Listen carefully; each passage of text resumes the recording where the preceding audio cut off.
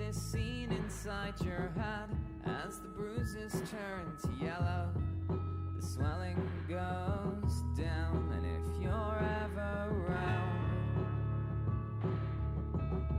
in the city or the suburbs of this town, be sure to come around.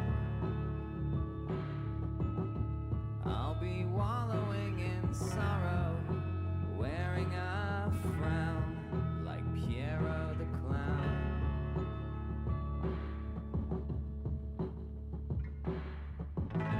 Saw you crashing round the bay, never seen you act so shallow or look so brown.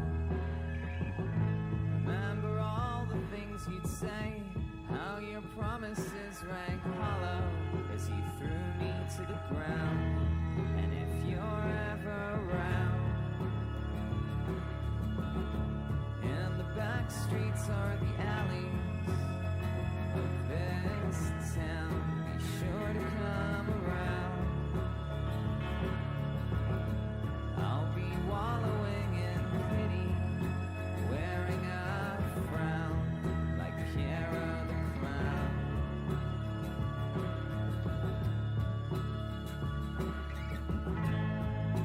When I dream you're left. When I dream you're cast. When I dream you're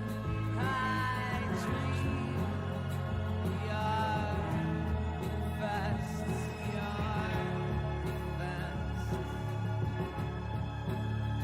You're fast.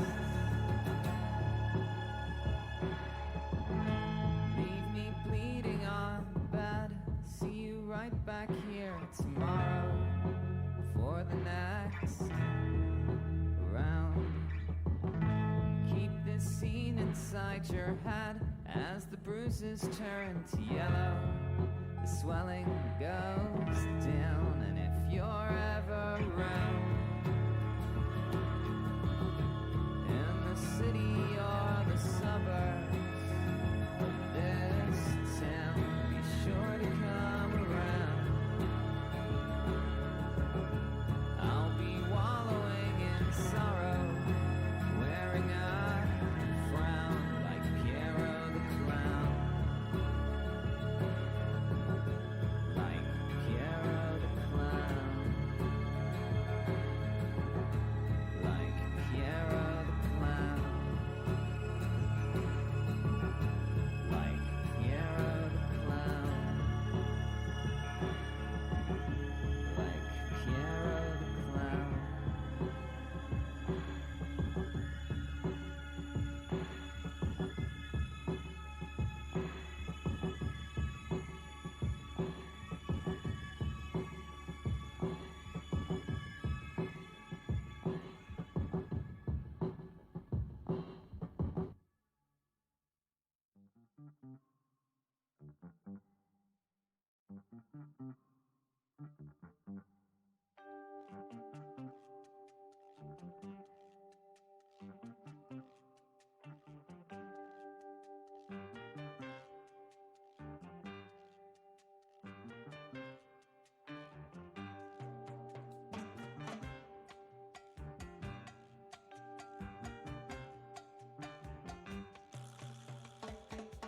No one told me about her, the way she lied.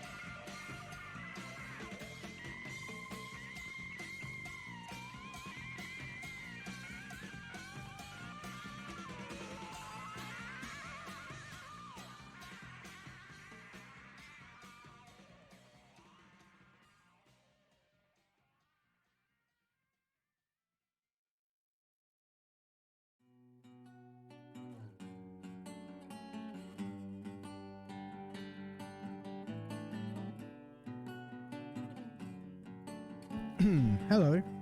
Ooh. I guess it doesn't matter. My mic is only for some reason giving the left channel audio, but it's mono in OBS anyway, so it doesn't actually matter. But it's just strange. Weird. Wonder if something got... It might be a bad idea. Did that? No, that didn't. One sec. Let's try something. Let's try the other end of the cable. Let's try wiggling it there. Ooh. Ooh, wiggling it there helped. Oh, that's less than ideal. But what about... okay. So I'm getting mostly left with a little bit of right. Which is still imperfect, but it's an improvement. Not that it probably made any difference for OBS whatsoever, because as I said, it's mono. Anyway, should we let's him big and me a little bit. Maybe not that much. Right. Let's watch the trade shows. Make judgments. Nah. I don't know why I did that. Anyway, make judgments, and yeah, then later on some Dragon Age. It'll be fun. Get some drinks. Hi everyone, Happy New Year, and welcome to CES 2023. AI will define the future of computing, and this has influenced much of what we are covering today. I will kick it off with gaming. Stephanie Johnson will cover creating, and then Deepu Talla will give an update on robotics. Finally, Ali Khani will talk about new partners in tools and automotive. So let's get started. Ooh, this is exciting. They're virtual warehouses that they're fans of that we talk about every time. Last year proved challenging on many fronts. Yet gaming left 2022 stronger than ever. We added 20 million new PC gamers to our ranks, and 100 million since 2019. Steam peak daily users reached a new high of 32 million, up 16% from 2021. Esports viewing hours increased 40% over the prior year. The 2022 League of Legends Champions Finals broke a new audience record. And no one missed the Call of Duty Modern Warfare 2 release, Presumably that has which nothing to do with the exceeded Steam Deck, $800 million because they didn't sell in that the opening many. weekend. Bigger than the combined openings of Top Gun Maverick and Doctor Strange in the Multiverse of Madness. Last fall, we introduced a quantum leap in PC gaming, our Ada Lovelace architecture. Ada features next-generation shader cores, RT cores, and tensor cores, and breakthroughs in graphics like shader execution reordering. Ada also delivered a stunning advance in neural graphics. AI will change gaming forever. Every RTX GPU comes bundled with a supercomputer, training AI networks to generate high-resolution frames from a lower-resolution base. The AI inference is then done in real time on RTX tensor cores. This is DLSS. With Ada, we introduced the next breakthrough in AI-powered graphics, DLSS 3. DLSS 3 uses AI to generate entirely new frames outside of the graphics pipeline, boosting game performance up to 4x over legacy rendering. For CPU-limited games like Microsoft Flight Simulator, DLSS 3 frame generation doubles the frame rate, and the supercomputer is always running as we continue to enhance the network to better understand different classes of game content. Look for our next DLSS 3 update later this quarter. DLSS 3 momentum is in high gear. There are over 250 released games and creative apps that have turned to AI-powered DLSS to boost performance. And DLSS 3 is being adopted by developers faster than any prior NVIDIA tech, with 50 released or soon-to-be-released titles. Let's take a look at DLSS 3 in action in some of today's biggest games. Okay, but are they gonna, like... improve it so you can actually use it to frame rate cap to be within your V-Sync or to G-Sync limits. Because otherwise it's going to make it look a lot worse. It's going to just introduce frame tearing. Like, I don't want to game at 230 FPS. If I could cap to 144 that without introducing a ton of latency, that would be brilliant.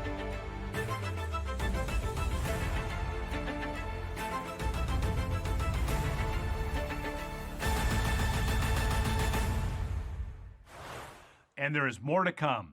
Witchfire is an upcoming dark fantasy first-person shooter from the Astronauts, a BAFTA-winning studio and the team behind Painkiller and Bulletstorm.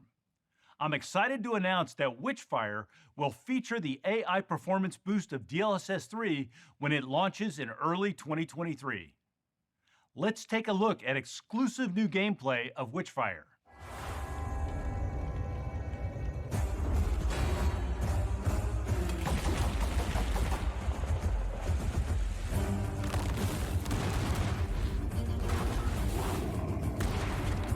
Well, it looks suitably Dark Souls-y.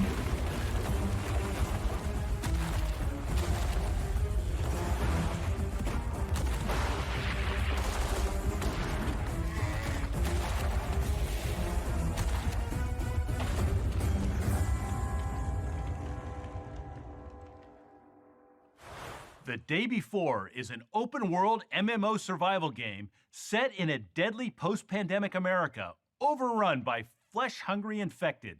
It's one of the top most wishlisted games on Steam.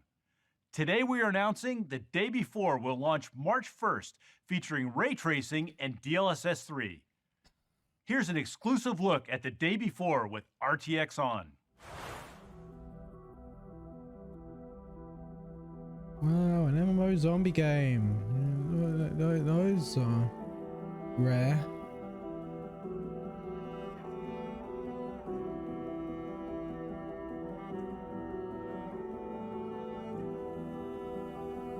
I say zombie. Didn't mean zombie.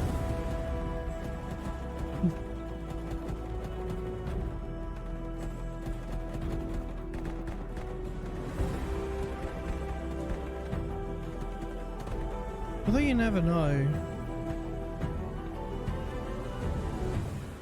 Well, that actually looked like zombies. Never mind then. Warhaven is a medieval fantasy sword fighting experience by Nexon. It will pit teams of 16 players against one another in brutal battles with blades, bows, and magic. Today we are announcing that Warhaven will be accelerated by Nvidia DLSS 3 when it launches later this year. Here is an exclusive new look at Warhaven. None of these look like remotely the kind of games that interest me.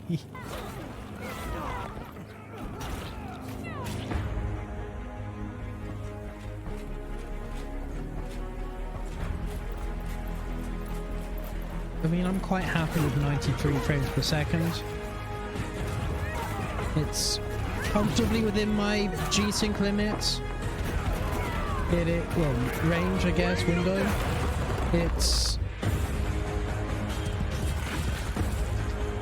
It's above the about 70 frames per second where I start no longer being able to tell the difference. Throne and Liberty is a brand new IP from NCSoft, famous for universally acclaimed MMORPGs including Guild Wars 2, Lineage 2, and Blade and Soul. Coming in 2023, RTX gamers will jump into boss raids with the performance multiplier of DLSS 3. Here is an exclusive reveal of Throne and Liberty. I played a bit of Guild Wars 1. I enjoyed that. Although, I probably enjoyed it because I was playing it with friends, rather than because of what the game was itself.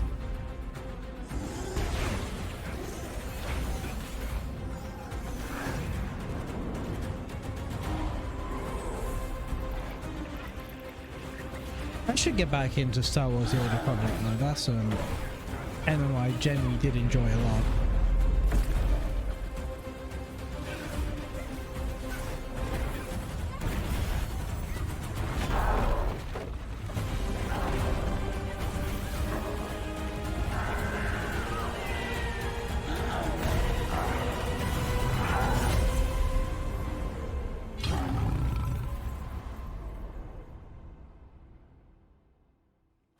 Atomic Heart is one of the most anticipated games of 2023, where you take part in explosive encounters in a mad and sublime utopian world. Releasing February 21st, RTX gamers will explore this twisted sci-fi world with DLSS 3. Let's take a look at exclusive new gameplay of Atomic Heart. Pretty water.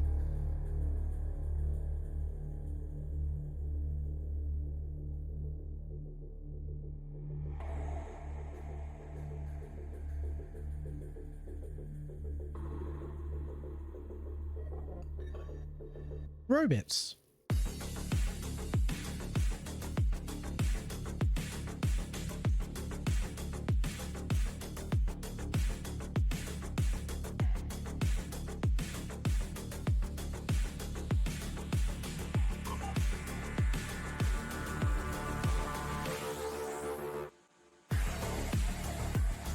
I like the aesthetic of this game. Bit witty.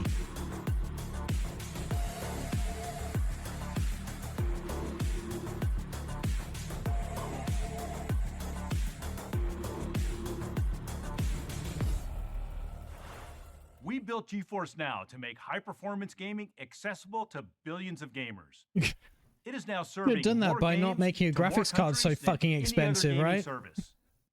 Subscribing to GFN puts a GeForce RTX GPU in any client, including Chromebooks, phones, low-end laptops, even MacBooks. 25 million members have enjoyed playing over 1,500 games, including Fortnite, Genshin Impact, Far Cry, and Apex Legends, with more games added each week on GFN Thursday. GeForce Now continues to expand globally through our network of partners that now include Rain Communications in South Africa, YTL Communications in Malaysia, and GFN.AM in Armenia. I'm excited to announce that the Ada Lovelace architecture is coming to GeForce Now. The new RTX 4080 SuperPods will deliver an amazing 64 teraflops of graphics goodness to each gamer. That is 5 times the performance of an Xbox Series X, and will include full ray tracing and DLSS 3. For competitive gamers, we're also bringing Nvidia Reflex to GFN. The RTX 4080 SuperPods can render and stream at 240 frames per second. When combined with our Reflex technology, it achieves click-to-pixel latency below 40 milliseconds, a first in cloud gaming. That is about half the latency most console gamers see. Take a look for yourself.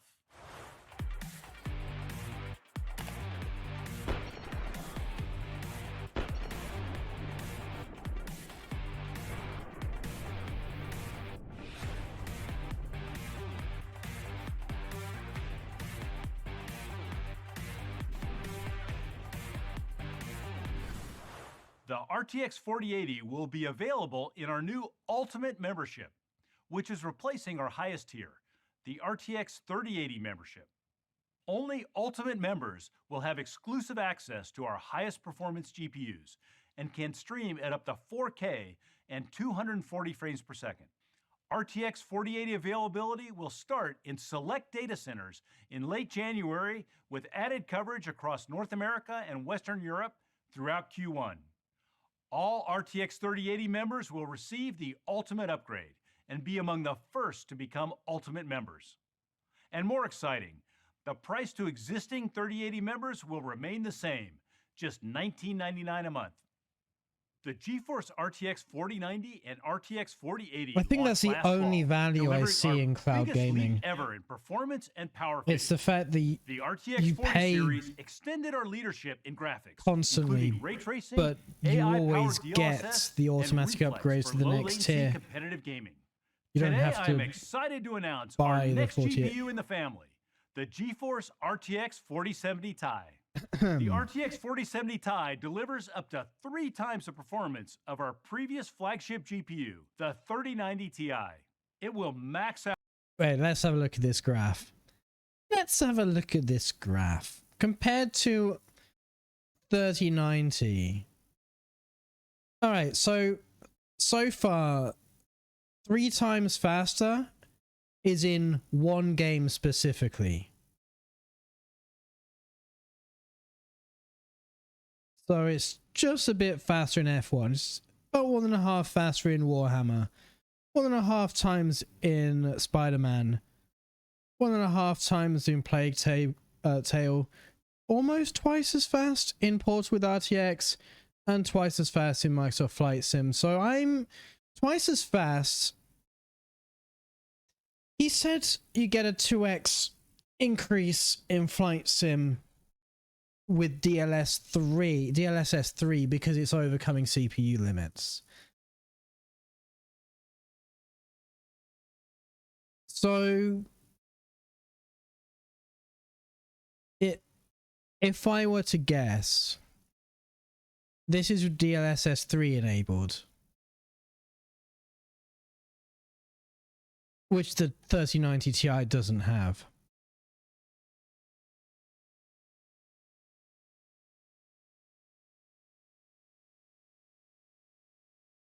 This is such an outlier. God. If I had this data here, I would omit this when taking an average. He didn't even take an average. He presented this as the norm.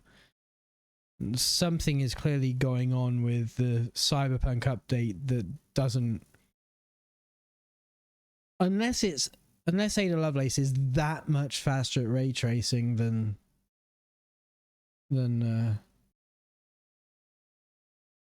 Ampere. Is it?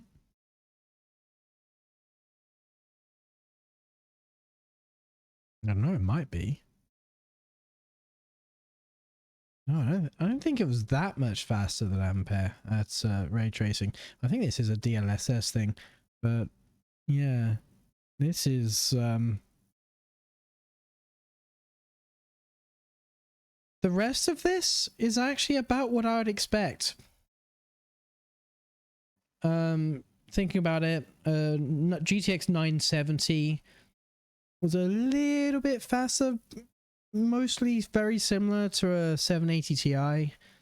GTX 1070 was about the same as a 980 Ti.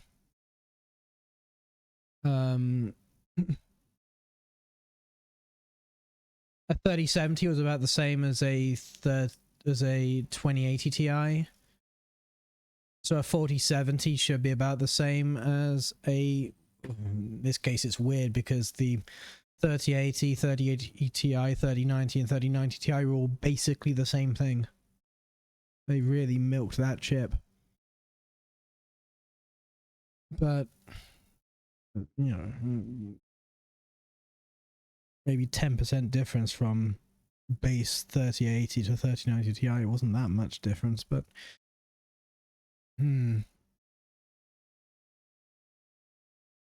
This is so misleading to use. I need to look more about what Cyberpunk RT Overdrive actually entails and how it performs.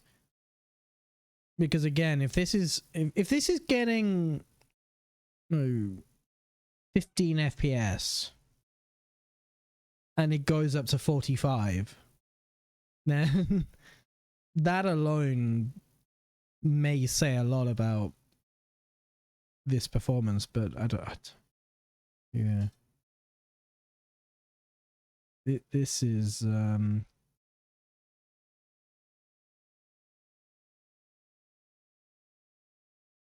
rest of it is pretty much what I'd expect from a 70 Ti to a next gen, to a last gen flagship. That's pretty much the game you tend to expect, but that is something's going on with Cyberpunk there that's a bit weird. Out your 1440p gaming monitor, delivering over 120 frames per second on modern games like A Plague Tale Requiem, Warhammer 40k Darktide, F1 2022, and Spider-Man Miles Morales. With the power of DLSS 3, the 4070 Ti delivers 1.8x performance. Fucking told you. Didn't I fucking say the power of DLSS 3? So this is with frame generation. So in games that support DLSS 3, which this does not have. So this is pure rasterization. My camera's in the way of whatever I'm doing up here. So the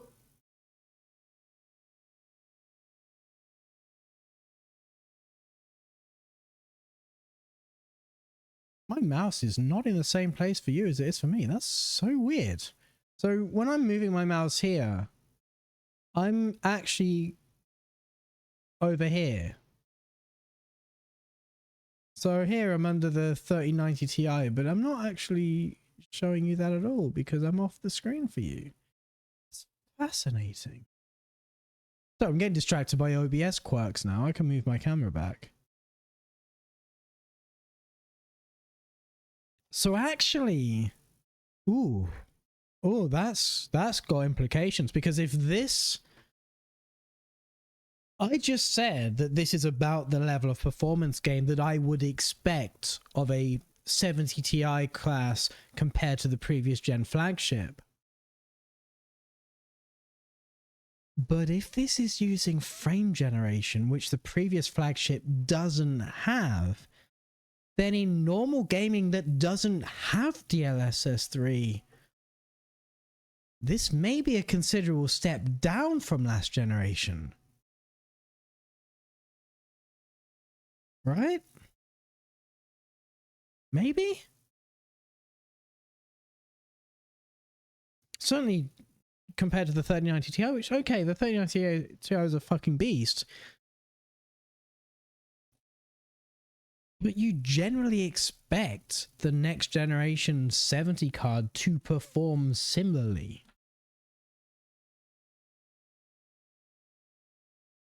If it's requiring frame generation to perform how you would expect it to do anyway,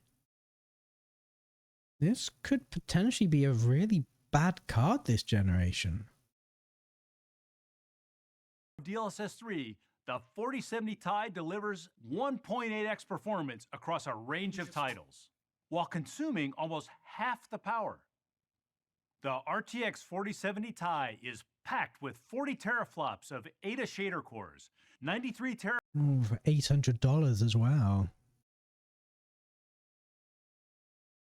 Faster than RTX 3090 Ti, provided the game supports DLSS 3, and it costs the same as, isn't that the launch price of a 3080? Let's Google that.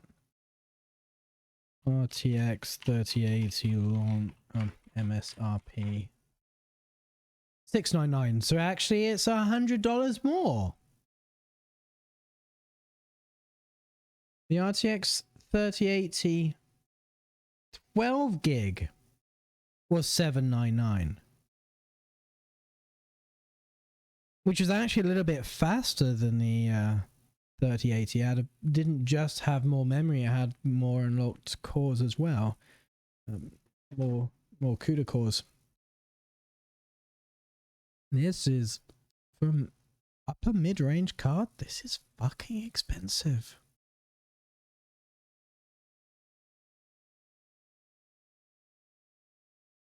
What was the 1080 Ti MSRP? 1080 Ti MSRP $699.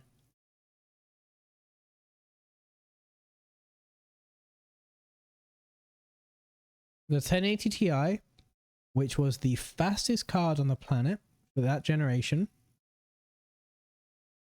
was $100 cheaper than this upper mid-range card.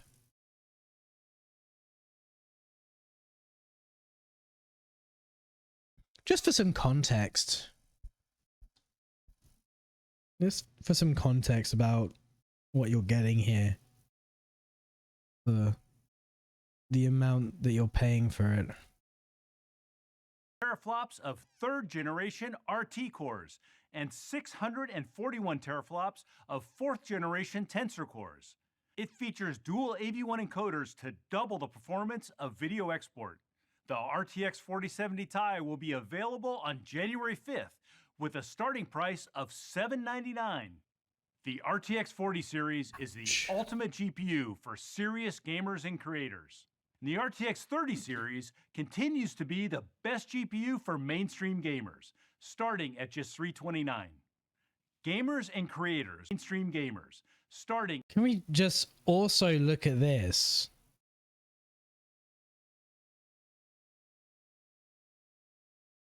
Because for a mid-range last gen card, actually, so extremely, I mean, this is low end now, right? This is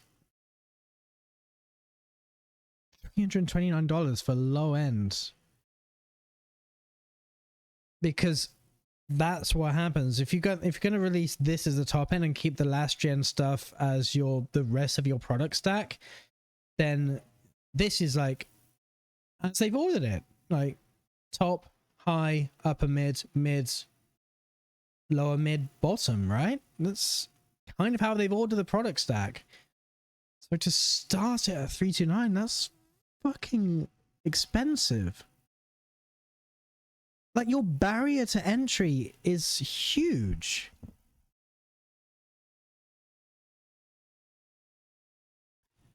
I'm hoping when we watch the AMD show, they're going to announce the rest of the 7000 series, because, yeah, their pricing isn't great either at the top end. It's not as bad as this, but it's not a million miles away. You got the 7900 XEX, which is pretty good, and the 7900 XT, which is disproportionately expensive. It's like $100 less for like much dramatically worse performance.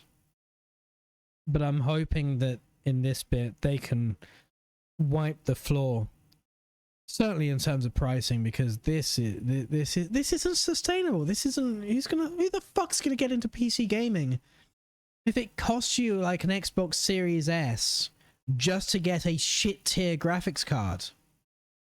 Like, who's gonna do that? At just $329.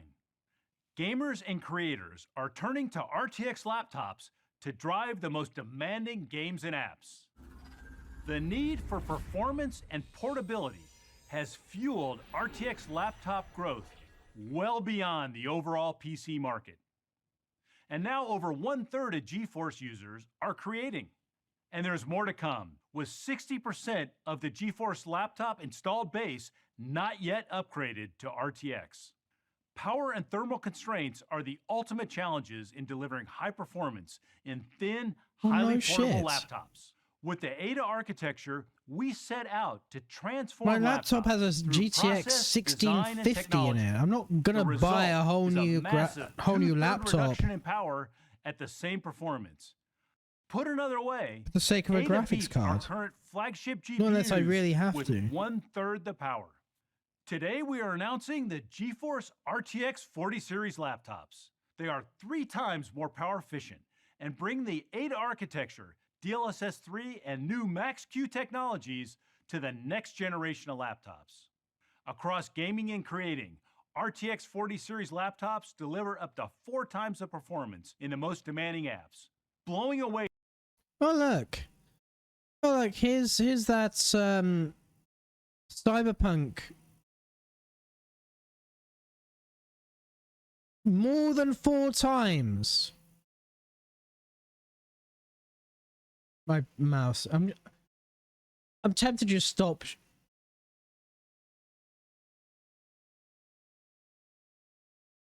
Okay, I'm tempted to just stop showing my mouse here, because it's showing up in the wrong place anyway, so what's the point? It's just misleading. What if I turn show mouse cursor off, then back on again? No, it's just completely mapped to the wrong place. Alright, let's turn that off. But yeah, they're showing this more than 4-time graph for Cyberpunk again. Blender, top okay. I mean, by all accounts, it seems like you need, depending on your settings, you can turn the settings down quite a bit in Portal with RTX, but you can turn it into a monstrous workload that just brings past gen cards to their knees. The previous generation in creative apps like Blender and Arnold, and top AAA games like Cyberpunk 2077. For years, we've worked with system OEMs and CPU manufacturers to look beyond the GPU to a full system design approach to performance and portability. We call it Max-Q. We optimize every aspect of the laptop: the GPU, CPU, memory, thermal, software, display, and more, to deliver powerful devices that are thin and quiet with great battery life. And with every generation, we have featured new technologies that take laptops even further. Today, we are introducing 4 new Max-Q innovations. DLSS 3 has been optimized for laptops, built into all of our Max-Q technologies, including Whisper Mode and Battery Boost, improving the performance, noise, and battery life by up to 2x. We've partnered with memory manufacturers to offer the lowest voltage GDDR6. Because this thing about DLSS 3, I've already made this rant before, but my mic has started sending both channels to my mixer. Nice. Must have wiggled it in just the right way. That's what she said. But no, the thing about DLSS 3, if you use it with a frame rate cap and don't get the horrendous latency issues that it is currently, or was plagued with, I don't know if it still is. Like, okay, you get 200, 300 FPS when whatever. But if you can cap that frame rate to 200, 144, 120, 70, 90, 60, why not? Then suddenly it turns into, rather than being performance booster, because you could get that performance anyway without it, but it turns into a efficiency feature, right? Because you're not using as much of the GPU, because a lot of your GPU can then be idle, which is presumably what you want in a laptop. I mean, it begs the question, why don't you just use a less capable GPU? Like if you stuck this on a hypothetical RTX 4050, and yes, great, wonderful, you'd have the same effect as not using a 4080 to its full capability. But you could have it dynamic. You could have it run DLSS 3 when on battery, and when you plug in, it will turn it off and render the frames natively. That'll be interesting. That'll be interesting to do on a future Switch. The next Nintendo Switch had something like that between docked and portable mode. It'd be interesting. I mean, I imagine it's going to use DLSS 3 or DLSS 2, whatever, anyway, because it's not going to be a powerhouse, right? The whole thing is it's a portable tablet. They're not going to make something particularly power hungry, particularly powerful. But it's certainly something they could look at between the two modes. Ever shipped. And tri-speed memory control that enables the GPU to switch to newer, low-power memory states dynamically. Finally, Ada's on-chip memory has been optimized for Max-Q, doubling the bandwidth, increasing the size 16x, and improving clock gating. Our focus on laptop design and Max-Q has led to a massive 22 times increase in efficiency over the past 6 years. Highly portable 14-inch laptops are becoming the fastest growing form factor. Over 13 million were sold last year, twice as many as in 2020. But 95% of these laptops are only capable of basic productivity tasks.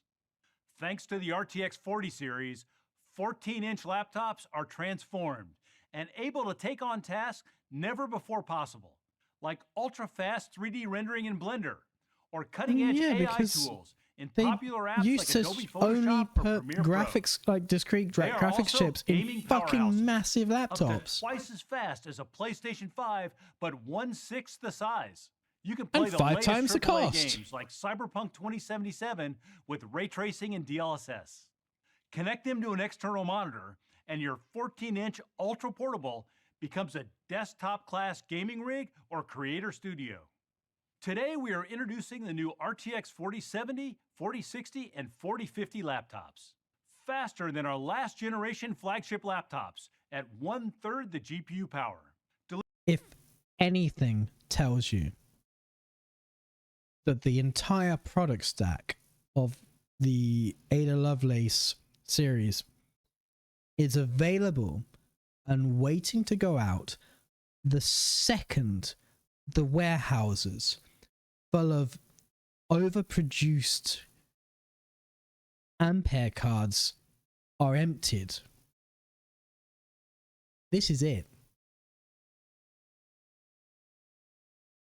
Like, these are 3 chips that do not exist in the desktop space, but exist for laptops because they can't put a 3060, 3070, or 3080. Well, I mean, I guess they could, but they couldn't call it a new. You couldn't upgrade them like you would a desktop. They're just waiting for them to that stock to clear. Delivering 80 frames per second, 1440p Ultra Gaming, and transforms creating, like rendering scenes in Blender that used to take 2.5 hours to just 10 minutes on RTX. 40 series laptops start at just $999 and will be available on February 22nd. The Ada architecture has also enabled a new class of enthusiast laptops. Also, one other thing.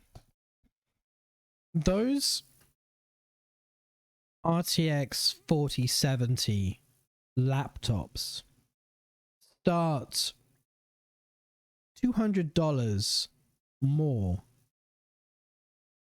than the cheapest RTX 4000 graphics card. That seems disproportional. Like, these are not this tier at this price. If again, that all this tells me is that is not, that 4070 Ti is not an $800 graphics card, because the rest of the laptop doesn't only cost $200, right? Either they're eating a lot of the cost, unlikely, or they're just massively overpricing the desktop version of the cards. I'm excited to introduce today the new RTX 4090 and 4080 flagship laptops. They start at $1999 and will be available on February 8th. These are the world's fastest. Gamers can play on up to 3 4K monitors for surround gaming at 60 frames per second. Do they still support enough that? to power a professional-grade driving simulator. Creators can use Nvidia Omniverse at 4K for 3D design with full simulated physics, lighting. I mean, to be fair, that is closer to 8K than what AMD was claiming was 8K in their last video. They classed only 2 4K monitors equivalent in ultra-wide to be 8K, which fucking not. 8K is 4 4K monitors in a 2x2 array, which is not far off what this is. And materials. I didn't know they still supported surround though. Games at 4K, I thought that was 60 frames per second with AV1 to Discord. And Ada's new dual-channel encoders cut video export time in half. The RTX 40 series is our biggest launch ever. There are laptops coming from every major OEM. With a huge variety of devices, there is an RTX laptop for every gamer and creator. Now I'd like to introduce Stephanie Johnson, our Global Marketing VP for Studio and Cloud Gaming. Thanks, Jeff. Gamers demand the absolute best performance, but they are not alone in those needs. With over 110 million professional and hobbyist PC creators, the market continues to grow, fueled by powerful technology. 2D artists are moving to 3D. From game modders to graphic designers, the growth is staggering at 42% year over year. AI eliminates tedious tasks and brings new assistance to the creative process. And video workloads are moving to real time, from live streams to short-form videos like TikTok. NVIDIA Studio is our platform for this new breed of content creators, supercharging workflows with RTX GPUs. Over 110 RTX accelerated apps, dozens of SDKs and studio drivers to deliver continual performance updates. Obligatory, can we have RTX voice on Linux, please? In NVIDIA Omniverse, where creators can connect those Just accelerated saying. apps and collaborate in real time. 3D creators use many specialized design and content creation tools to complete projects. Those tools don't easily interact with one another, making it hard for artists to iterate quickly or bring their projects and assets from tool to tool. NVIDIA Omniverse is a collaboration platform enabling artists to connect their favorite tools from Adobe, Autodesk, Unreal Engine, Side Effects, and more. Creators see the aggregated scene instantly come together without lengthy import and export cycles. Changes happen in real time across the connected apps, whether a single artist working in multiple apps simultaneously or a team contributing their individual elements from around the globe.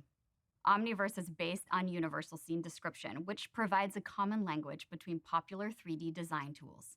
Powered by NVIDIA RTX, Omniverse supercharges creativity with advanced materials, AI tools, PhysX for easy visual effects, and real-time 4K ray tracing powered by DLSS. I've not heard them mention PhysX in freelance years. Creators using their favorite 3D tools, RTX Studio laptops, new GeForce RTX. Well, that was a Vita big GPUs, deal when I still on my and GTX Omniverse Nucleus Cloud 580s. to build a scene together. Hey everybody, thanks for jumping into today's collab. Where's everybody coming from? I'm in London. Finland. I'm in Florida. Vegas. Guangzhou City. Toronto. Wow, cool. All right, well, I was thinking we could do an experimental short film in Omniverse using some assets we have on hand. But first things first, we need to get some characters into the scene. Oh, I've got a couple of characters. Here's 3D and Figgy. What do we all think? Amazing. That's so Yeah. cool. What did you build those in, Rafi? I made 3D in Shapes XR and Figgy in Maya, but they're all essentially drag and drop now because they're in USD. Man, amazing. Yeah, I love 3D. Have you ever thought about putting any kind of additional textures on her? Yeah, I was just working in Substance Painter. I've got some knitted textures I can apply real quick. Has that updated for you? Beautiful. Perfect. Oh, awesome. Raph, you want some mocap on 3D? Oh, yes, please. That'll be fun. Oh, Jay, what are you using? I'm using Xsense right now. Wow, so cool. Nice. That's awesome. Hey, I have this background I made in Blender. What do you guys think of this? Nice. Love it. Oh, that one's brilliant, yeah. Yeah, rendered in really fast. Yeah, RTX is insane. Oh, Pekka, what do you think of the lighting though? Looking good, but maybe it could be a little bit more epic. Let's bring some storm. Oh, super dramatic. I have this Houdini rain sim. Here, I'll add it. Wow, that's so cool. That's Excellent. just brilliant. Excellent. What if they escape the storm? What do you guys think of that? Okay, but how are they gonna do that? Maybe that balloon over there? Yeah, the balloon. Where did that come from? Okay, we should probably get out of here. I think we just took Toy Jensen's balloon. So they're taking off in this balloon, but where are they going? Well, we could take them higher with some steam thrusters. I can add it in OmniGraph because I have the 4090, so it renders particles really well. Oh, Okay, fantastic. How about we take them even higher then, like into space or something? love it. Okay, so now they're space adventures, that's it. Oh, perfect. Actually, Shengyu has a satellite. We should totally add it. Sure, please use it. Oh yeah, Sweet. Oh, cool. And they could go all the way to the eye of the Jupiter to seek more storms. Beautiful. yeah, let's do it. Yeah. This is amazing. I have to wonder. New I GeForce wonder this RTX when, 40 like, series GPUs Fusion power 360 Omniverse creative is workflows. cloud-based now. Omniverse Nucleus Cloud And I have for to cloud wonder 3D how, collaboration in free early access you now. know, companies and are Omniverse is just getting started. With notoriously the Alpha Blender paranoid release available from the about Omniverse launcher, Users can easily generate realistic facial expressions from an audio file with audio to face. You know, corporate espionage and that kind of thing. With Omniverse. And so the concept of them putting all of their IP on the cloud. The power of AI as the ultimate creative assistant. Audio to face and audio to gesture both generate animations from an audio file. The AI Toy Box by Nvidia not the sort of thing they'd be particularly willing to do, particularly in terms of CAD. People like the MOD AI's Omniverse plugin enables video to animation. When we announced the Ada Lovelace architecture, we also introduced the world to Nvidia RTX Remix built on Omniverse, the easiest way to mod classic games, where AI, software, and hardware come together to enable fans to channel their creativity and reimagine the games we all grew up loving. The modding community can't wait to get their hands on Remix. And we've already enabled 2 amazing modders to bring RTX to Portal's most famous mod, Portal Prelude, preserving the timeless gameplay while relighting it with full ray tracing. RTX Remix Early Access is coming soon. And with NVIDIA Omniverse Ace Early Access, developers will be able to more easily create intelligent, interactive avatars with the combined power of NVIDIA's many AI tools. Let's take a look. NVIDIA Omniverse Avatar Cloud Engine, also known as ACE, opens a new world of possibilities for bringing avatars to life by combining the realistic tones of NVIDIA Revis Speech AI with the lifelike expressions and gestures from animation AI like audio to face. Creating the next generation of digital interaction has never been easier. ACE lets you breathe life into a wide range of avatars, from 2D portraits driven by your own video, and 3D characters from top avatar creation platforms like Ready Player Me. ACE is now available for early access development, connecting the core AI building blocks of avatar intelligence to virtual characters built on any engine, and deployed at scale on any public or private cloud. I can even answer challenging questions using the power of a large language model. Together with NVIDIA Omniverse Avatar Cloud Engine, we'll make the metaverse a smarter, more engaging space for all. AI-assisted creator tools are also expanding throughout our NVIDIA Studio apps. NVIDIA Canvas allows creators to paint with materials using simple brushstrokes and AI to quickly conceptualize a beautiful image. With the new Canvas 360 feature, artists can create panoramic scenes and export them into any 3D app or platform as an environment map. These can be created and iterated upon quickly to change background and lighting in a 3D scene. The Canvas 360 beta will be available to download for RTX users later this quarter. NVIDIA Broadcast enhances your mic and webcam. With the latest update, we are adding eye contact to the feature list. Come take a closer look. Eye contact will change the position of the speaker's eyes to appear as if you're looking at the camera, allowing for better audience engagement. In this case, allowing me to read the script from a screen next to the camera while I still engage with you. The new NVIDIA Broadcast update will be available to all RTX users later this month. One sec. Broadcast update will be available to all while I still engage with you. The new NVIDIA Broadcast update will be available to all RTX users later this month. I'll just check and see if she was actually still blinking. Watching video is one of the most popular activities on PCs today. 90% of online videos run at 1080p or lower, while nearly half of RTX users have higher resolution monitors. This mismatch can leave a blurry or soft visual experience. Today, we're announcing RTX Video Super Resolution, using AI to improve the quality of internet video streaming in 2 ways. First, by removing blocky compression artifacts, and second, by upscaling video resolution.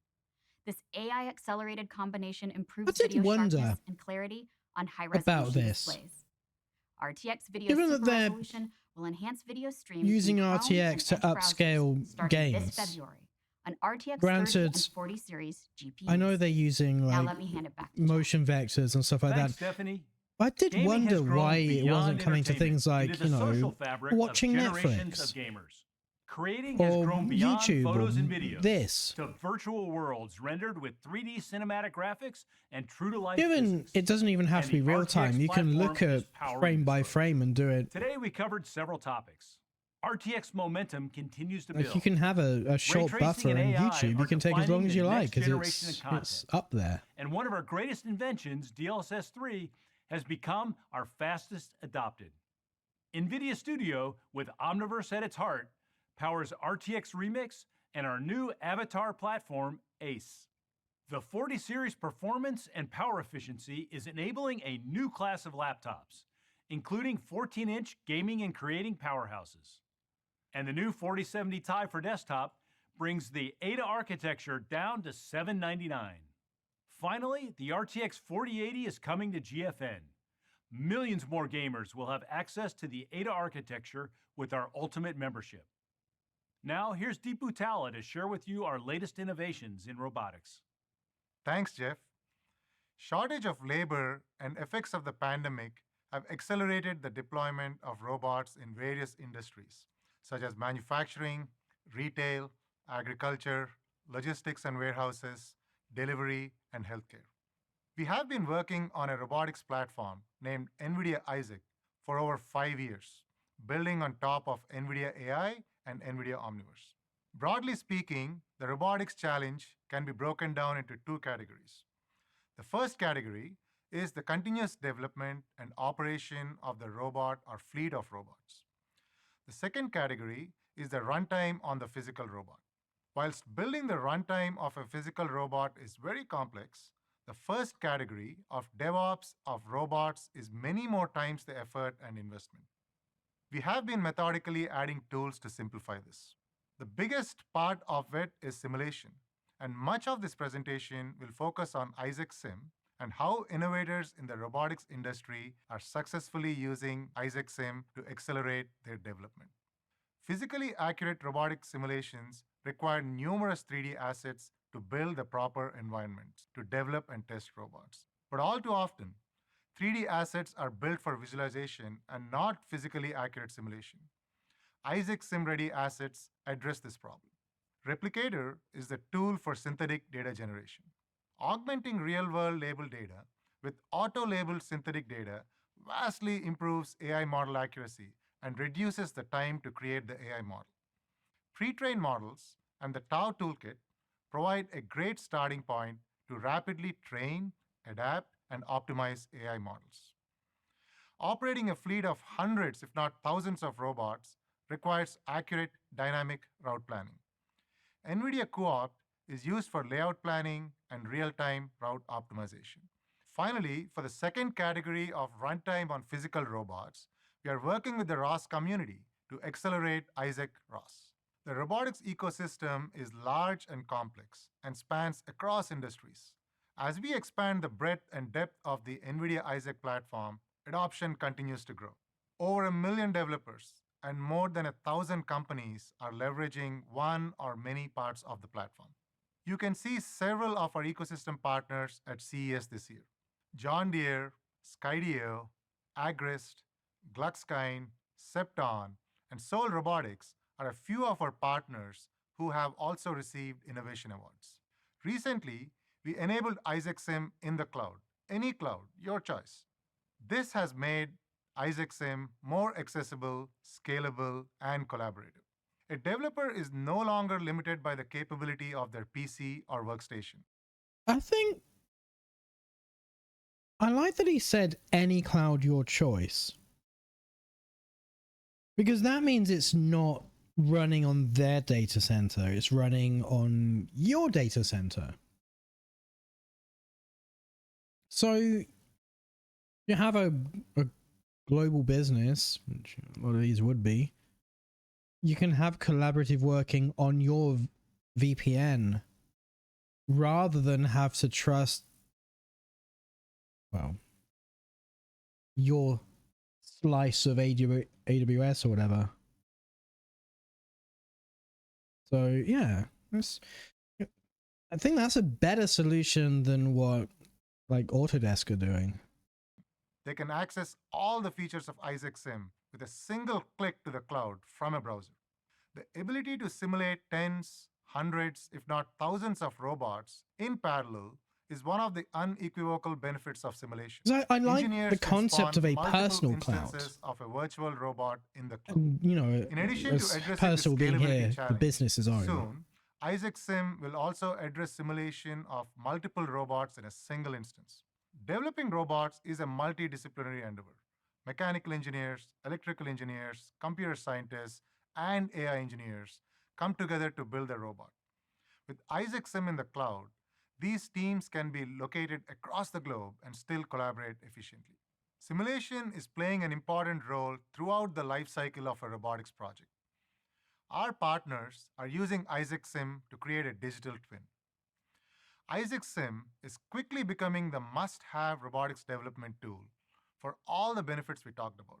Many leading robotics companies are leveraging Isaac Sim and deploying physical robots that were developed and tested virtually first.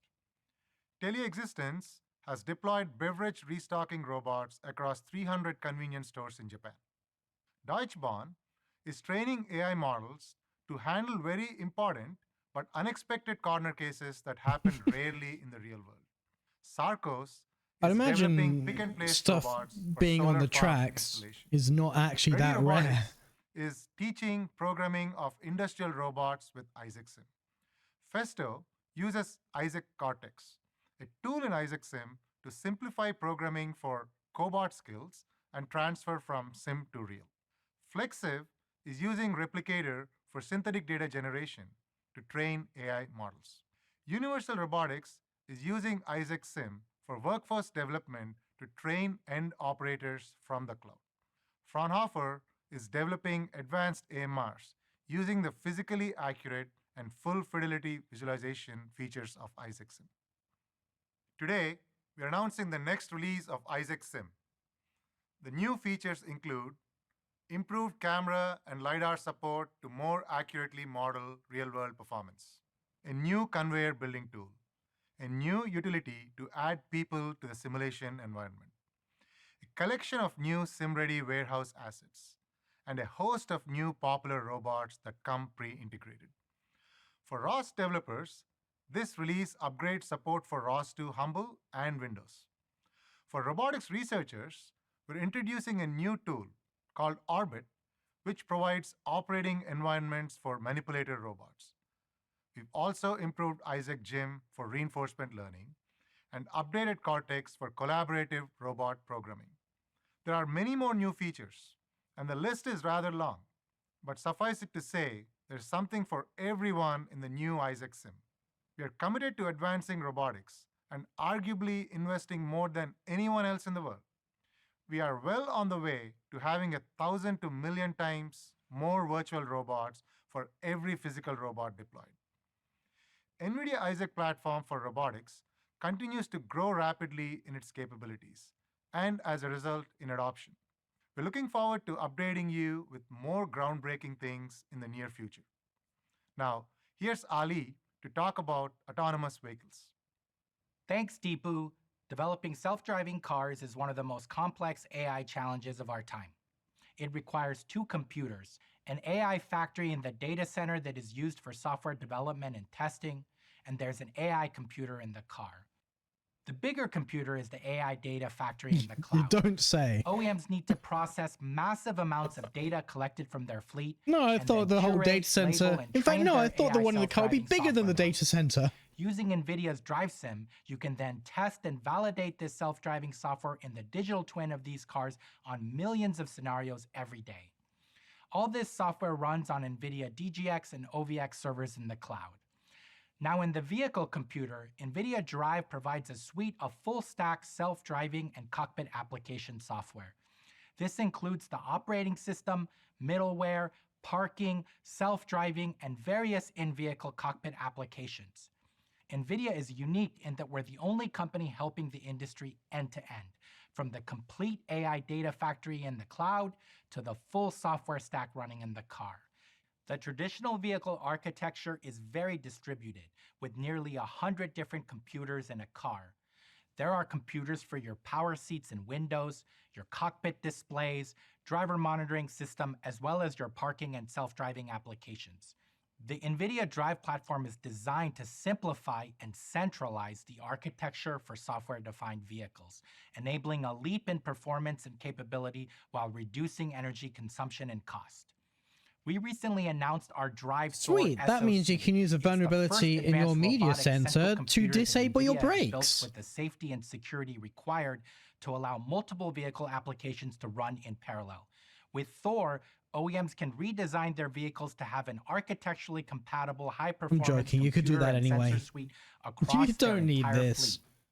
The automotive industry is undergoing two technology disruptions at the same time. God, I love the Internet of shit. Electrification is giving OEMs the opportunity to re-architect their vehicles from the ground up to be energy efficient.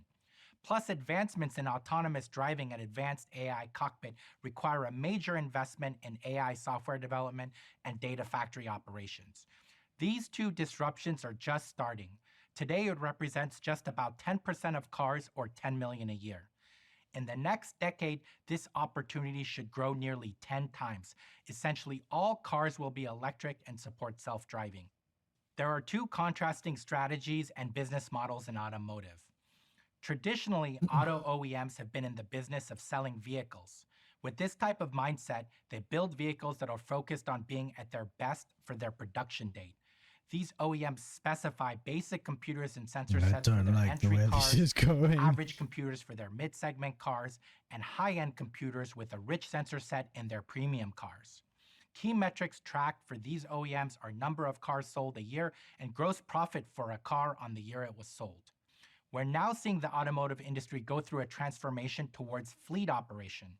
This requires a contrasting mindset and know-how, and it enables a fundamentally new business model.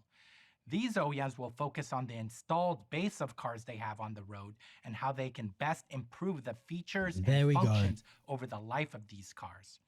This business model unlocks the potential for more than $10,000 live service of value cars, to the customer, as well as additional software revenue to the OEM. The NVIDIA Drive platform is developed to be open and easy to program. We're proud that hundreds of diverse partners in the automotive ecosystem are developing software on our platform. You lease it. This includes 20 of the top 30 OEMs building new energy vehicles, many of the industry's top tier ones and ISVs, 8 of the largest 10 trucking and robotaxi companies.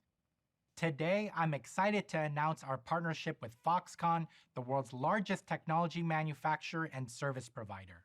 Foxconn will build electric vehicles based on the NVIDIA Drive Hyperion platform with leading electric range as well as state-of-the-art AV technology while reducing time to market. I know Foxconn make just about everything, but I didn't know they made cars. As next generation of cars become autonomous and electric, the interior is transformed into a mobile living space complete with the same entertainment available at home.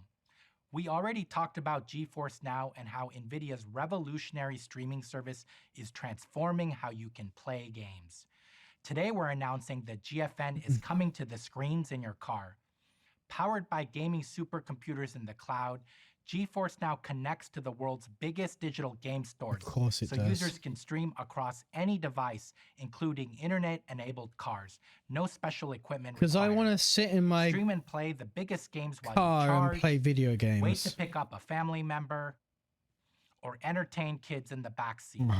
With over 1,500 games ready to play, passengers can enjoy top game I'd say just get the little shits on Nintendo Switch, but realistically, combining this NVIDIA's heritage and gaming is the next Nintendo Switch. We're reimagining As in, vehicle this is experience for passengers to relax. This is the next Tegra. Today, I'm excited to announce that several Drive partners are integrating GeForce Now. BYD, Hyundai Motor Group, and Polestar are all working with NVIDIA to enable the vast catalog of game titles to be enjoyed in their cars. Just want to drive in the past, we've shown how important the metaverse is in the development and testing of autonomous vehicles. Drive Sim, built on Omniverse, enables us to create a digital twin of our roadways to ensure that the AI car can safely navigate through complex scenarios. Today, I'm announcing that Mercedes-Benz is using this same digital twin technology to plan and build more efficient production facilities. Let's take a look.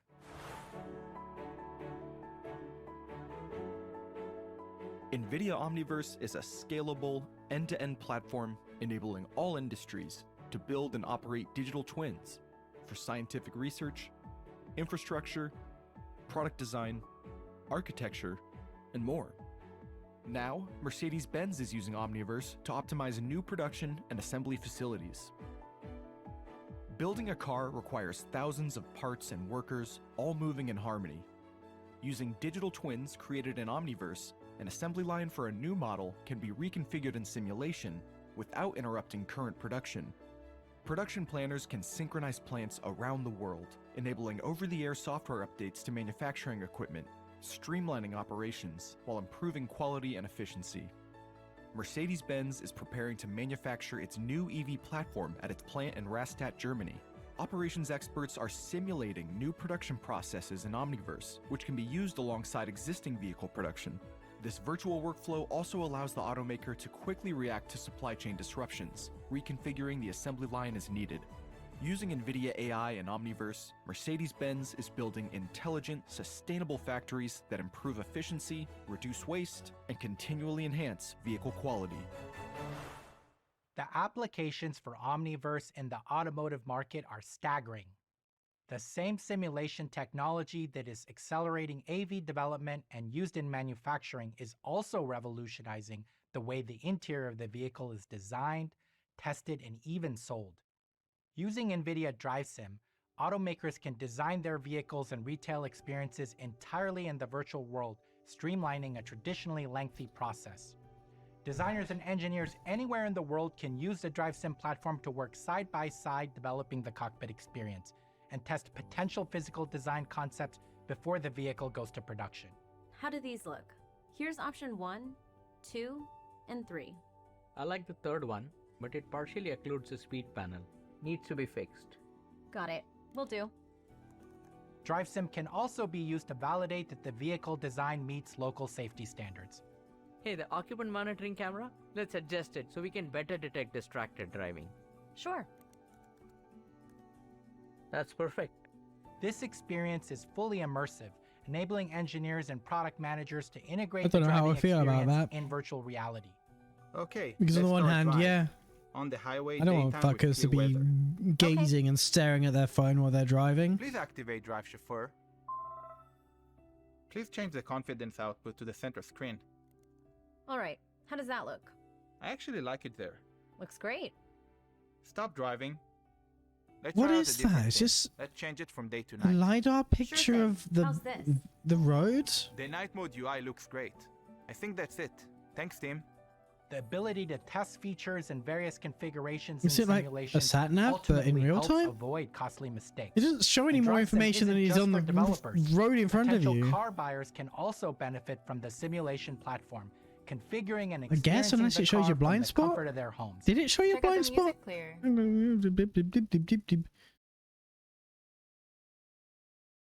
Driving. Let's try out a different thing. Let's change. I mean, I guess the blind spot is there, right? Here and here. So I suppose if that updates, then it will show cars you can't see without actually... You know, there won't be any mirrors, but...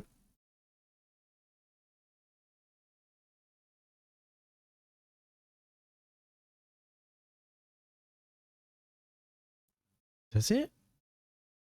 This screen here, I'm using my mouse. The screen on the center panel and the screen in front of the steering wheel do not match.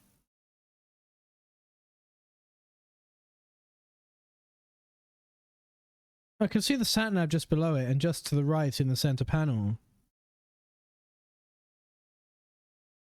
God, is this another screen to the left, actually? To the left of the steering wheel. How many screens are there?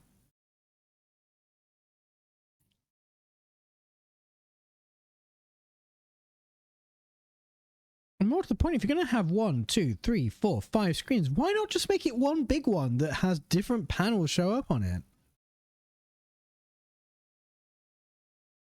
And also, whoops. Last year? Was it last year or the year before? I think last year I moved from, I replaced my iPhone 8 with a Samsung A53, something like that. So what about Apple? their naming schemes, for phones at least, are a lot simpler than Samsung's. Maybe not so much for the MacBooks, but yeah. And basically my iPhone could just connect with my car and just play. It was a really basic interface. Like you plug it into the USB and it literally just sends song data to the car, and it displays on a shitty dot matrix display. And as basic as it was, it worked. And I can't actually use my Android phone with my car because Android is far more advanced. It requires basically a tablet built into the car to display all the CarPlay information and such.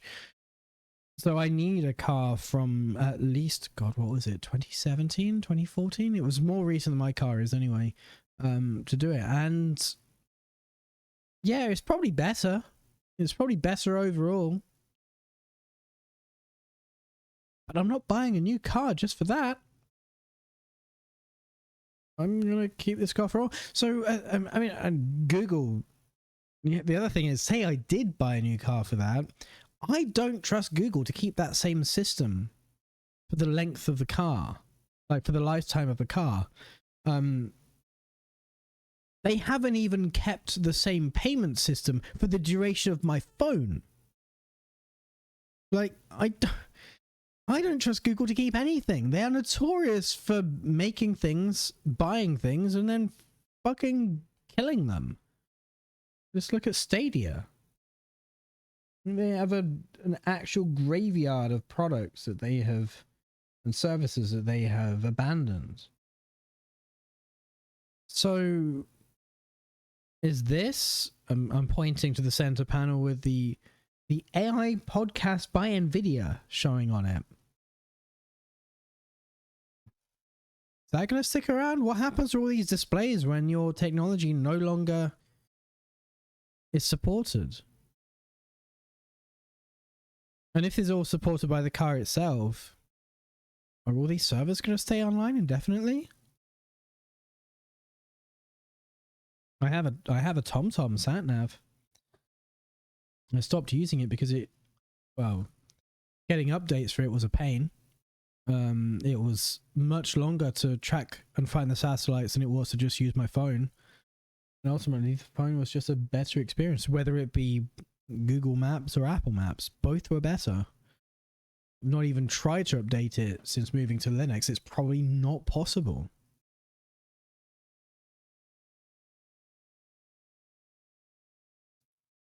Is the same thing going to happen to this? In what time frame? I don't like when these services become ingrained in the car itself.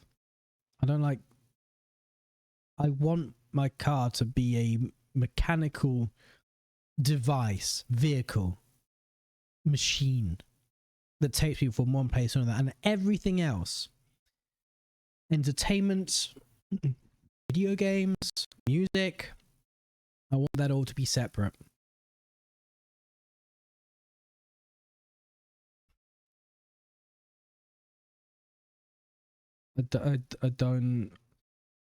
I mean, we see this to an extreme level in Tesla, where their software malfunctions actually kill people, but I like up-to-date software. I run a rolling release operating system. I get the latest kernels, like, as soon as they're available. I get the latest version of all of my software packages as soon as they're available. I like that. I'm used to it breaking. If I get a kernel update the wrong side of an Nvidia update, it breaks. I have to roll back.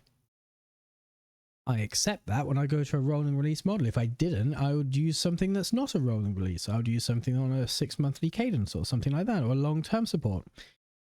But I know what I'm getting into, and I'm prepared, and I accept it, and I actively choose it. I would not choose that on a mission critical device such as a car.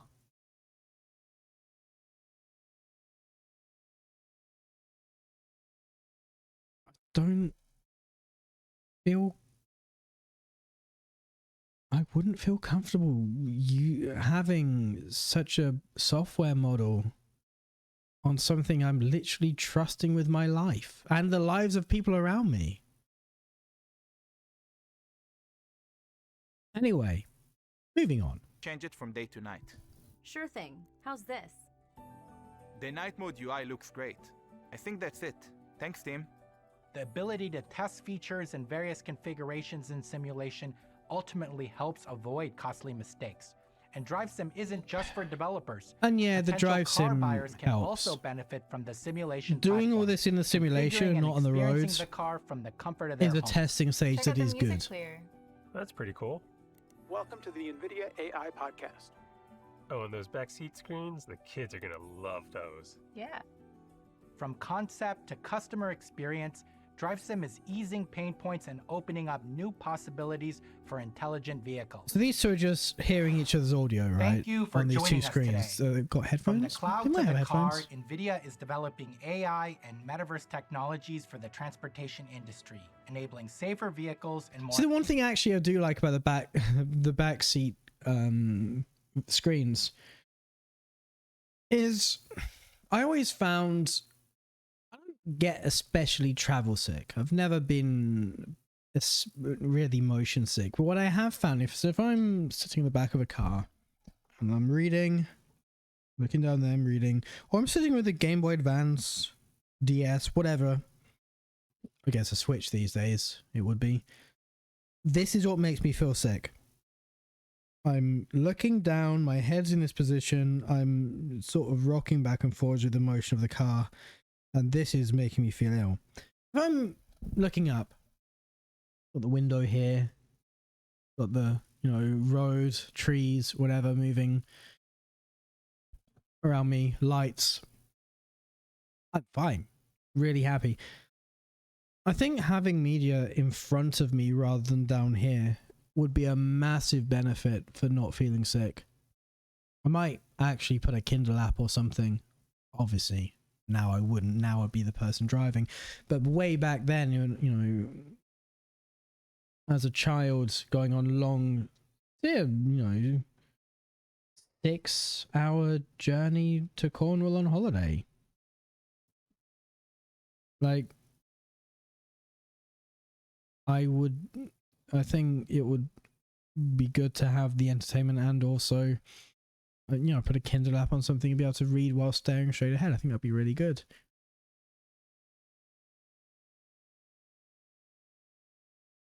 More enjoyable experiences on the road.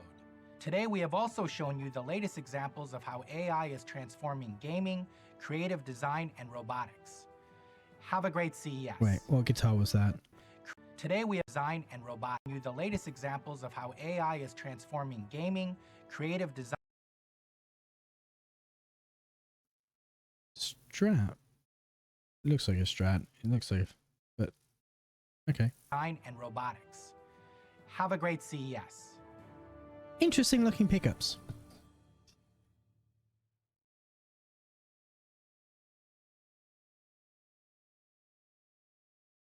Well, that was the Nvidia event. The plan was to go and have a break and then get another drink before watching the AMD event, but I'm actually not yet finished my wine. So I'm going to drive straight in with the AMD. And, yeah.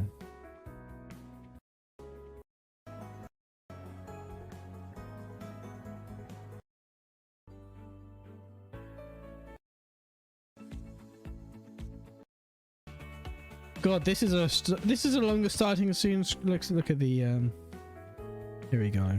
It's starting soon. Actually, it's starting soon. This is a longer starting soon screen. This is a starting soon screen worthy of one of my streams. Holy fuck! It's been 13 minutes so far.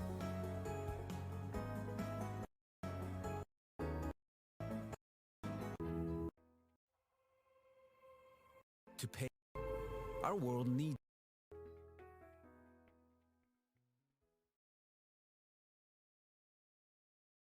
13.25 minutes. Our world needs us.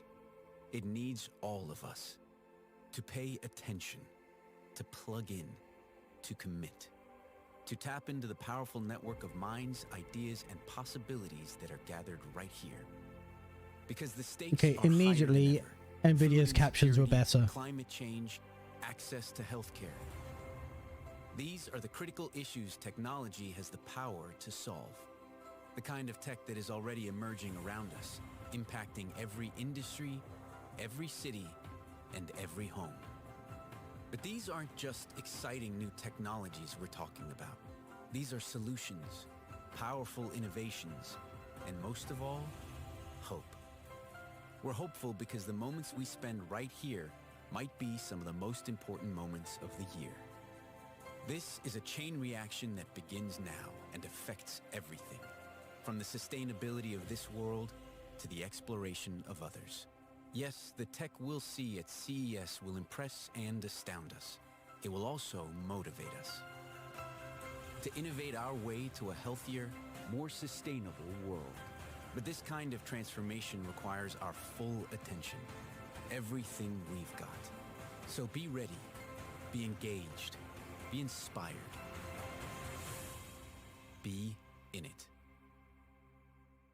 Gotta be in it to win it. Ladies and gentlemen, please welcome the President and CEO of the Consumer Technology Association, Gary Shapiro.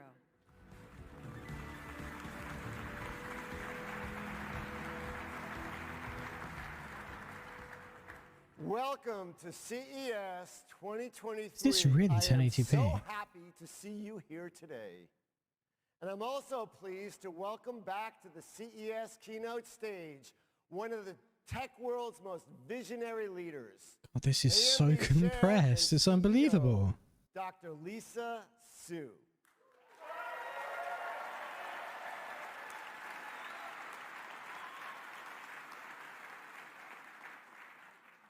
You know, Lisa has been a keynoter at CES several times, most recently joining us here on this stage in Las Vegas in 2019, but also digitally in 2021. Now, since my last conversation with Dr. Su on a keynote stage, our world has changed dramatically.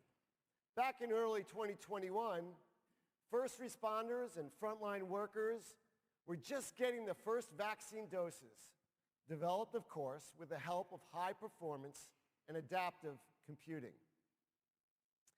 Cut to today, and what do we see? AMD's technology is powering nearly every product and service, shaping the future of computing. In fact, AMD is supporting advances in scientific research, healthcare, and safe driving, not to mention the gaming equipment and software the brand is known for. Now, none of this would be possible without a leader like Dr. Su. She's actually a real and true immigrant success story, having immigrated to the US from Taiwan at a young age, pioneering new research as a grad student, and making a real impact at Texas Instruments, IBM, and Freescale Semiconductor before joining AMD. She has pushed AMD to diversify and invest in new technologies, helping AMD become the industry leader it is today. More recently, she has served on President Biden's Council of Advisors on Science and Technology. And in fact, last year, won the International Peace Honor for achievements in high-performance computing, donation of supercomputing power for infectious disease research, and inspiring young people to pursue careers in STEM. Just incredible. To share more on her vision for the future of computing, please welcome AMD Chair and CEO, Dr. Lisa Su.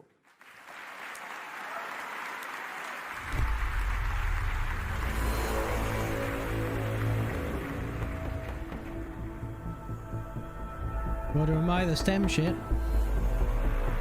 This is where the world's most advanced processors meet the world's most important challenges.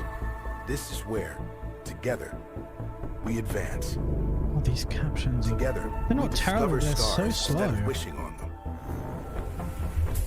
we use supercomputers to help change the nature of climate change. We supercharge renewable energy and accelerate the pace of discovery. Together, we push limits.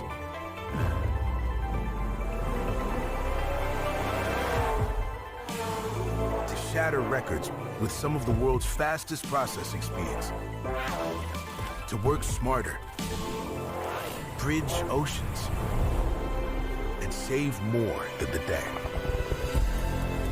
Together, we see power and potential. We tilt the fight in our favor with AI and AR.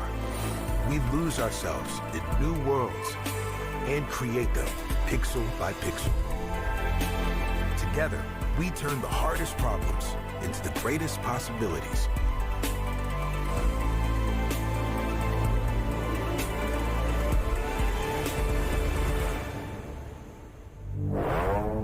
AMD. Together, we advance.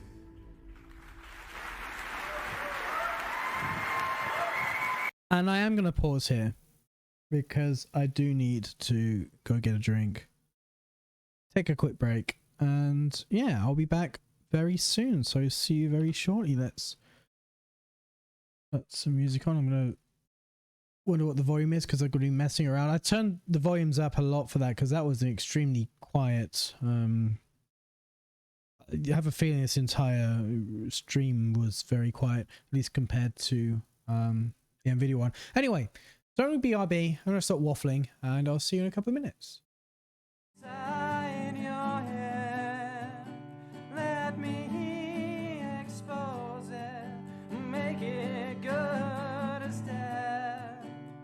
You're forgetting something, your mind's a blank, can't see what you have done, you've no one to thank, and I hear a voice calling for you, but that was just a dream. You paid and now returned it, you paid but returned it, you live on the brink, and I just wait for you to sing. You've lied and now you've heard it, you say there's nothing to fear. This is life, there's no refund here.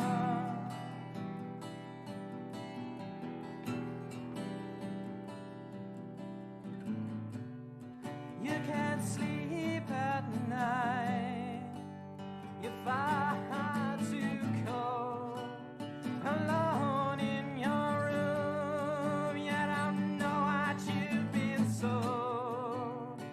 Can't you realize, can you not see, well I cannot believe it, what you wanna be, and I hear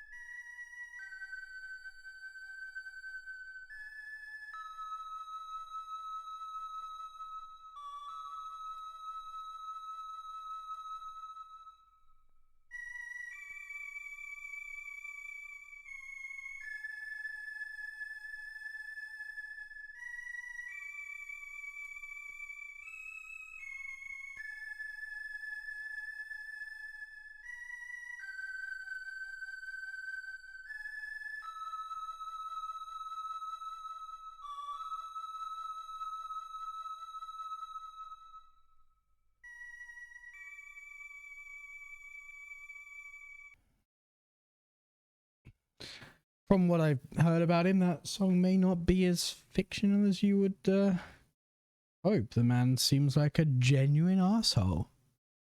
Anyway. Anyway, before I move on to watching the actual AMD show, I was just thinking, I always find with Nvidia's tech shows,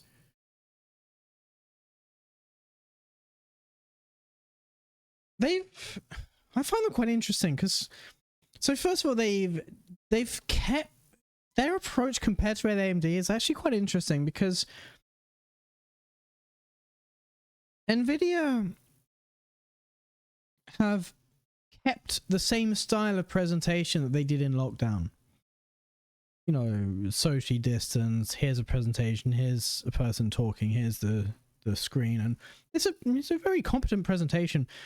And it may be Jensen Huang saying it may be something else. I recognize the guy who did the automotive stuff from last time.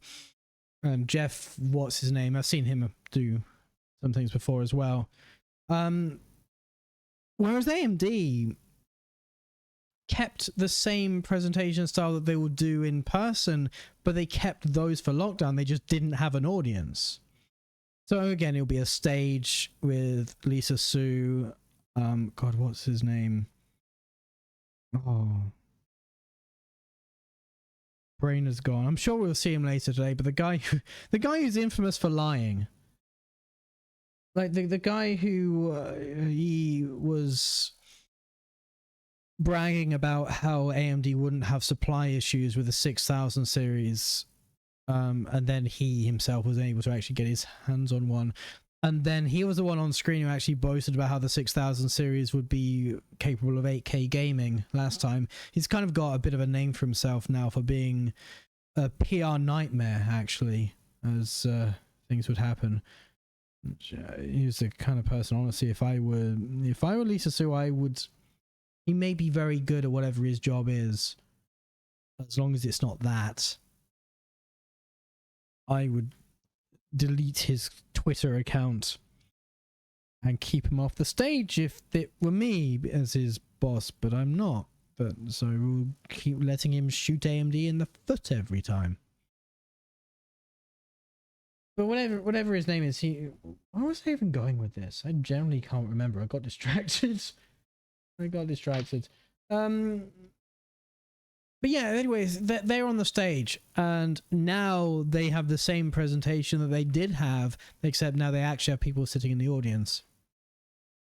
It's completely different ways of delivering a presentation. Both of them very valid. I mean, as far as I'm concerned, I'm not in the room with either of them, neither are any of you. So it doesn't actually matter. As long as it gets the information across and is presented in a coherent way and a charismatic way as well, it's fine. But anyway, I was going to say about the NVIDIA, I always find that the gaming stuff, yeah, it's my interest. As a gamer, as a streamer, as someone who's just generally interested in technology, that is my hook into it. But I always think the industry side of it, which is like 2/3 of the presentation, is actually the more interesting bit. Partly because I'm not going to buy a 4070 Ti. And if these circumstances weren't so dire during COVID, I wouldn't have a 3090. Like, that's not a tier of card I would ever recommend or choose.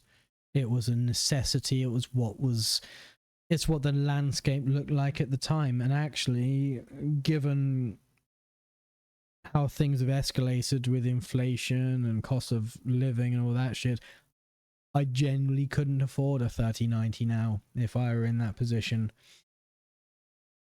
In fact, I probably couldn't actually afford a 3080 now. So that's how much things change in a couple of years. So, but yeah, I mean, but the stuff about the simulation, about how industry, and not just one industry, a lot of industries are using the Omniverse. It's actually a far better pitch for it than Meta have ever given. Like, Meta seem determined to try and sell this thing that is very clearly a CAD and simulation tool, and trying to sell it as like Second Life but worse. And I'm not sure why, because they don't need to. Like, Facebook has long since stopped being a social media platform, at least in its totality, any more than Google was limited to Google Plus. Like, that's not what Alphabet or Meta are, or Amazon for that matter, which has never been a social media outlet. But it's not. They're just a bookshop anymore. Amazon Robotics uses Nvidia Omniverse, and that's really what things like Facebook's metaverse are trying to be, trying to sell it as a VR headset for you to, VR chat is not the point, but it seems to be where all their marketing is. I'm actually a lot more interested in how Nvidia are selling it to companies like Festo or Mercedes or, whoever. Anyway, shall we move on to AMD and Dr. Lisa Su's presentation? Fantastic. Thank you. Have a good time. All right. Woo! Thank you so much, Gary, for that wonderful introduction. And good evening, Las Vegas. How's everyone doing tonight?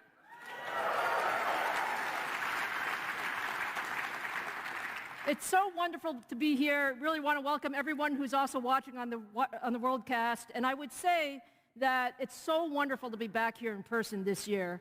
I am so honored to be opening CES 2023. Now, we have a lot of new products and a lot of new technologies to show you tonight. So let's go ahead and get started.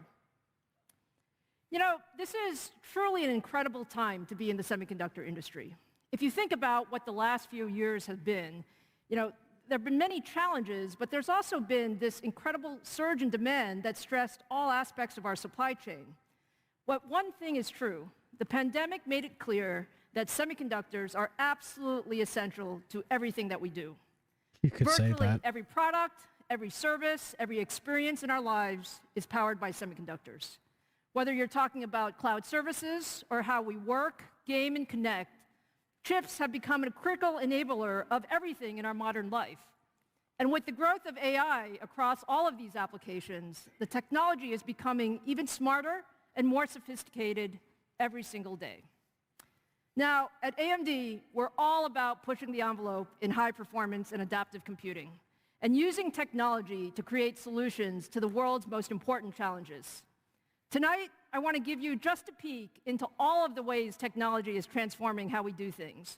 We have a truly packed show for you, and I'm really excited to be joined by some of our closest partners to discuss what we're doing across AI, hybrid work, gaming, healthcare, aerospace, and sustainable computing. So let's get started with AI.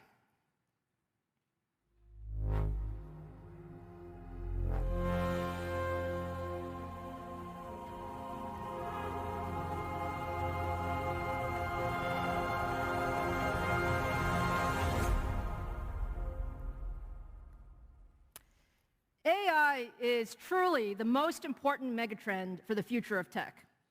And at its simplest, AI leverages the power of high-performance computing to analyze and interpret massive amounts of data to uncover patterns and make predictions on future outcomes. Now, we're already using AI every day. Think about Siri or Alexa on your smartphone or your smart device, or when you're doing shopping, identifying your shopping preferences online, or creating individualized medical treatments, or even predicting weather patterns and numerous other business applications.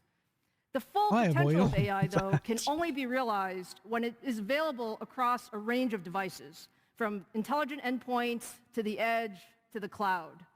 And to bring the right level of AI capability to all devices, we need multiple compute engines, and that means CPUs, GPUs, and adaptive accelerators. And we are one of the only companies in the world that have all of these engines. So let me start today with a brand new accelerator that we're bringing into the market. AMD XDNA is a highly configurable AI accelerator that originated from our acquisition of Xilinx. What it does is it actually allows us to scale from PCs to intelligent endpoints to edge devices and even into the cloud. And what we've done with this architecture is it's actually very configurable. So you can really configure it for the right application and the right power efficiency. And because of this, we can deploy XDNA broadly across our entire product portfolio. Now, the first use of this architecture in AMD products will be in our Ryzen mobile CPUs for notebooks.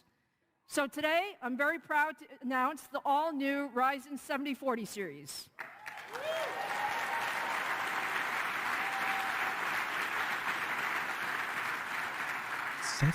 What? Now, you guys know we always use CES to announce our new notebook products, and this is our next generation processor for ultra-thin notebooks. And it's the industry's first mobile x86 processor to integrate a dedicated on-chip AI engine, which we call Ryzen AI. It features up to 8 Zen 4 cores, our latest RDNA 3 graphics, and our new Ryzen AI engine that runs 4 dedicated AI streams simultaneously, delivering up to 12 trillion AI operations per second. Thank you very much. Well, as you guys know, I love showing chips. So here is the all-new 7040.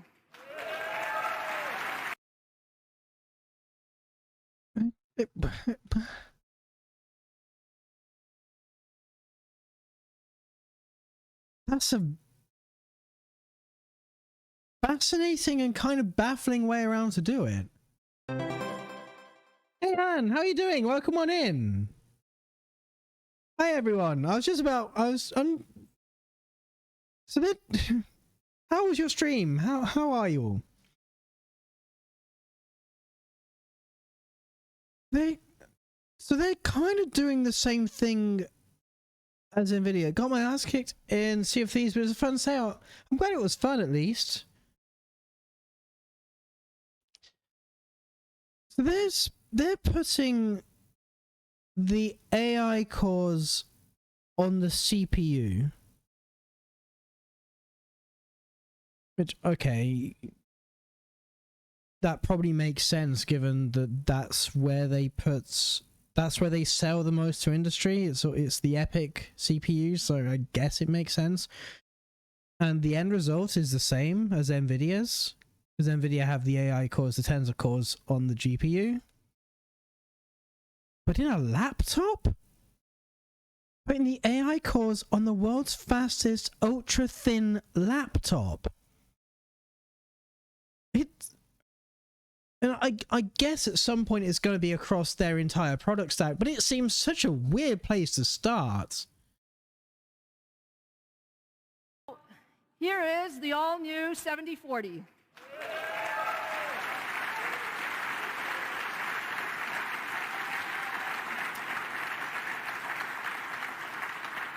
This chip uses 4-nanometer process technology, and it has more than 25 billion transistors, almost twice as many as our Ryzen 6000 generation.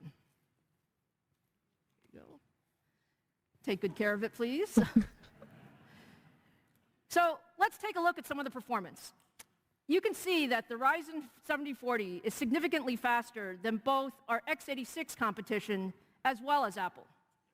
In CPU-intensive workloads like Cinebench, we're delivering up to 34% more performance for creators.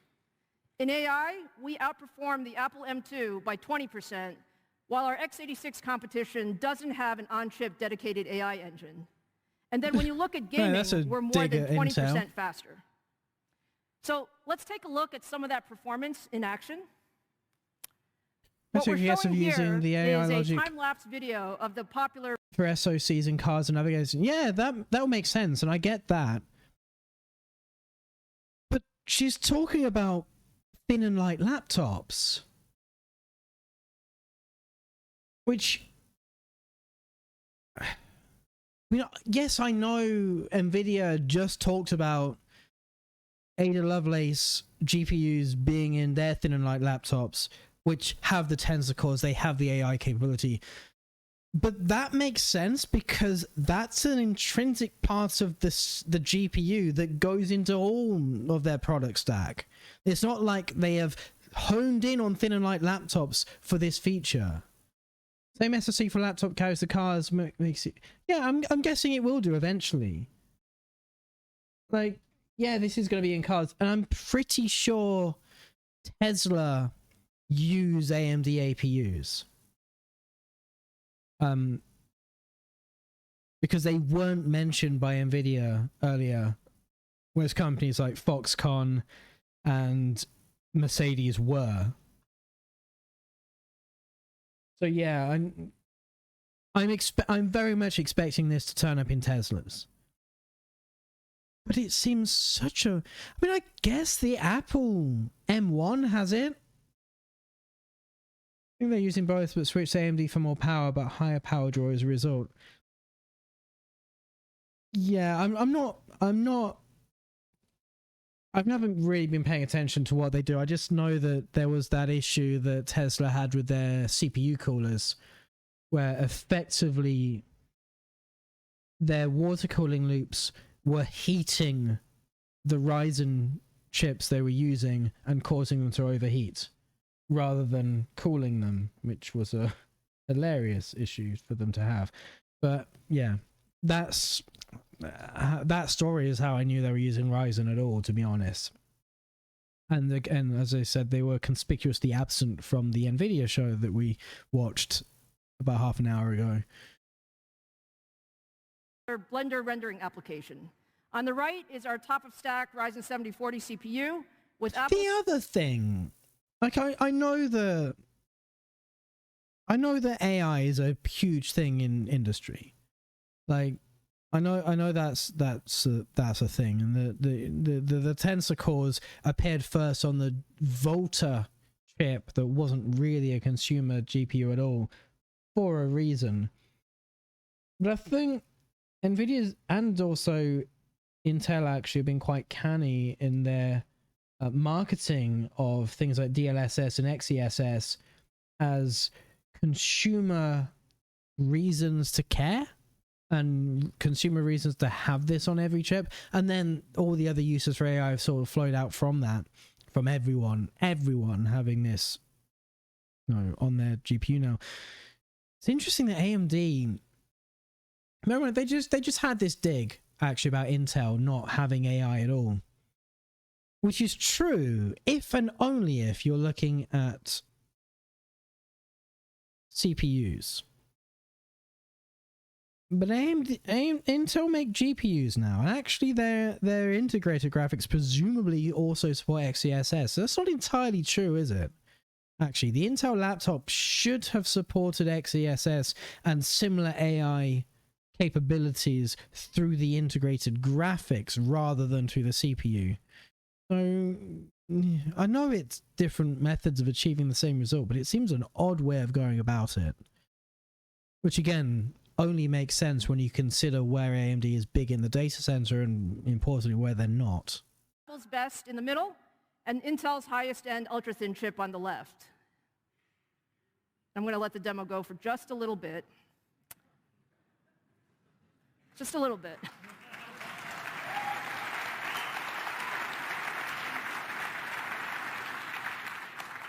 So as the demo completes for AMD, what we see is the Ryzen system is 30% faster than Apple and 45% faster than our x86 competition.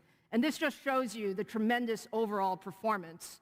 But it's not only about performance, it is very much about battery life. Apple so is with our kicking Intel's ass as well here, not just frankly, AMD. Our designers have been spending a tremendous amount of effort. I mean, that's massive. That is, remember, that's ARM. That's an ARM chip. The Ryzen 7040 series will enable more than 30 hours of battery life, which is just simply fantastic. I'd love it if you could actually get and fully use a desktop ARM CPU instead of Intel or AMD. What I'm most excited about with the new 7040 is actually the Ryzen that would make the market AI so much more interesting. As I said, this is brand new for us to integrate on chip. And what it does is it'll actually open up a whole new set of experiences for our users. Things like more lifelike collaboration experiences with enhanced audio and video. Think about content creation being much more productive, or gaming performance being more real-time. And even when you think about security, we can use AI to change the way we monitor security. So there's a lot of excitement in the industry around our Ryzen 7040 series. You're going to hear from some of our partners. But I wanted to make sure that you guys saw that the first Ryzen 7040 notebooks will be available in March, and we will have more than 250 ultra-thin gaming and commercial notebook designs 7040 specifically? spanning That's our entire limiting it to Ryzen like 7000 series portfolio 2, on 3 track to SKUs? launch this year.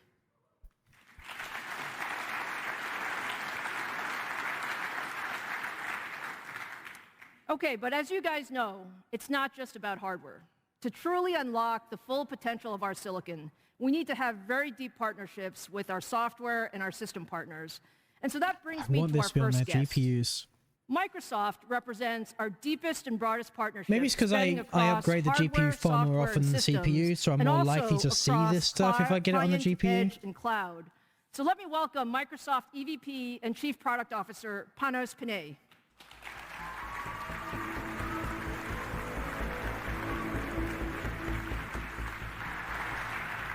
All right, your jacket's pretty rad. It's pretty rad. It's a pretty It cool is very jacket, purple. you have to admit. You got me. Panos was not supposed to embarrass me in the first 5 seconds.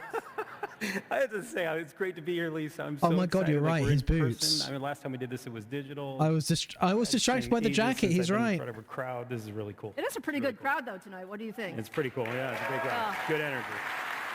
Good energy. A lot of familiar faces. It is fantastic to have you here. Thank you. I would say, I mean, it's not a Microsoft demo too. It's plug in a printer and get a blue screen. You guys have an incredible mission for where technology is going, and our teams have done so much together over the years. So can you talk a little bit about that collaboration? Yeah, I think so. I think it's good. And like anchoring on the vision is perfect. Like start there. Like at Microsoft, we remain just guided by our mission. It's what drives me. It's what drives our teams. The mission to empower every human on the planet, every organization on the planet to achieve more through technology, and I think we do that together. I think Microsoft and AMD have a long history, an incredible history, and a partnership, as a matter of fact, that has an impact in making a difference for people through tech. Now, Lisa, I think more than ever, I feel it's our responsibility to create experiences together, and like you just talked about it, there's so much transformation happening right now.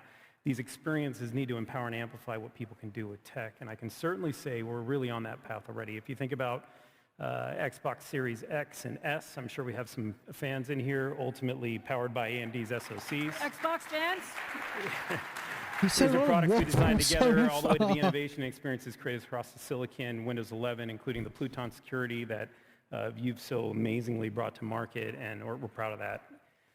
And ultimately, even the work that you do with us on Azure, like it all comes together so beautifully and comes together. I feel like our partnerships continues to grow, and the difference that you're making in the world is pretty awesome.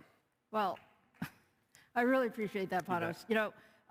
You just heard me talk about Ryzen 7040, and we spend a lot of time when we're together with our teams talking about empowering our customers with new user experiences and the importance of AI.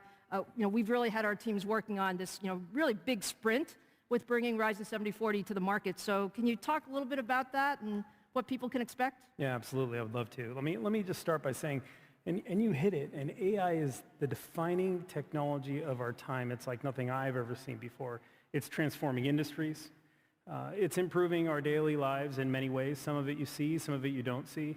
And we are right now, right this moment, at an inflection point. This is where computing from the cloud to the edge is becoming more and more intelligent, more personal, and it's all done by harnessing the power of AI. Lisa, here's a way to think about it. AMD has been at the forefront of compute tech for a very long time and continues to be. I think we're going to see a lot of that today, driving key innovations. We talked about Xbox, Windows, and Azure. But now AMD is also at the forefront of AI technology with Ryzen, the 7040 series alongside Windows 11. It is our next step in this journey together. I'm pretty pumped about it. We can now run we can run massive models that were required with large GPUs now more efficiently on AMD-powered devices. You've told me every top I put on that chip you're going to use. I'm going to try. That's what he said. So can you give us just a little bit of an example?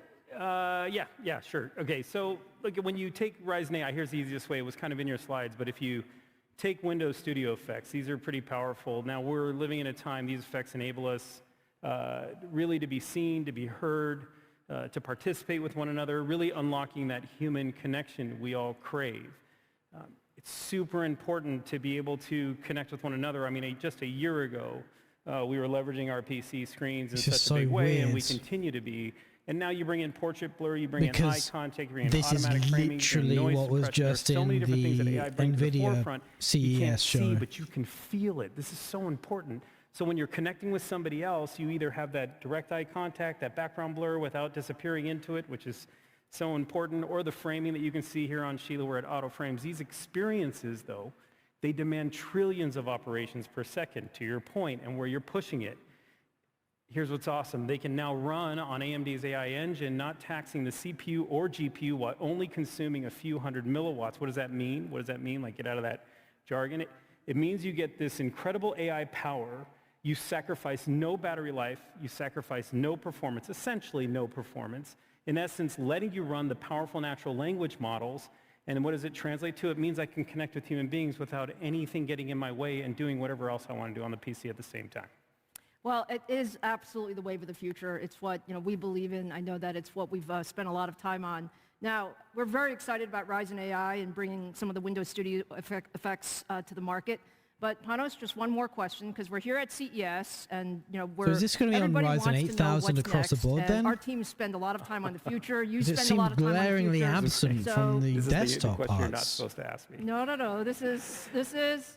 Let's tell the world what some of the future may bring. I think those are for the meetings where we kind of do it in closed door sessions, not with 2,000, 3,000 people in front of us.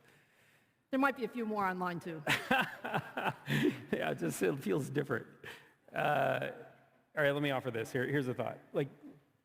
I'm a mouse and keyboard person. This is how I started at Microsoft. Take a lot of pride in my heritage in that. But I would say just like the mouse helped reinvent the graphical user interface. It was such an important part. And when the scroll wheel came and what it meant, what pointing meant, things started to transform. I know it's a simple example, but it's meaningful to me. AI is going to reinvent how you do everything on Windows, quite literally. Like these large generative models, like think language models, code gen models, image models, these models are so powerful, so delightful, so useful, personal, but they're also very compute intensive. And so we haven't been able to do this before. We have never seen this intense workloads at this scale before, and they're right here. It's going to require an operating system that blurs the line between the cloud and edge, and that's what we're doing right now. And then it takes the right silicon in the right place to deliver the best experience for our customers, because now you can do what you want to be doing at an exponential level. Like nothing stops you from the chip all the way through to the cloud, enabled in great part by what you're doing. Lisa. What he's saying is now they can do it because finally AMD are on board with what Intel and Is that all right? Nvidia Fantastic. already Thank you so much, Panos. Okay. I appreciate you so much for being here, and thank you for the partnership. Still seems weird to do it via the CPU. All right, so now let's move to another very his example of where he would use this in Windows, it's for video effects processing. Surely you'd have less latency if you do that via the GPU. Area, which is around What would I hybrid know? work. Now, while many of us have really been working remotely over the last couple of years, there's a lot more we need to do to make hybrid work and remote work more seamless.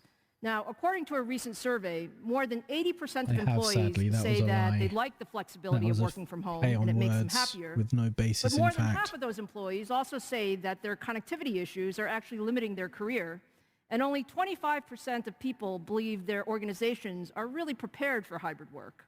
And when you look at the biggest issues that are limiting productivity, actually, I think every one of us has experienced this, right? You're in a hybrid meeting, you're just getting to the most important part of the discussion, and something happens. Your audio drops, your video freezes, or your laptop runs out of battery. We know that technology can make this much better. And we believe that It's like it's not going to be a chiplet design too. Guess you save some packaging. is really required to make hybrid work frictionless their laptop for both parts are users monolithic. and also IT departments. So they're, to talk more about how CPUs and GPUs for desktop are both chiplets, but HP President not and for CEO laptops. Enrique Lores. Which is interesting.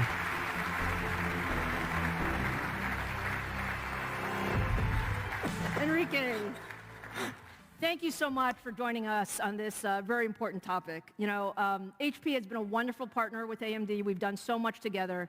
And you've also been really a thought leader on how, you know, hybrid work is evolving. I presume it's coming to chiplets. Spent a lot of chiplets. time Like I said, talking to customers about it. So their what are you big hearing? AI customers are going to be data Lisa, center. thank you for inviting us to participate here. So I think what we their are Epic servers are going to have. They are going to. There's no question about it. That we are going to see in our lifetime. And they're if we chiplet think based. about how are we engaging now with our teams, how do we motivate them, how do we measure their productivity, is very different from what it was. Think about the role of the office and how what people do in the office is totally changing from what we used to do only you could have one chip do it a few all. years ago. Console, and think laptops, also cars. about new I think professions so. and new type of work that is growing. I think. For example, our estimate is that in 5 years from now, I don't think we'll see 50% this of on the workforce console. in the US are going to be freelance. Purely because I think by All the these are time the radical changes PlayStation 6 that are and next opening the Xbox opportunity come for out, disruptions, for opportunities, they're- for innovation. they're gonna have and something this is what way makes the better than current this. situation so but attractive cars and I can so see it relevant in. for all of us. So She did mention really what the excited power about the changes consumption that are of happening this and the this opportunities for 40 partnering this is whatever. bringing. I What do you completely 50? agree with you. I think that the changes 70-40. give us opportunities. I think innovation 70-40. requires Oh, us she did to say- really she work did say what the differently. power This was is gonna one be. of the It's gonna things be I low. really So I appreciate expect so these much to be in about our cars. relationship, because it really But is about again, how do we co-engineer. it just for seems a some of weird these new place to launch challenges. it. Can you talk a little bit about how our teams are now working differently together? Sure. I think there has been a very fundamental change on how the two teams have been working from how we used to work in the past. Now we all start by really identifying what are the user needs we are going after, what are the customer pain points that we are trying to address. I'm and sure then by there's a putting reason the this two wasn't engineering just teams part of the together to general address and Ryzen to find the right 7000 spec. solutions. And what we have found But it would have is that when we been- put the HP team and the AMD together, would have been the and place to they do can it, in really my think opinion. together about the solutions they're bringing, magic happens. And magic is really what we are after, because But then they this did is- this is last time, didn't really they? They had what the creates 5800X innovation and 3D what drives customer satisfaction. that was Well, one of the things I know that SKU the engineering of team the tells me is 5000 they can't series actually M3 tell, you know, who has which badge on that when they're had working together. 3D, Now, along those lines, we had cache. a very you had a very exciting And announcement that's this morning eventually on coming your to the new whole Dragon 7000 Fly series. Maybe Pro they'll device, put which the is AI one of on things the that we worked on together with our 7000X 3D Ryzen spec. processors. Can you tell us why this is such a big step forward? stack. Sure, and I think this is a great example of how the two teams together can really deliver wonderful things. Today we announced the Dragonfly Pro product, and really this is targeting the freelancer community that I was mentioning before, and it's really designed to address the needs of this new and growing customer segment. For example, we know that for these people, having a long battery life is tremendously important. They work long hours, they want to make sure that they can always access information when they need it, and by working together, we have I thought been this was able quite to funny deliver with the 40% Nvidia one, higher where they password announced score DLSS 3. than the M1 that was the leading product until now. We also know how important it is for these people to get the right type of customer for support. laptops, They don't work for large which would organizations make like so ours, much sense but they need the support if you could that have a frame whenever rate they cap are having a and problem with an application not or with a induce device. a ton of We have latency, built a solution, a service, and therefore in just the use it device as a way that of just by dialing in the clicking a button, power they can get and that type extending of battery support. life hugely. We also know that now communication has become Maybe not the critical for PlayStation, but these Nintendo customers. sounds like So they we have plan built not to all own the new hardware in technology, HP 2023. presence technology, to make sure they always get the right audio and the right video. So really, we have integrated in this solution the right experiences so that these 2024 customers then. are going to be demanding. No, it's fantastic. I know we're very I think the excited. new It's an hardware was amazing meant product. to be It what really became the highlights, Switch you know, the Lite. benefits, as I said, of really Switch Lite? optimizing Switch hardware, OLED. software, and systems together. The Switch OLED, Now, can you share a little I bit think, was about originally some of the other going to be products the that our next teams are Switch, working on but for 2023? Sure, I would say that the realities this of the product chip is just the shortage beginning. and And you have COVID heard today about the logistics Ryzen issues 7000 stopped that technologies from that being a Lisa has thing. been announcing. You will But be seeing a nevertheless, I'm full pretty portfolio sure of the next solutions in the Nintendo console spring is also that going to will be based on leverage all these Nvidia Tegra. products. It's going to be And their Lisa, you and I have been Nvidia's working version together of the for car many years now. I have to say that I GPU am really and more excited now SoC. than I have ever been about the Which innovation would that be is gonna exciting because coming from that both would companies in the also future. have And I want to DLSS, take this opportunity to say which is thank you something that will for be all the very innovation that your exciting team on a has brought. Switch. Thank you. Thank you so much, Enrique. It's been a wonderful Much partnership. needed. Thank you. Really appreciate you being here. Thank you. Yeah.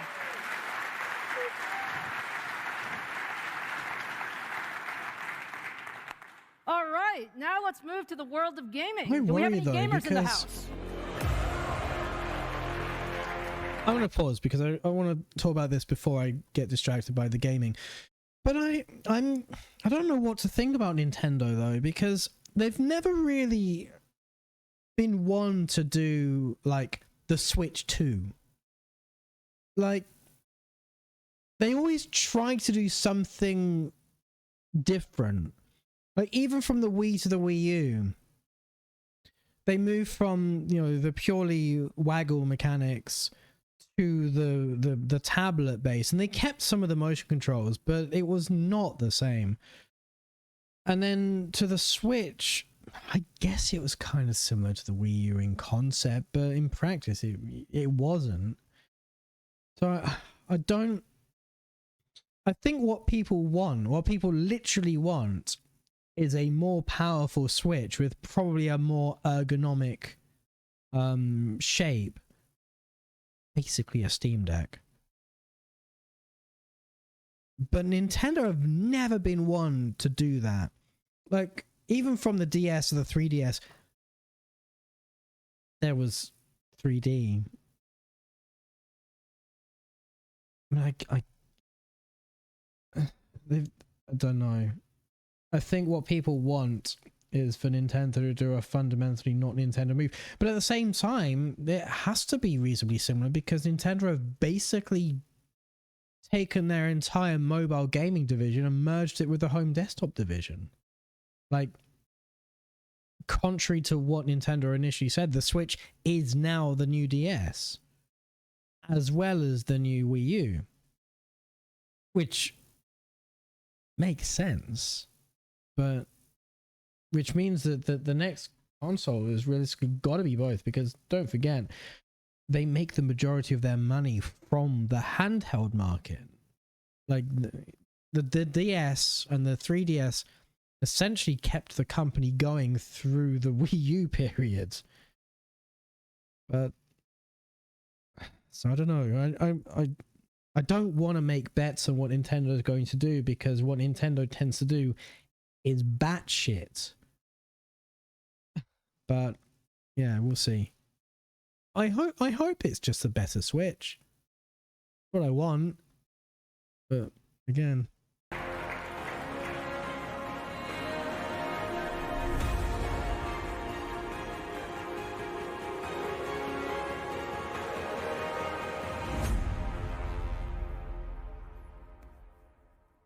So you guys know at AMD, gaming is actually in our DNA. We love gamers, and we're intensely focused on bringing the best experiences possible to the more than 3 billion gamers around the world. Because they spent a decade shitting on the data center. Consoles. AMD Ryzen processors and Radeon graphics are at the heart of gaming all over. When you think about gaming PCs from OEMs, granted, they're or making DIYers, massive strides in the that PlayStation area. 5, Microsoft Xbox Series X and S, Valve Steam Deck consoles, cloud gaming services like Microsoft's Opteron did a lot of xCloud, damage. and we're even bringing high-end gaming to cars with the newest generation of Teslas. There In we the go. last few months, we launched our new Ryzen 7000 series CPUs and Radeon RX 7900 series Wait, GPUs, so you see a Sony which car has been console really on wheels? exciting. But we know a growing I number didn't, of but gamers I saw them want to game mentioned everywhere. very and briefly today in the we have a Nvidia, number of products to talk to show. you about on both the mobile side and as well as the desktop side. So let's start first with mobile with our Ryzen 7045 CPUs. The Ryzen 7045HX series is our first mobile CPU based on a chiplet design. It's for gamers and creators who want the highest possible performance in a notebook. So, whoa. I'm liking where this is going. 16 core, 32 threads in a laptop. That's nothing to sniff at. RDNA 2. RDNA 2? Really? There we go. There's a chaplet, but it's 5 nanometers. 5 nanometers is good. No, my why would it be RDNA 2?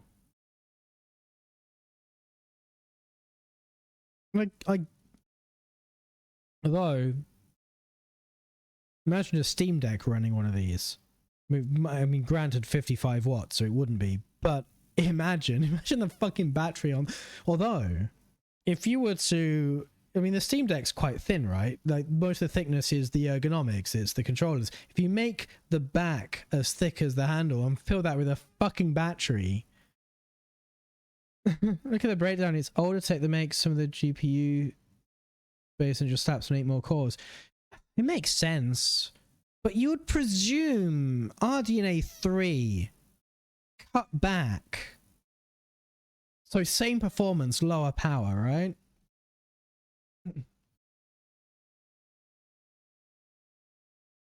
I guess because it's chiplets, you could, and actually to be fair, she's probably about to say how many RDNA 2 cores there are. It might be the, 8 or so that's in the Steam Deck. It might be the 2 that's in the standard Ryzen these days. Because remember, all Ryzen 7000 desktop CPUs are technically have integrated graphics, but not very much. Like literally 2 compute units. Up to 16 of our high-performance Zen 4 cores with boost speeds up to 5.4 gigahertz and up to 80 megabytes of on-chip memory in 5-nanometer process. This is a nice CPU, though. So let's just take a look at fucking the laptop. Our previous generation Ryzen 6900HX series were already phenomenal for 1080p gaming. But what we're doing with the 7945HX is to take that to a different level of performance. This is a workstation chip. What we're seeing is, on average, 24% higher performance across... Hey, don't get me wrong. This laptop is more powerful than my desktop, in terms of the CPU anyway. Like, I have a Zen 2 16 core, which up until this announcement was still more powerful than any laptop you could get, despite being from like 2019. So yeah, it's an impressive bugger. Probably 4 times the speed of my 1700X. Oh god, at least. Because like the 8 cores are probably twice, right?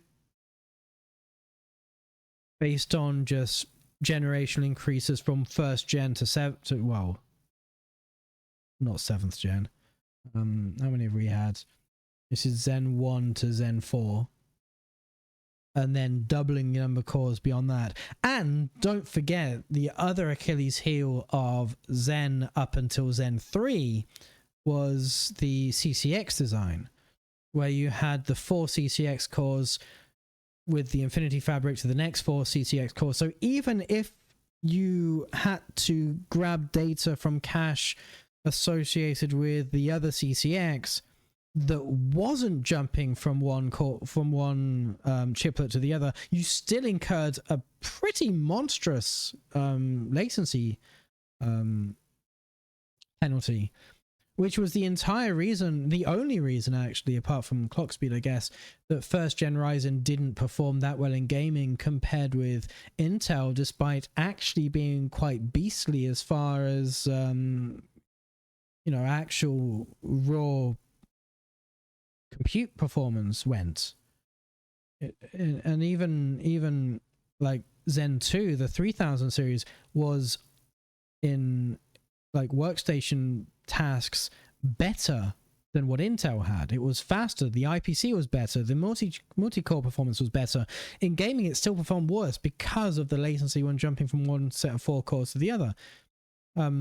Zen 3, the 5000 series, did away with that entirely by making the CCX as 8 cores, so there was no such jump anymore, which catapulted them into an entirely different performance tier and left Intel in the dust until the 12th gen was release, and then they've been leapfrogging each other ever since, which is great. It's a bit great about these chip and high core count chips, as you could get 5 gigahertz on 4 cores even on a laptop. Yeah, that's brilliant. Yeah, I remember the days when you either had a quad core machine with high clock speeds, or you had a 6, 8, 10 core machine and your clock speed went down. And there was a sweet spot, I think, with Broadwell E, the 5820K, which was the 6 core that had slightly lower clock speeds than the Haswell 4690K, which was a quad core.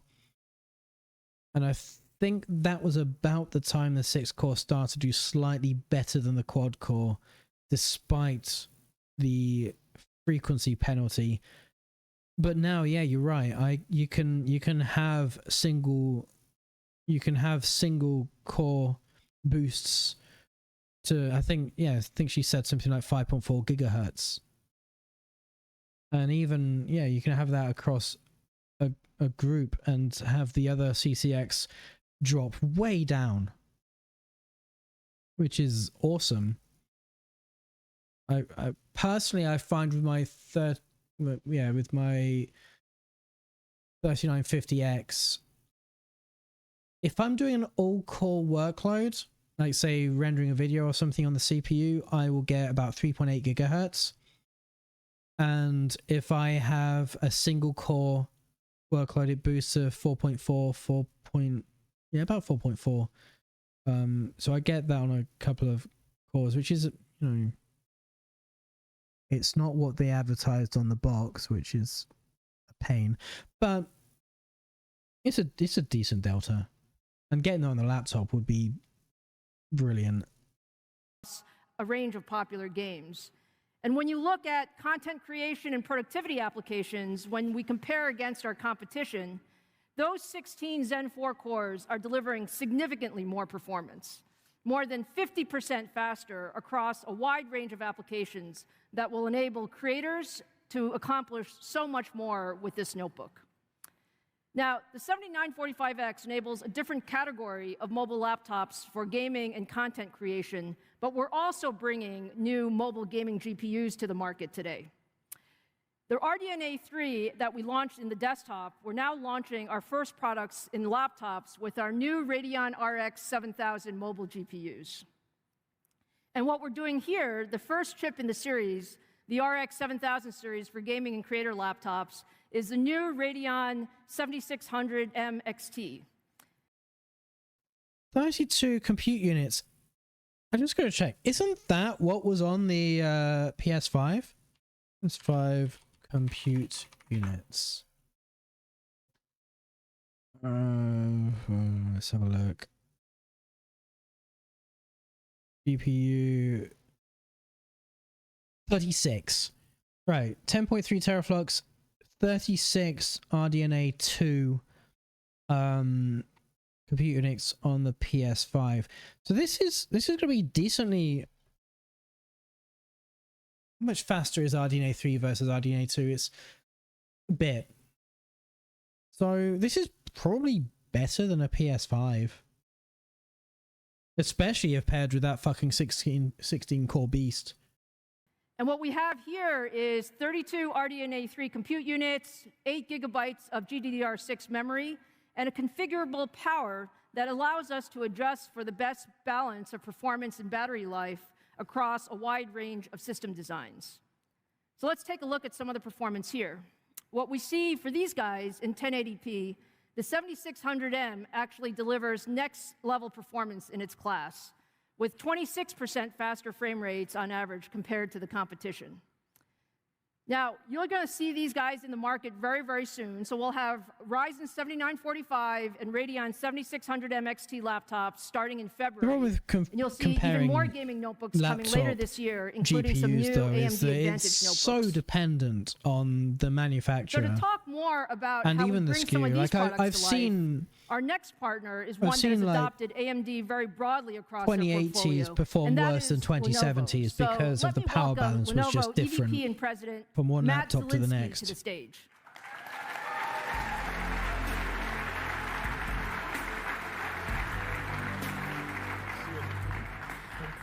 Welcome, Matt. It's so great to see you here tonight. Thank you for joining us. Well, good evening, everyone, and thank you, Lisa. And it's such a pleasure to be here with all of you during my favorite week of the year, CES. And honestly, what makes this year even more special is the honor of being here on stage with you, Lisa. Thank you. So I'm so excited to have the opportunity to share more on our two companies' deep and storied partnership and our strong shared commitment to keep this flame burning even brighter year after year. Well, we really, really appreciate the breadth of our partnership with Lenovo. I think we've seen deep collaboration in a lot of products. So can you talk a little bit about some of those products? Lisa, we've talked a lot about how collaboration is the key to unlocking innovation. And over the years, we've built a deep partnership between Lenovo and AMD that spans from the data center to the workstation and all form factors of PCs. And we're stronger together. Yeah, and together, wasn't there we really believe there isn't a problem or Threadripper challenge Pro that we can't last solve. generation? And at Lenovo, we're focused Lenovo on exclusive a vision for a of time. developing and delivering smarter technology for all. And I know how deeply you If not personally and the AMD entire share run. in that vision. And our partnership is really built on a proud history of decades of working together, bringing groundbreaking hardware and tech solutions to the market. And these include the ThinkPad Z series that we announced last year at CES together, which were among the first to use AMD Ryzen Pro 6000. And Lenovo was also the exclusive workstation launch partner with AMD's Threadripper Pro and our powerful ThinkStation P620. And that really has been a game changer in accelerating workflows across various industries. Yeah, thank you so much, Matt, for the deep partnership. Now, we are in the gaming section, and I take it Lenovo knows something about gaming. So can you talk about some of the products that you have launching here at CES? I would love to, Lisa.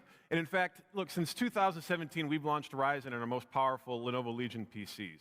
And as the world's #1 PC company, Lenovo is here to deliver our shared vision to this growing gaming community by providing the best gaming hardware and experiences on the planet. And gaming communities are massive and growing, as you mentioned earlier. And esports, for example, is one of the fastest growing sports in the world. And so tomorrow we'll be unveiling our first Lenovo Legion Pro Series laptops. And they integrate the latest generation of AMD Ryzen 7045 series and processors. I get that you people just like launched, esports, Lisa, but it's to the take gaming to least the next level. interesting from a tech And the new point of Ryzen view. 7045 Those things will run HX on my series brings fridge. fantastic best-in-class processors to gaming laptops. And we really have been tied at the hip on every aspect of our new gaming platforms. Yeah, no, it's wonderful. And I know there's a lot of new technology in the Legion Pro. So can you share a little bit about what we've done with some of those experiences? Absolutely. We've spent a lot of time with AMD and realizing the potential of the new Lenovo Legion laptops. And our teams really work together to ensure that the new Legion Pro can fully leverage the new Ryzen 7000 series to max out frames per second, pushing the envelope even further. And the multi-core power and performance we managed to tap from the CPU is truly impressive.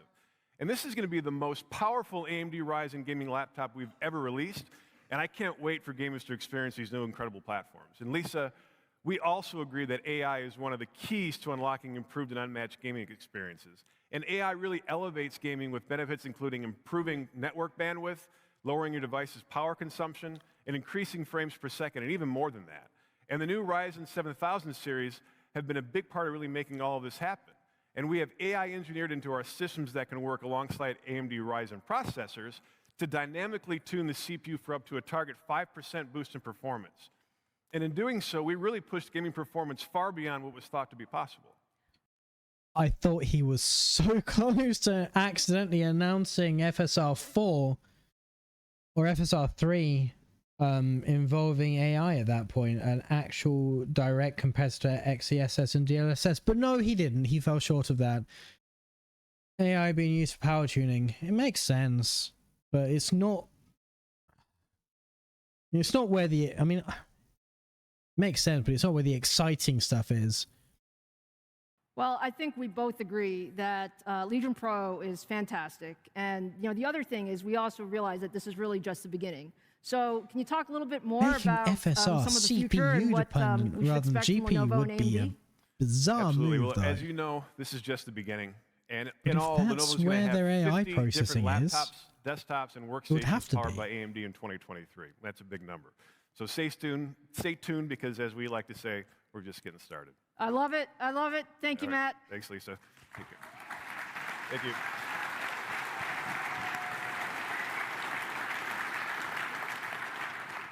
Okay, lots of systems will be out there, but now let's move into desktops. And I know a few of you may be waiting for some desktop chips, perhaps, right?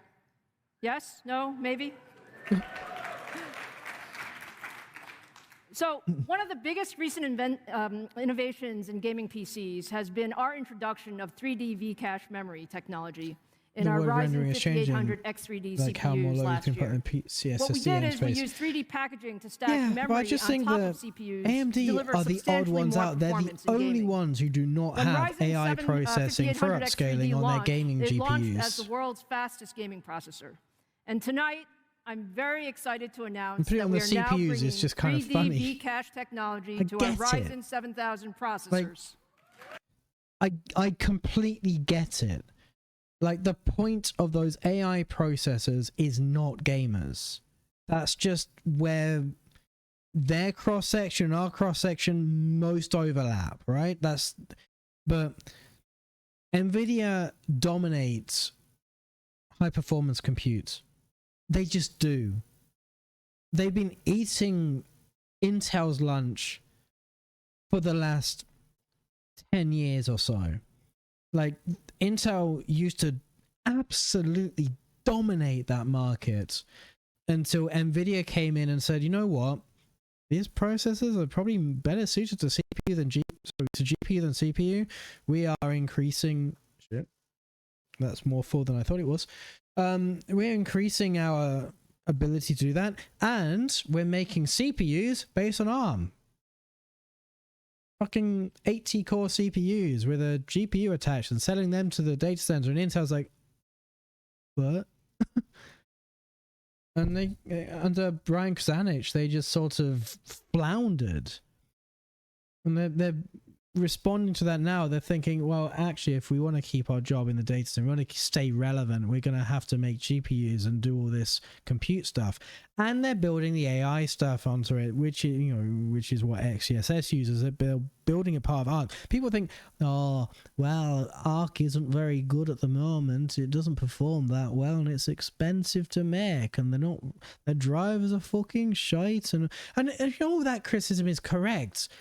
But the corollary that sort of follows that people are saying, well, actually, that means there's a danger of Intel not making an Arc B Battle Mage product stack.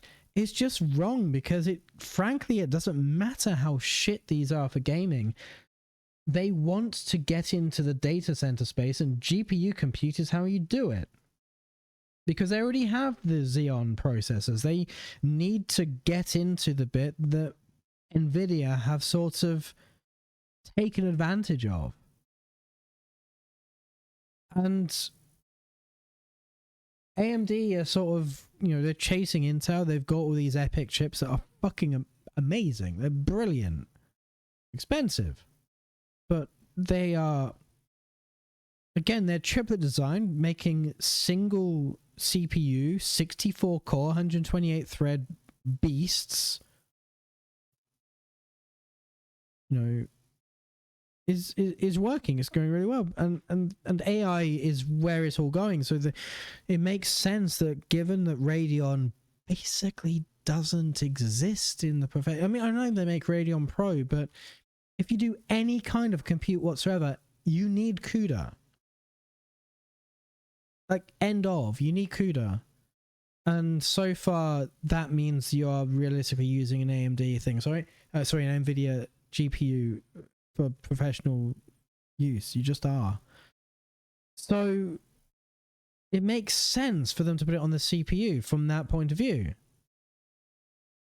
But flip back to gaming, which is where we're interested in. That means you've got FSR, which is an incredibly dumb technique compared to what their competition are using.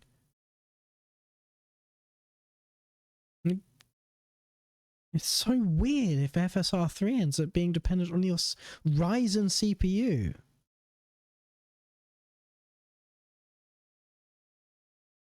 Because then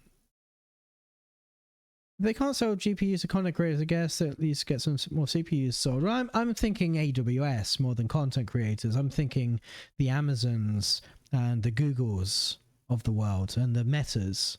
That's who I'm thinking, who they're trying to sell this stuff to. They're the people who are buying Nvidia and not Radeon, which is a problem.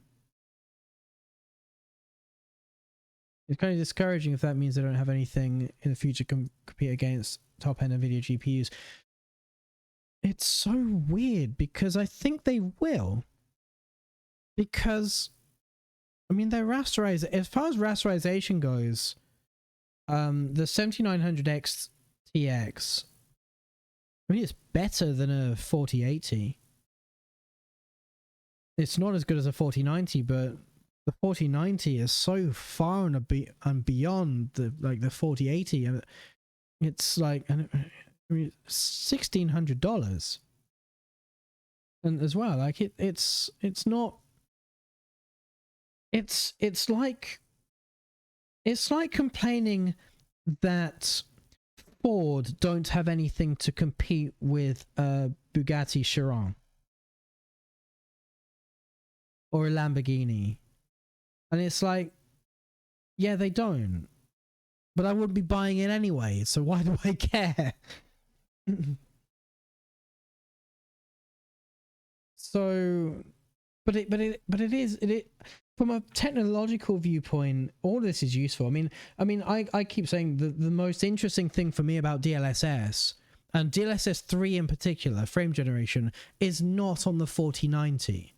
If you're pushing 200 frames per second without frame generation, if this is your 4K native performance, I'm probably turning DLSS off, right? I don't need 300 frames per second. In fact, given the frame tearing that's going to cause, that will degrade my experience. However, if I've got a future RTX 4030 that is trundling along at 40 frames a second with ray tracing off, then anything that's going to push me up to 60, 70 frames per second, that's where this is exciting. So all these technologies, as far as I'm concerned, are far better at the low end than they are at the top end. I just want them to exist in a form that is easily accessible. And it's just bizarre to me that I could buy an AMD CPU with an Nvidia GPU and find my FSR like video rendering, like upscaling, is being done on the CPU and not DLSS. Or conversely, let's say in 2 years I need to buy a new GPU. I mean, that's likely. I kept my last CPU for a decade. Like, it literally lasted me from 2011, 2012 to 2019. That's 2019 is when I bought my new CPU. I don't intend to upgrade for a long time. I'm probably going to upgrade my GPU twice or 3 times in that time. And so let's say the next GPU that I buy is AMD, and I don't have the best version of FSR because it's not part of the GPU. That just seems weird.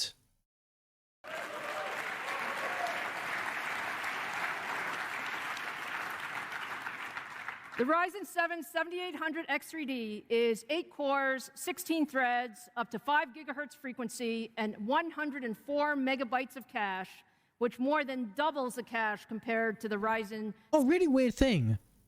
Sorry to pause it and have another rant, but I watched the Phoronix benchmark, the Linux benchmarks for the 5800X3D, and I have no idea why this is, but the performance games in gaming that were there for the 5800X3D just didn't exist on Linux.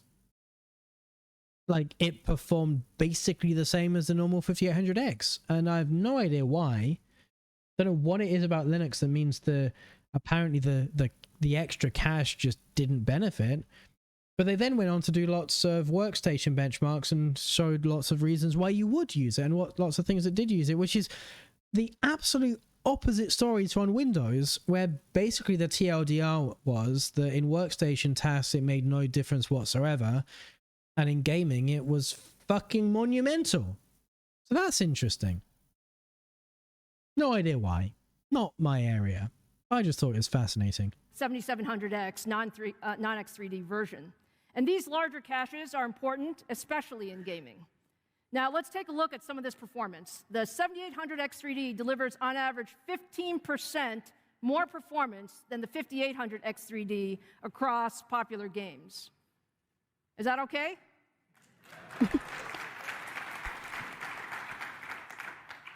But guys, that's same percent.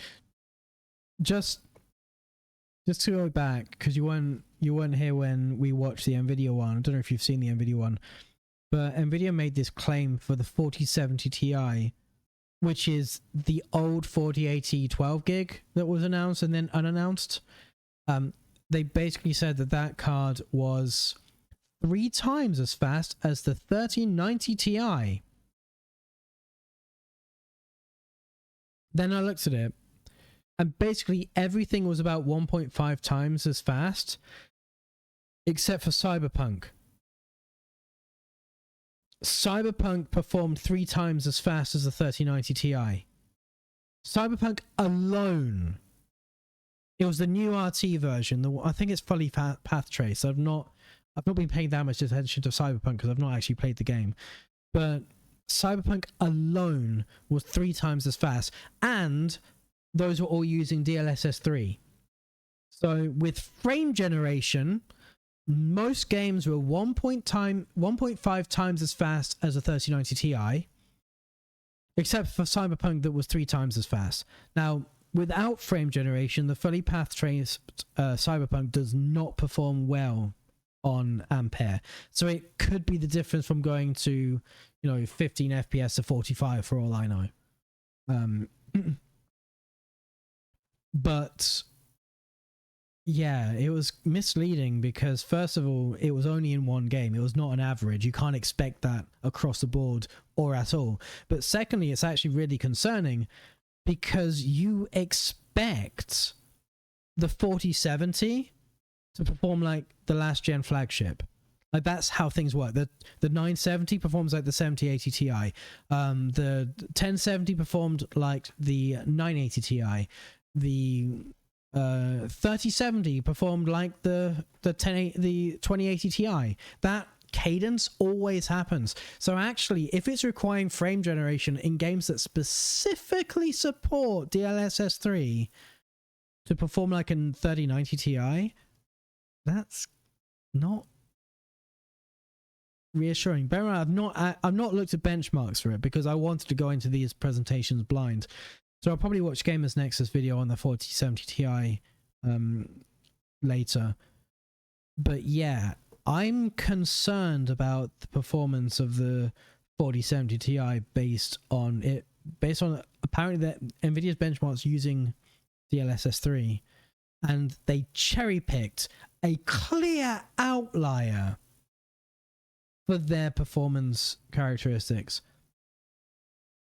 This is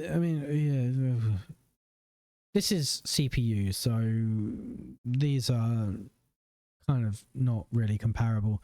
But yeah, I'm glad they're performing better than the 5800 XED because that was a good CPU. I kind of would rather they perform compared it against the 7950X because I believe that performed faster than the 5800 XE. I thought it did. Maybe I'm wrong. Maybe I'm misremembering that. But yeah, Nvidia's claim was the actual what they said was dubious, but I think what they implied, albeit accidentally, was actually quite concerning. Not least because it's fucking expensive. It's $100 more than a 3080 was. It's $100 more than a 1080 Ti was for something that is decidedly mid-range. Like the 78, the 40, however the 4070 Ti actually ends up performing, that price is a bad deal. Do not buy it. Guys, as great as the 7800 X3D is, I've had a lot of our fans asking me for even higher end options. So for tonight, I'm very happy to announce that we're also bringing 3D Vcache technology to 12 and 16 core Ryzen 7000 processors. I'm still not over the fact that we've got 5.7 gigahertz. We've been working hard on this. The Ryzen 9 Intel and 7950 AMD. X3D is our first 16-core Ryzen processor with Vcache technology and our fastest 3D. We had Bulldozer and the Pentium 4 completely destroying instructions per clock by adding latency to the pipeline to enable speeds that were nothing like this, with the idea of Intel especially going up to what they intended to go up past 10 gigahertz. So the fact that we've actually got speeds like this without making sacrifices like that, it's an incredible feat of engineering. It really is. Stack chip ever. It features 16 high-performance CPU cores, boost speeds up to 5.7 gigahertz, and a huge 144 megabyte cache. So let's take a look at some of this performance. In 1080p gaming performance versus the competition, you can see that the 7950 X3D is faster across a wide range of games, consistently delivering much higher frames per second, which makes this the ultimate processor for gamers and creators.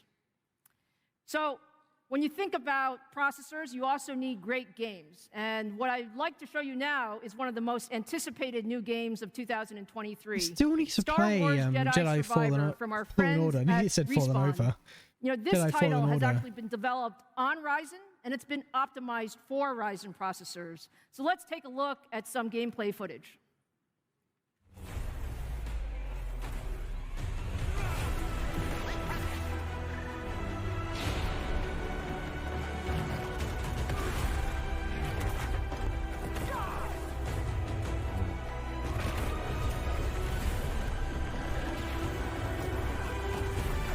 God, their shitty bitrate is not doing this any justice at all.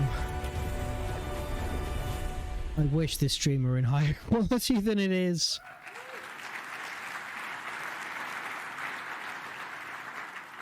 That looks great, doesn't it? Joystick supports up to 8.5 megabit per second. Can YouTube not do better? Ryzen 7000 series CPUs starting later this month. Evidently not. And Well, when I evidently look it at can all of because these the things, what I'm Nvidia one was happy very to good say is quality. We're going to have an incredible comparatively. portfolio for you with Ryzen desktop processors. The new 7800, 7900, and 7950 X3D parts will launch in February, and we're also launching new low-power 65-watt Ryzen 7000 processors and an expanded portfolio of entry-level AM5 motherboards that will make Ryzen the best CPU It's almost impossible at good every to price catch point in the to desktop capture market. projector good on camera. I know, but you can surely you can see the blocking in the background. The bitrate here is Let's switch extremely gears now low. and transition to a very Even the different audio world quality is where suffering. Tech is making a huge difference. This is the world of adaptive computing.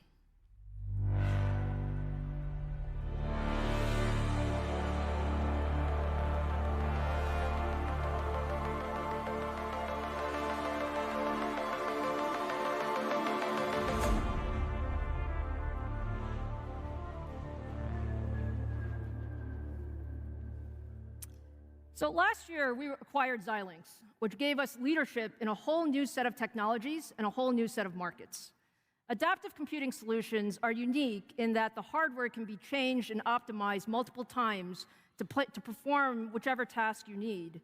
And this allows a chip to be adapted for optimal performance for a specific application, or actually changed on the fly to add new features. We are very proud to be #1 in adaptive computing, with 10 of the top auto manufacturers, 6 of the top 7 5G wireless equipment manufacturers, and more than 6,000 different customers across healthcare, aerospace, industrial, and other embedded markets that are using our products.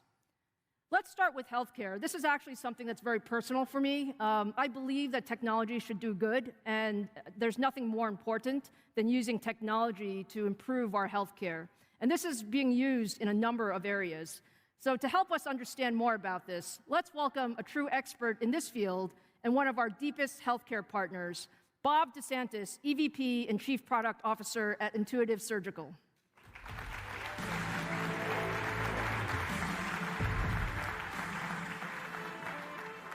Thank you, Bob. Welcome. Thank you so much for being here. Wow, it's exciting to be here. Thank you, Lisa. I would say that there's so much we have to learn about what technology can do in healthcare. So can you tell us a little bit about what Intuitive does and what it means to healthcare? Absolutely. So Intuitive was founded on a vision that surgery could be improved by leveraging advanced processing and electromechanical systems, i.e. robotics. So we really work at the intersection of healthcare and technology to enable surgeons to ultimately help patients. And the Da Vinci surgical platform, the Da Vinci surgical system, is the realization of that vision. And just some numbers to give you a perspective for kind of the scope and the impact that Da Vinci's having. To date, over 11 million patients have benefited from having a surgical procedure performed on the Da Vinci platform. Every day, every 18 seconds, every day right now, somewhere around the globe, a patient is having another Da Vinci procedure. So that means that in our short time here on stage, God, about what would be that another patient? 12 patients That's a lot of surgeries to have. from the Da Vinci surgical platform. To give you a feel for how the platform actually works, I'd like to show you a video, and the video contains some stories from two of our most important customer categories. One, the surgeon, and also the patient. And this patient happens to also be an employee. In the video, we'll see three of our surgical platforms. The first is called single port because all the instrumentation goes into the body through a single access point about the size of a quarter. The second is called the Ion platform. And the Ion makes no incisions at all. It goes through a natural orifice. This one goes through the mouth, through the trachea. And the last is called multi-port, multiple arms, multiple incisions, small incisions that go into the body. And that right now is really the bulk of our procedures right now. Multi-port does a variety of procedures from the pelvis to the abdomen to the thoracic cavity. So let's take a look at the video. When you're sitting in the robot, you feel like you have control over all of the technology around you. You've got your hands controlling one thing, your eyes, and your feet yet another. And you apply that technology and say, let's look at what the robot can show me.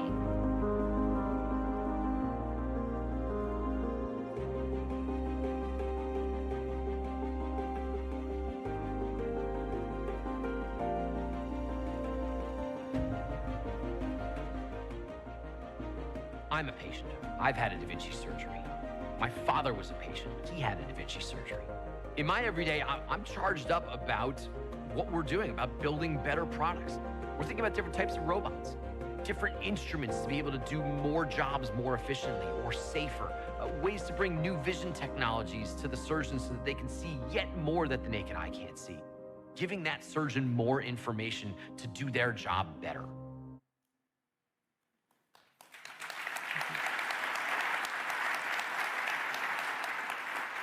That is truly wonderful. It is great to see how Intuitive is really improving the surgical process and helping the lives of so many patients every day. Can you talk a little bit about how AMD technology participates? AMD is critical for us. Our engineering teams are focused on developing systems that, again, enable surgeons to obtain better outcomes, improving and sometimes saving lives. AMD's adaptive computing technology is a key component in achieving this for us. We've worked very closely together to integrate your adaptive technology. Handling multiple real-time functions concurrently with real-time compute and with low latency is key, which is why we use adaptive socks to power the precise motion control of the arms, the visualization, processing, and augmentation, and the safety mechanisms of our platform. And when it comes to surgery, and especially robotic surgery, motion control, visualization, and safety mechanisms are essential. Having a multi-generational, scalable, and reusable compute platform helps Intuitive integrate the same parts across multiple product platforms by programming, adapting them to suit our needs. I love it. I love it. Now, one of the things I found so interesting, Bob, was that Intuitive's technology can also help reduce the time to diagnose disease and really help patients get answers more quickly. So, can you talk a little bit about this? Absolutely, and I'll use lung cancer as an example. Due to current limitations with diagnosing lung cancer, it can take sometimes months, even years, to get a definitive diagnosis and treatment. Our Ion platform, again, a robotically driven bronchoscopic catheter, enables access deep inside the lung that wasn't previously possible. That helps physicians to get a biopsy and potentially diagnose lung cancer sooner, which can lead to earlier treatment. And as you can see from the graphic, these are 2 patients with a suspicious lung lesion deeply that have gone through 2 uncomfortable. different patient journeys. I mean, so does cancer, to be fair. The robotic But approach allows a diagnosis and a treatment much sooner. And when it comes to lung cancer, time really matters. True. We are so proud of our partnership and the role that adaptive computing plays to do things like this. Bob, I'm asking everyone, as you look out over the next few years, how are you thinking the future evolves and the role of AI in your products? Yeah, well, with everything we're doing with our platforms today, we really believe we're at the tip of the iceberg. We currently have AI and AR integrated into our ecosystem and into our platform. We are further developing it, using it to enable surgeons to develop more efficient techniques to provide better, safer surgery. So the safer surgery, whether it's planning before the surgery, during the surgery intraoperatively, the imaging, the planning, the stage, the adjunct of AR, AI is really helping us bring the future forward. Sounds like our engineers are going to be pretty busy over the next few years. Bob, Absolutely. Thank you so much for the incredible partnership. We're truly honored to be your partner. Thank you, Lisa. Thank you.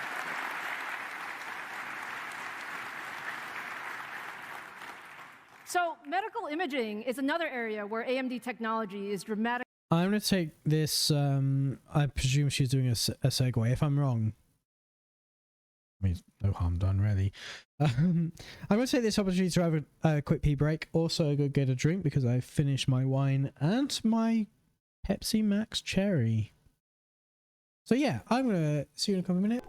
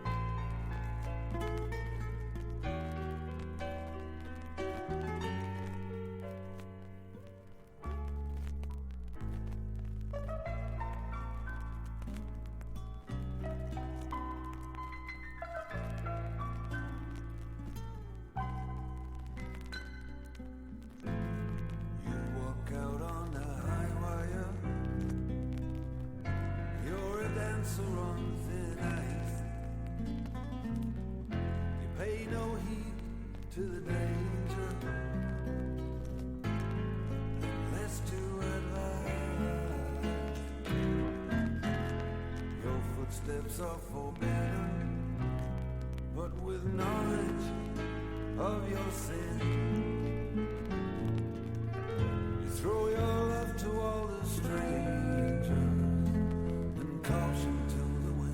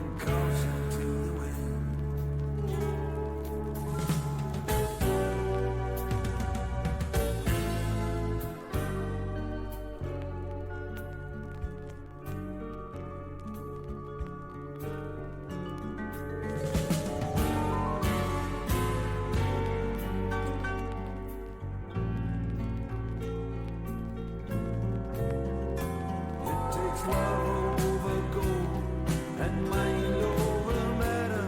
To do what you do that you must. When the things that you hold can fall and be shattered or run through your fingers like dust.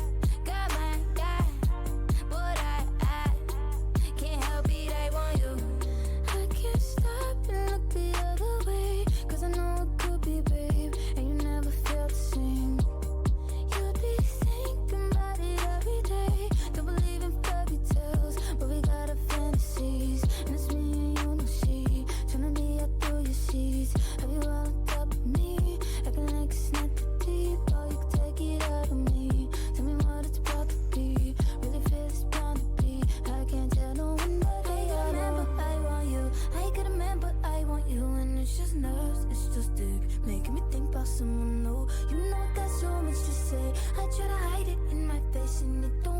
you see through that. I just wanna get with you when you're right. You right, I got my guy, but I can't help it, I want you. Say you right, I got my guy, but I can't help it, I want you. Girl, I want you like you want me to. I feel that energy when you're on top of me. I know you're bad, he ain't controlling you, but you still hesitate, cause you choose loyalty. I know your history, met him before your peak. He's so connected to that woman that you used to be. But the sex will cloud your memory. A couple strokes to put it in, then you belong to I got a man, but I want you. I got a man, but I want you. And it's just nerves, it's just dick, making me think about someone new. You know I got so much to say. I try to hide it in my face and it don't work. You see through that. I just wanna get with you when you're right. You right, I got my guy, but I can't help it, I want you. Say you right, I got my guy, but I can't help it, I want you.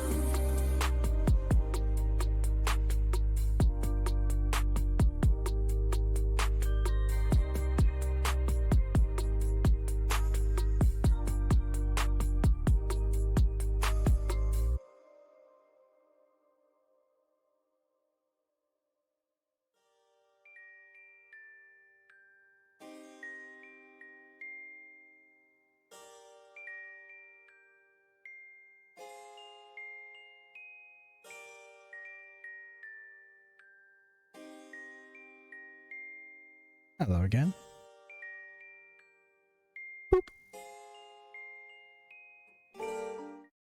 All right, we've just had AI using AMD in surgery. So let's see.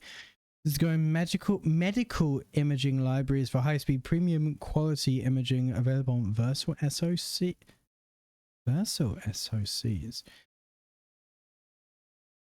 All right, so expanding medical imaging portfolio, Artix, Kintex, Versal, and Zinc Ultrascale Plus. Not gonna lie, these are 4 product sectors I've not heard about at all. So it's actually quite interesting that about 2/3 of Nvidia's announcements every time actually are about industry and Omniverse and AI and digital twins and stuff like that. And only a little bit at the start is really anything to do with gaming. AMD has been completely the opposite. Almost everything they have announced and talked about has been related to gaming in some capacity. And what's evident of this is that there's an awful lot of industry specific products that they do and offer and have offered for some time, but haven't really talked about it publicly, at least not in this capacity. So this is a really interesting and show, actually, from my perspective. I'm finding this fascinating about what they offer outside of gaming and laptops. Dramatically improving patient care. Whether it's CT scans or ultrasounds, our adaptive SoCs and FPGAs are used to create high-resolution scans in real time to diagnose medical conditions as early as possible. And tonight, we are announcing new Vitis medical imaging libraries that will make it even easier for medical device manufacturers to offer high-resolution imaging at 1,000 frames per second or more. Now let's hear from another partner who's using our technology, Clarius, to transform access to healthcare in remote areas. Fernie is a town of 5,000 people. We have limited resources. We don't have CT scan, we don't have diagnostic ultrasound. Sometimes we can't even do an X-ray. Before we started using handheld ultrasound, people would have to travel for diagnostic ultrasound. And in the winter, that was a significant risk. Clarius is a leader in handheld we're seeing ultrasound. AI Our as well, mission power for is to diagnosing bring the disease. power of Yeah. medical imaging in every It's an setting. interesting Traditional ultrasound systems are use case expensive, that they're you not don't portable, hear a lot and they're about. very difficult to use. And we got really excited about creating a solution that's wireless, that's inexpensive, and that's powered by artificial intelligence. As a physician, we're using technology more and more in our practice. And ultimately, and it's AI important is that we all can about trust that technology. recognizing patterns, right? That's ultimately the AMD going to Zinc break it down really into a helps solve our sentence. technical challenges by creating what a it platform where is we can for. add software, automation, and artificial intelligence to It's bring all all those diagnosis controls and is, automations really. onto a single platform. It's incredibly inspiring to see our devices being used by thousands of users and affecting millions of patients' lives. Ultrasound can help me save lives. In a few years, we'll have handheld ultrasound all over the province, and people will be able to diagnose conditions without their patients having to travel thousands of miles.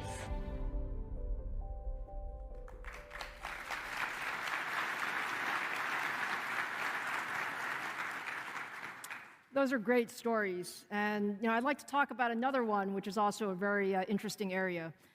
There's a lot of talk these days about the metaverse, whether you're talking about virtual or augmented reality. But what really excites me most are applications that really help make our lives better. And we are seeing some amazing innovation in the operating room. Magic Leap is a true leader in AR and a longtime AMD partner. So to talk more about how AR is advancing healthcare, let me welcome CEO Peggy Johnson to the stage. Yeah, so Nvidia did a lot of talk about the metaverse, Omniverse. Hey, Lisa. Welcome, Peggy. It's so wonderful to have you here. Thank you. In Thanks for terms of having logistics, me. safety testing, so much excitement, digital a lot of pairs, discussion simulation. around AR, VR, the metaverse. Talk a little bit about how Magic Leap sees the market. Yes, it is such an It's good to see exciting time to be AMD working in this being field right now. as involved because in that the as progress Nvidia. being made in augmented reality is accelerating. Businesses are beginning to really understand the value this technology can deliver today.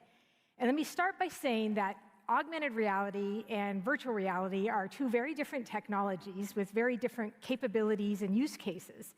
Virtual reality is great for things like gaming, entertainment, and providing you with a total escape from your physical world.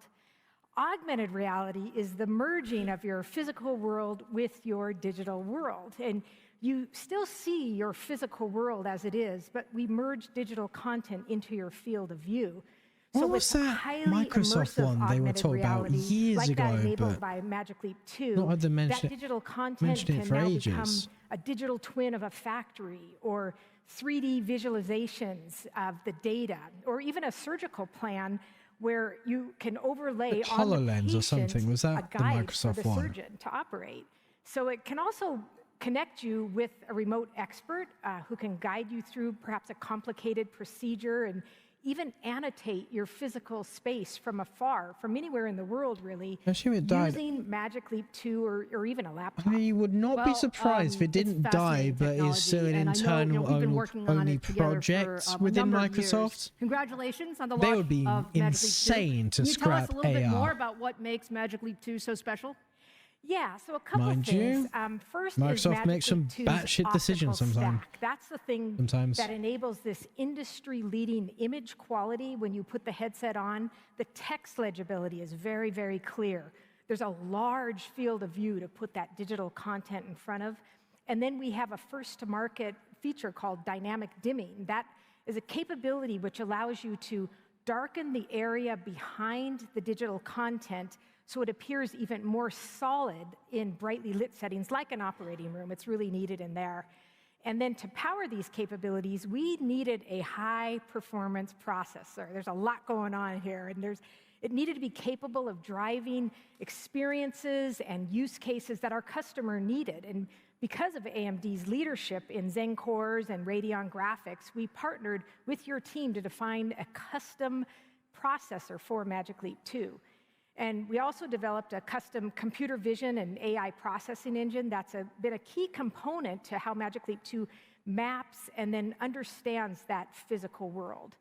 And our collaboration with AMD has resulted in the industry's most advanced augmented reality platform for enterprise. So thank you for that. Thank you, thank you. You know, what I love about this, again, is this is back to the motto of you have to optimize silicon, system, and software together to get the best result. Now, healthcare is clearly one of the most promising areas for AR. So, and I know you're very active in it with lots of partners. So can you talk about how customers are using Magic Leap?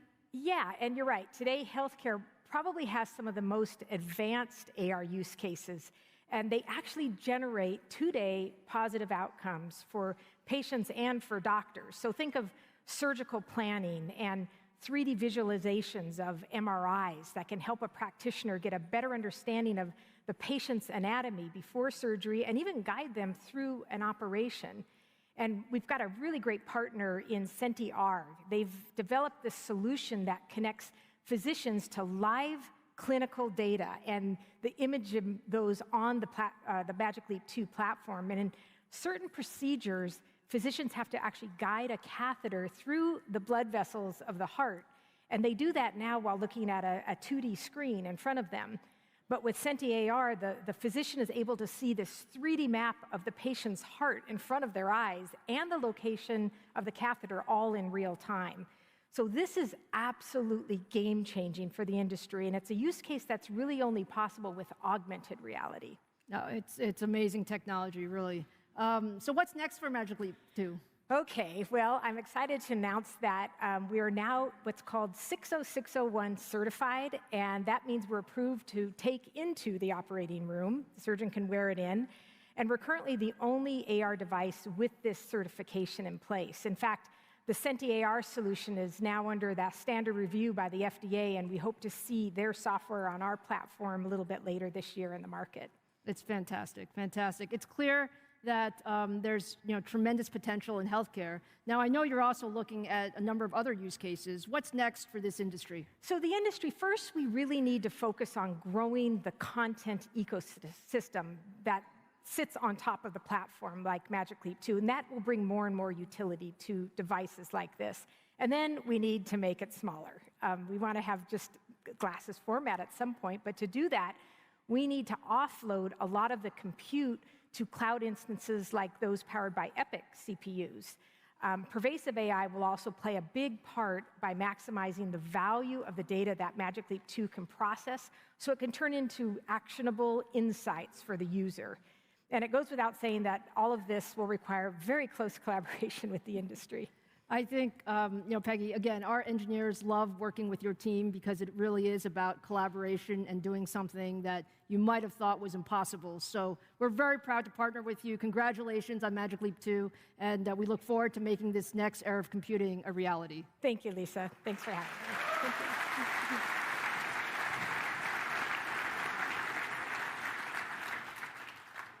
So, it's not just on our planet where we're seeing the profound impact of high performance and adaptive computing.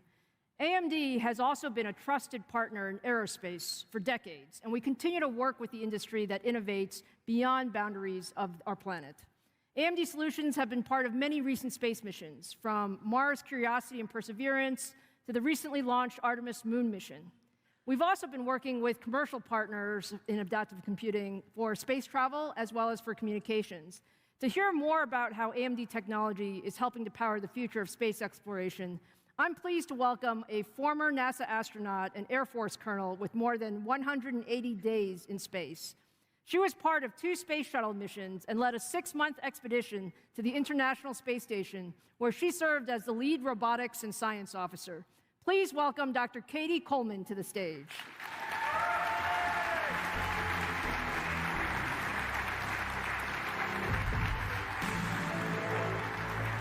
Katie, it is such an honor to have you with us today. I know that everyone is dying to hear about your experiences. Not many people can say they've been to space.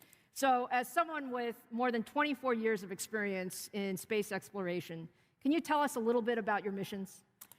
Well, as a materials scientist, and Lisa, just thank you for having me here. It's been really amazing for me to learn all the different things that go into what I actually got to do. So as a materials scientist, I was really excited that my very first space shuttle mission was a science mission. And our results actually helped design the International Space Station as an orbiting laboratory. The second mission was led by Colonel Eileen Collins, first woman commander of the space shuttle, and our crew successfully deployed the Chandra X-ray Observatory. This is a telescope that literally everything that any of us know about black holes was revealed by this telescope. And my third mission was my favorite, I have to say, because I got to live on the space station and I got to work there. And it's a test bed for going to the moon and Mars, and in the weightless environment allows us to do experiments that we literally can't do here on Earth. And it forms not just space exploration, but it's pivotal for improving lives down here on Earth as well. It's absolutely amazing, absolutely amazing. Now, for a long time, we've been working with the space industry, and adaptive computing products like our Xilinx FPGAs play an important part. Can you give us a sense of how this technology is used in space? Well, so when you asked me to be part of tonight, I of course had to do some homework. And it was really fascinating for me to understand more about what a difference adaptive computing can make. I mean, for explorers, it gives them literally a whole new toolbox of tools that can solve many of the challenges that we face at every turn. I mean, space exploration is hard. And by definition is about investigating into the unknown, and it's seldom straightforward, and it's never I was just going to go into Douglas Adams there. especially when you put people on board those missions. And so whether it's Space a is planetary big, probe or a really space big. station or a rover, they take years to design and launch these kinds of missions. And resources are limited. We have to plan the missions with the technology we have at the time. And so it's really imperative that these critical technologies be adaptable. That's a huge thing because obviously if you think about the the satellites you've managed to send to the edge of the solar system, those are 1970s technology. So it's kind of impressive they're still going and are as useful as they are, but they are very much a 40-year 50-year endeavor at this point. So anything we send out now is going to be hugely advanced in comparison to what we're getting data from at the edge of the solar system now. So we need to be able to modify instruments and detectors. This was really big for me. I mean, instruments and detectors so that after the mission is launched, then their functions could be changed. We can take advantage of innovation and optimize their functionality. I mean, for example, on the Perseverance Mars rover, adaptive technologies are used to help Perseverance, or Percy, as many call her, it's true, to navigate on the surface of Mars using object recognition and terrain avoidance. And so that same technology is actually used for being able to analyze rock and soil samples. And this is really critical right now at this moment, where Perseverance is collecting these samples, because some of those samples will be actually brought back here to Earth by the Mars Sample Return mission that is upcoming. So it's really important, and it's really invaluable to be able to adapt both hardware and software as missions evolve. Yeah, I mean, it's such a special use case to think about how the technology is being used. Now, I love hearing about how our technology is being used. Now, all of us at AMD are extremely excited that we participated in the recent Artemis 1 mission. We had a lot of tech in Artemis, so can you tell us a little bit about why that's so important for the future of space exploration? First, can I ask, did anybody either see the launch in person or watch it on TV? It was simply amazing to see. I did actually get to see it in person, but this is a test mission, and the Artemis program is designed to return humankind to the moon, not just to work there for a few days, but to stay and to use the lunar surface as a testing ground for sending humans to Mars. Now, Artemis 1 was a test flight of both the Space Launch System and the Orion capsule, and NASA launched the most powerful rocket that we have launched in 50 years to the moon. and it returned, the Orion spacecraft returned 26 days later. The next mission will have humans on the moon. I mean, this one tested, no, I'll say that again. This mission tested integrated systems for launching, for navigation, and for reentry. And the next mission will have humans aboard that spacecraft in preparation for landing on the moon in future missions. So they used adaptive technology for systems like engine controllers, for displays, for command systems. And the Orion capsule had more than 5,000 unique sensors, and that was just on the mannequins inside of the capsule, okay? And so there's really a lot that this is helping us understand the effects of the deep space environment on people. And I think it's amazing, really, if you think about all that we were able to put there, and it's just something that we can't even imagine. Well, and then these missions are continuing, and unfortunately, it's they're long in between, and that's where the adaptive part, I think, really comes in. Is we don't want to launch with many years ago technology, and so for me, I don't what I think is really amazing about the Artemis missions is that the moon is not just a bright shape in the sky for me anymore. It's a place that we are going. And even the name Artemis is the sister of Apollo. It's very fitting because the first woman and the first person of color will take those first steps on the moon. So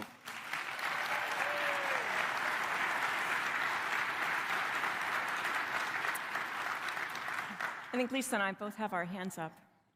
You never know. I'm retired from there now. But these are really exciting times. I mean, you should know that your child or the children of your friends and neighbors could very well someday live on the moon or travel to Mars. I have to say, Katie, looking at your career and what you've accomplished, I think I'm speaking for everybody in the audience here. You are such a role model and a true inspiration for so many people. Now, I know you're very passionate about STEM education and how do we bring more people into these types of environments. Can you just tell us a little bit about what you think we should be doing as an industry? Well, the challenges I think that we face in exploration, I mean, they're big and they're hard, and I think they demand courageous and inquisitive young people, younger than probably anybody in this room, that they bring their vision, their ingenuity, and their cross-disciplinary scientific expertise to innovation and to design. And that is why STEM and STEAM are super critical. I completely agree. I think we can all help by making sure that all of us tell the stories of our work and our discoveries in ways that compel the next generation to play a part in exploration, whatever kind they choose. It's so weird because you go into a primary school of 10, 11-year-olds and they are enthusiastic, excitable about science, engineering, even maths. Like they are such inquisitive young people. You go into a secondary school and look at 14-year-olds, 13, 14-year-olds, and those same students are just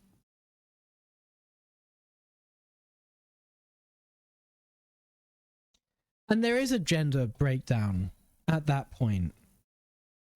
One that doesn't exist in primary school. When they're 10 years old, there is no gender differential in STEM. But you get a bunch of 13-year-olds and you say, right, for the following year, pick your subject, pick what you want to do. And suddenly it is overwhelmingly male at that point. Now, I don't know what it is that we do as a society between the ages of 12 and 14 that discourage so many young girls from going into STEM. But that's where the issue is. It's not, you can't just, you know, encourage people to apply to university, encourage girls to go into STEM university, go into STEM fields. The damage is done way back, somewhere between the ages of 12 and 14. And Neil deGrasse Tyson did it wasn't a video on this. He did it was at a conference. It might have even been Comic-Con or something like that.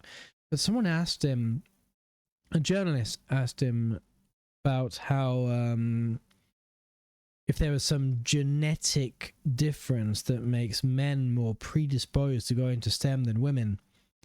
And he, as if a physicist is a person to even ask about that, but he responded that he'd never been a woman, but he had been black all of his life.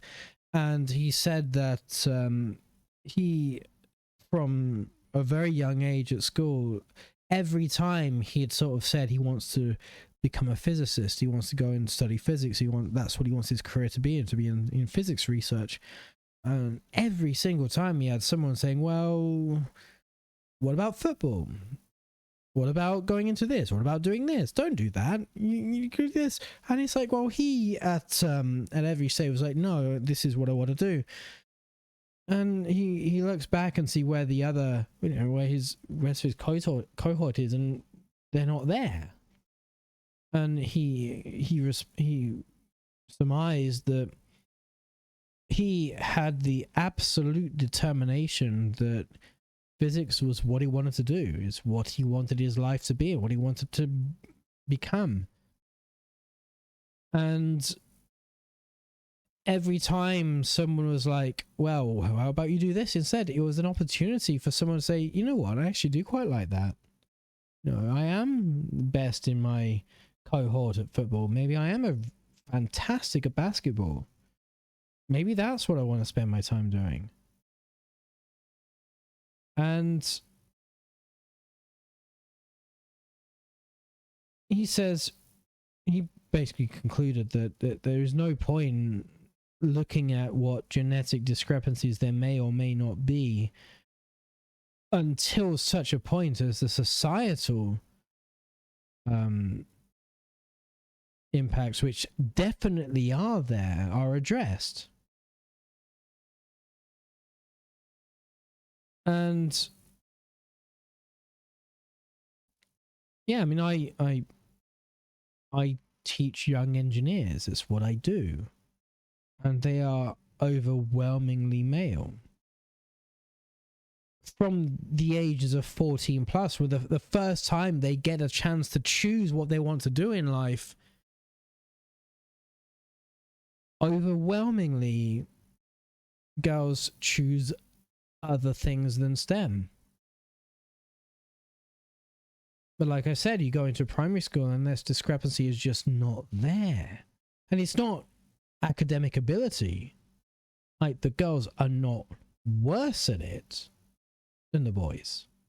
Like, it's not an ability thing. It's not a competence issue.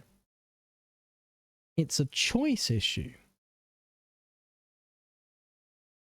So we as a society, as a group of people, need to find out what it is that we're doing that puts so many girls off going into STEM.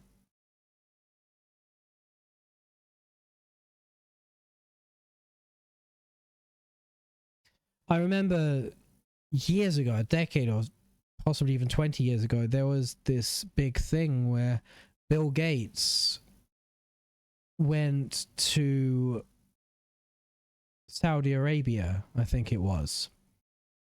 And he was asked something like, how come the United States is so much ahead in terms of technology than Saudi Arabia? And he said something like, well, you know, it's, what can you expect when you deny half the population the chance? referring to strict, like, I don't even want to say religious. It's not religious at all. But it's strict rules about what women are and are not allowed to do. And it's like, well, you can make that judgment of countries like that, but realistically, the West is not that much better. Like, girls, women are free to choose to study and go into whatever career they want, but something is stopping them. And you would expect a random sample of engineers to be 50% male, 50% female, assuming a gender binary, but whatever. You would expect that.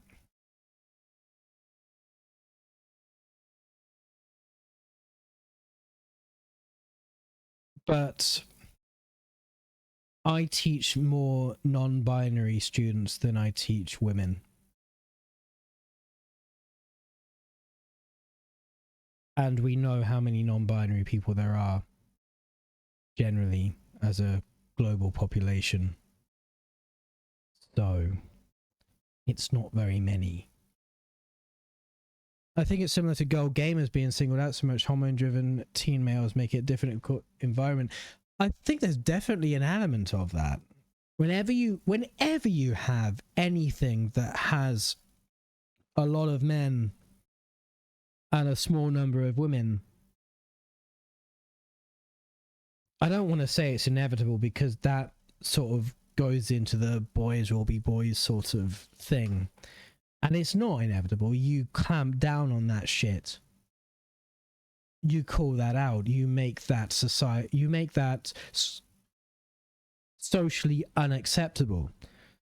But you are right that if left to their own devices, you get a difficult environment. However, I think the caveat I would make is that environment comes after it's male dominated. If you had an engineering cohort that was 80% female, you wouldn't get that environment coming up. So I don't think you can just say that it's male dominated because of, let's not beat about the bush, it's sexual harassment. I think the causal relationship there is the other way around.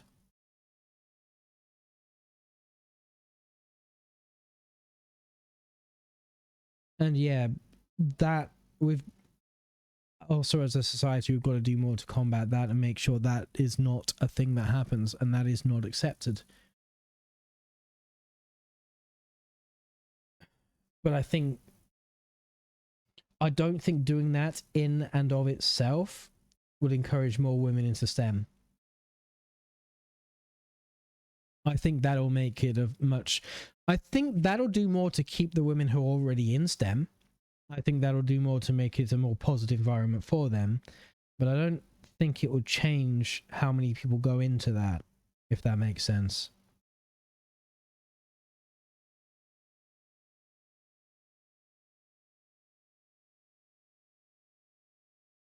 I don't know.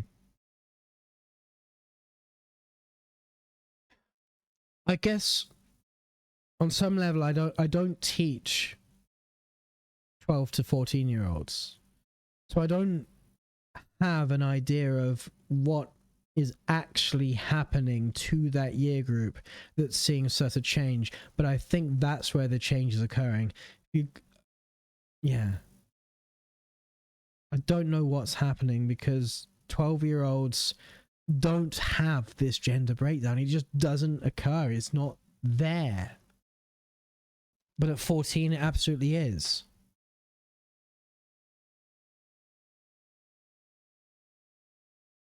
And I think that's something that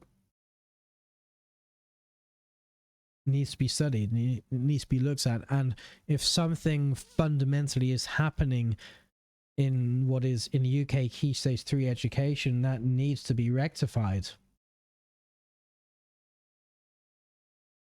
But what it is that needs rectifying, I have no idea. I don't know.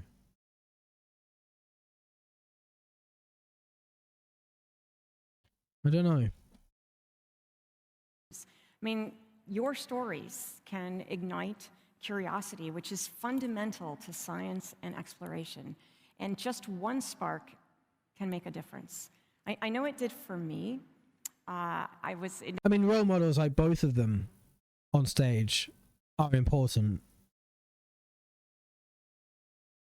Absolutely. But I don't know if they're the whole story. It never occurred to me to become an astronaut until I was in college. And I went to the same college that Lisa did, a really neat technical school on the banks of the Charles River in Boston.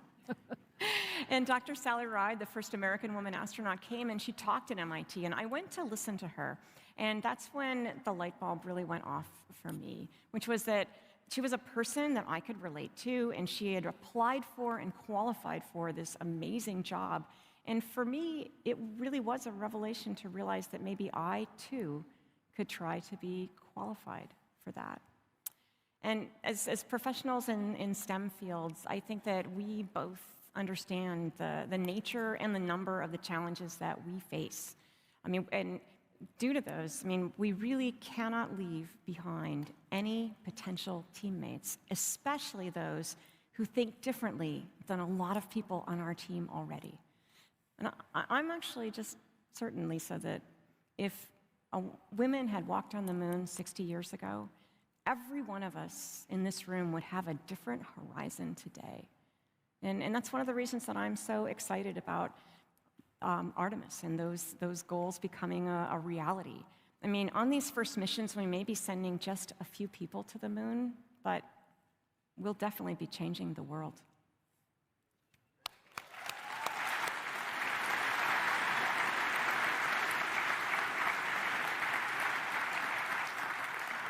Katie, I would say I think you might have inspired a few people tonight. Thank you so much for being here, and thank you for all that you do. And your team for having me. Yeah. Thanks.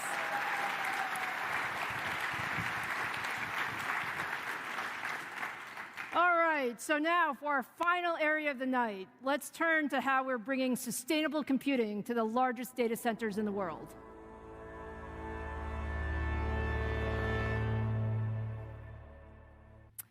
Every day, billions of people around the world use our EPYC data center CPUs and Instinct accelerators.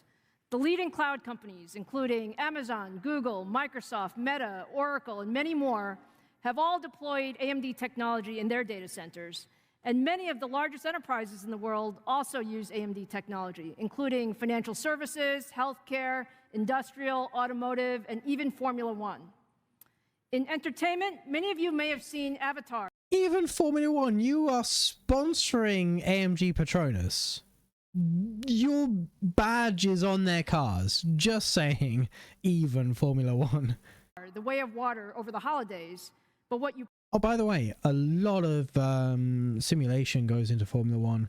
Lot of was a time that you would build a scale model of your parts you want to test the aerodynamics with, and you design it in CAD. You'd produce it, a prototype with additive manufacture. You'd bolt it onto the scale model car you've got, ram it in the wind tunnel, decide it was shit. You wouldn't decide it was shit. You would make improvements to the design and then do the whole thing again and again and again to a huge cost. And then when you've made the design you think is about as optimized as you're going to get it, make a full size one, then test that in the wind tunnel. These days, the design process, the CAD process, does all of the fluid dynamic simulation, and you can get a pretty decent idea of how all the forces and drag and downforce and all that's going to be before it ever gets tested as a scale model in the wind tunnel. So yeah, there's an awful lot of digital twin testing that would go into F1 compared to, God, even 10 years ago. So yeah, it's fascinating. You probably didn't know is that to really produce these movies, you need incredible technology. And the artists at Weta FX used AMD technology to build those stunning visuals. Let's take a look. Creativity is an iterative process, so the more performance we can get out of our workstations and servers, the more headroom and time the artists have to do their best work. We tested all of the technology available to us on the market at the time, and AMD really came through for us. We found that it delivered the greatest performance per watt, per cabinet across our multiple workloads. When we first installed the AMD EPYC CPUs, the comments and feedback that we received from artists and VFX supervisors was that they only wanted to use the new AMD EPYCs for their shows going forward. Artists can now see their scene rendered live in front of them, whereas before that would often have to go off. 64 cores will do that. The partnership with AMD has been exceptional because it's been helping us drive forward solutions in creating some of the world's largest movies, and those types of partnerships are critical for the ongoing success of our industry. Just wish their Radeon Pro line was Now, as at competitive AMD, our as job is to Ryzen. always push the envelope, especially in areas like high I think it's getting there. I think it is. I think where we're focused on meeting the I think, and this is a frustrating thing, is as Lisa keeps saying, it's about the relationship between software and hardware and APIs, and like the especially the Radeon 6000 series was really good. It was comparable. It was competitive with the 3090. It was the 6900 XE was a fantastic GPU. The Nvidia have knocked it out apart with the 4090. There's no denying that. But if you're not gonna spend $1,700 on a GPU, like AMD is the 7900 XTX is the way to go. Like compared with the 4080, it's a no-brainer. The price to performance is just much better. The less said about the 7900 XT, the better, because that is not good value. But it's CUDA. The thing that stops AMD from being competitive in the the sort of enterprise sort of level is CUDA. People to this day rip on Fermi. They call it Thermi. You know, the GTX 400 and 500 series. Yeah, it was not efficient. It was not as good, especially the 400 series was not as good as what AMD had at the time. But efficiency wasn't the point back then. In fact, performance wasn't the point. The point of the 400 series was it was the generation that introduced CUDA. It was the generation that introduced this system of GPU compute. It was not an amazing gaming GPU. It was not an efficient GPU.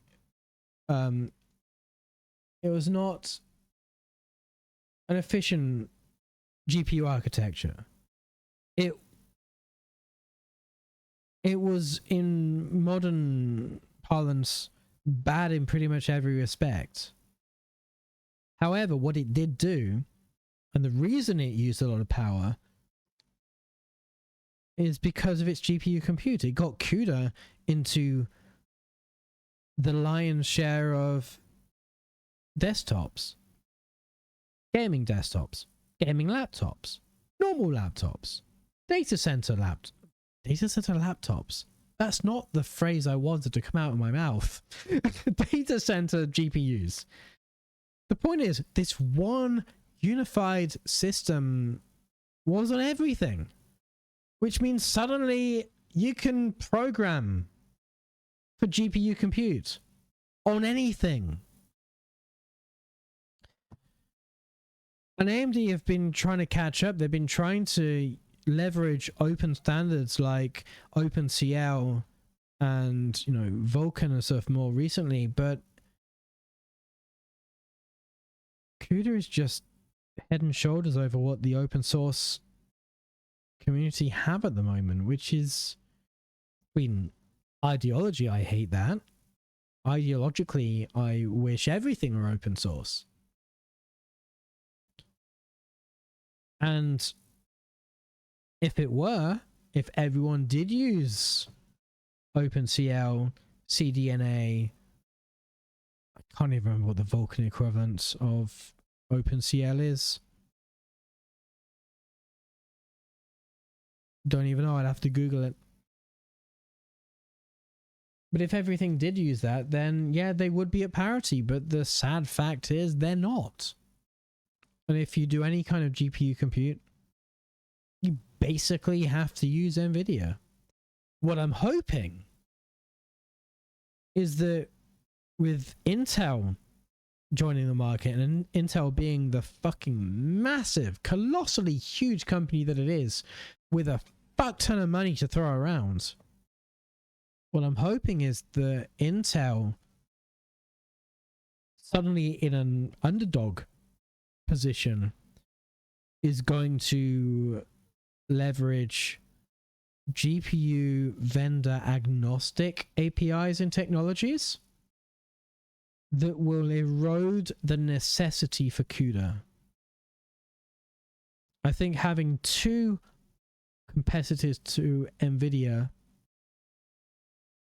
can only be a good thing in this context. And I'm really hoping that this can help Radeon get a foot in, get a leg in, get a foot in, whatever. It's going to really help them in this context. Talk to someone that says he's a data center system admin. He says that Epic chips burn out left and right. Don't see how that's possible. That's a good. This is for CPU to last 4 months. I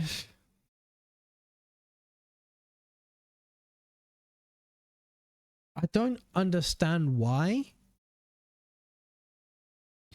Because Epic is going to use less power than normal Ryzen. Like, one of the key things you want as a data center operator is to not spend a fuck ton on electricity. If you've got 1,000 of these CPUs, then you've got to worry about what the clock speed of all of them is and keep it as low as possible. And they tend to, AMD, Intel, whoever, they tend to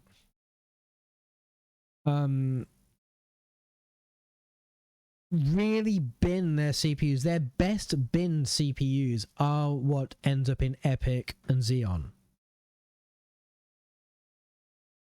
And actually, until recently, like, Intel's big Xeon was like a 28 core 2.2 gigahertz 2.8 gigahertz CPU. They were very, what was at the time, high core count, but very low clock speed and very low power consumption. That was the point.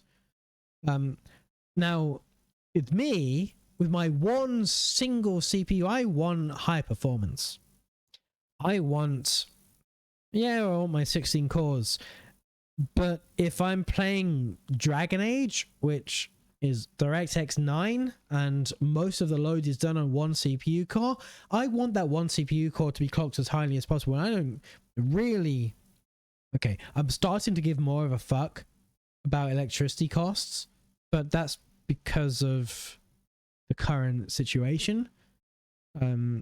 Generally speaking, I was less caring than someone who is paying for electricity for the entire data center. Like that's It's why ARM is doing so well in the data center. Why Nvidia CPUs, their Grace Hopper data centers, machines, their servers are putting the fear of fucking God into Intel. Because not only are they eating their lunch, they're taking away the necessity for x86.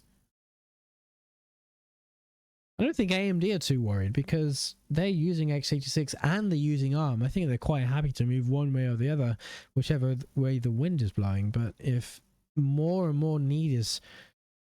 If we end up with Windows and Linux doing what Apple did and making a Rosetta-like translation layer that actually doesn't impact performance, then Intel is fucked. Like when I stream games, I bet most of you watching don't even notice I'm not running on Windows. You don't notice that DirectX is being translated to Vulkan on the fly. Because performance is decent. If you could do that for the entire operating system level, translating x86 instructions to ARM instructions in a way that the user doesn't even notice is happening, my next CPU could be Motorola. Does no Motorola still exist? Doesn't matter. It could be anyone. It needn't be Intel or AMD. And actually, given how low power those like 86 core ARM servers are, which the like of which are going into Grace Hopper, I mean, as far as I'm concerned, that's the reason Intel went to Big Little for the 12th gen. I don't think it was fear of AMD. I think it was fear of ARM. I think it was fear of Apple.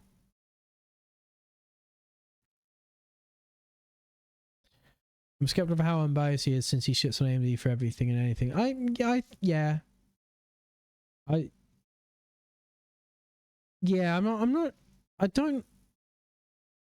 think if Epic had an anomalously high RMA rate, particularly in data center, it is a data center CPU, I think would know. I think the news organizations, the tech news, the Ars Technicas, the Gamers Nexus, Tom's Hardware, I think it would have been picked up.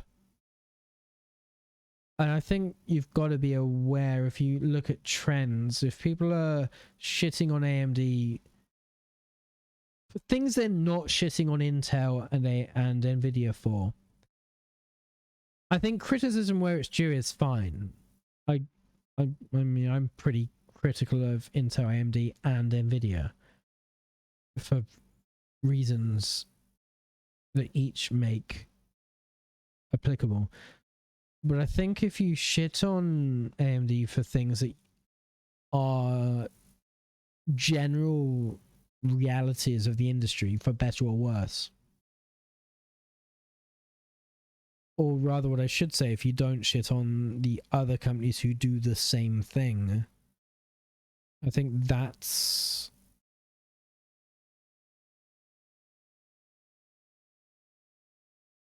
when alarm bells start to think, is this person actually talking out of their ass? So yeah, I don't trust the Epic chips burn out left and right. Not least because we know that architecturally, Intel's the architecture that runs hotter, uses more power. Like, objectively so. We know that if one of them were to burn out left and right, it's more likely to be Intel than AMD, and I don't think either of them are. I think there's enough statistical modeling to make sure that RMA rates stay within the maybe 1% range. But I don't. But if one of them were to burn out left and right, I wouldn't think it would be AMD. which I'm kind of interested in how Intel's next generation of server CPUs go. If they keep their big little architecture, if they stay with the big cores, if they stay mainly with little cores, because that's where ARM is going in terms of server. In fact, I'd like to see some ARM big little. Let's say 16 big cores and 32 little cores. That would be a fascinating CPU.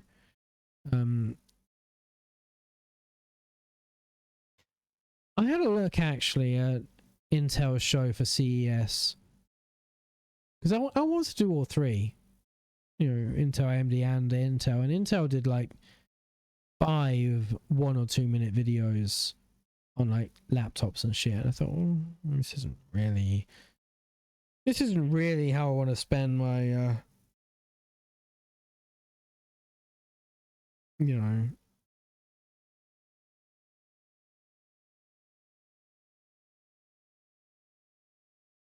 it's not the format I wanted this to be in, so I kind of ignored Intel. But it's kind of I'd like to see more Intel content. I'm not covering Intel for a couple of years actually, because that was the last time they did a show like this. It was more like Nvidia's. Maybe their YouTube channel is just not where they put stuff, but I know they've got 2 YouTube channels. Anyway,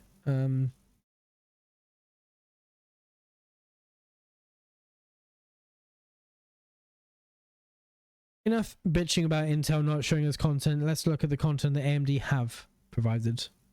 Insatiable demand for more compute in the most sustainable fashion.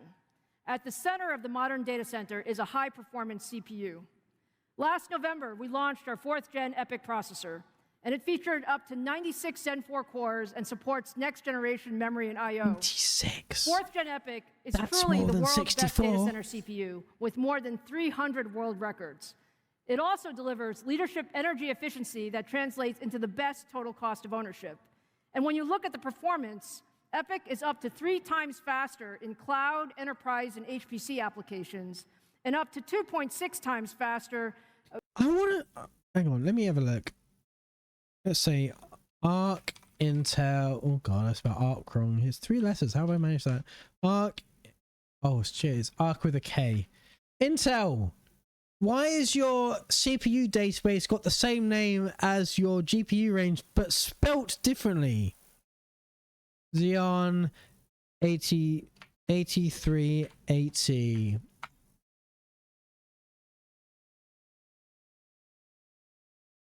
Oh. Ah. Well.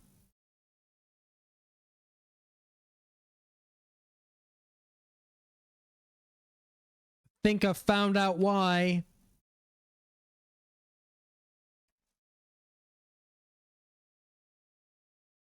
So, Intel 8380, 10 nanometer. Still. For $10,000. 40 cores.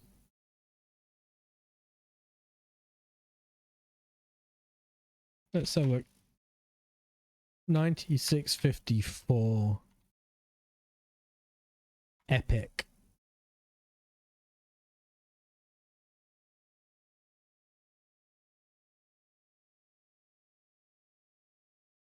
Would help if I typed the correct number.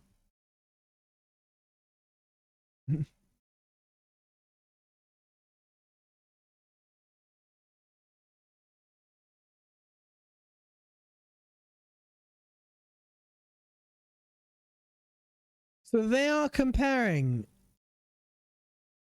$12,000.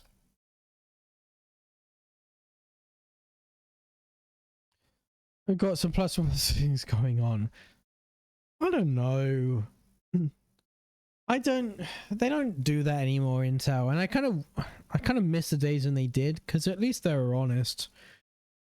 Like, I'm like, okay, so when Zen, and this isn't an AMD thing, they used Global Foundries This was a Global Foundries thing, but they used Global Foundries 14 nanometer process for Zen 1, and then we're going to use Global Foundries 14 nanometer plus process for Zen Plus, not Zen 2, Zen Plus. And Global Foundries basically rebranded their 14 nanometer plus process to 12 nanometer. And that's basically what all of the industry except Intel did. So I don't begrudge Intel for sticking a plus in front of refinements of the 14 nanometer, because it's what everyone else was doing, except everyone else was just calling it a smaller number. Intel was actually being more honest by doing that. And then what's his name, Patrick Gelsinger, took over and realized that this was a PR disaster, because people just saw the plus as stagnation, whereas they saw the 14, 12, 10 nanometer from other companies as progress, despite being the exact same thing, and said, you know what, we're just going to fucking redefine how we call our numbers. It's completely arbitrary anyway, and everyone else is lying, so why are we staying honest? And yeah, now there's no difference between Intel and anyone else, but at a certain time, they were the only ones being honest with the plus. But anyway, yeah, $12,000 for a 96 core CPU, and this is twice as fast, 2.5 to 3 times as fast as a $10,000 40 core. Which actually, that's pretty bad scaling, actually.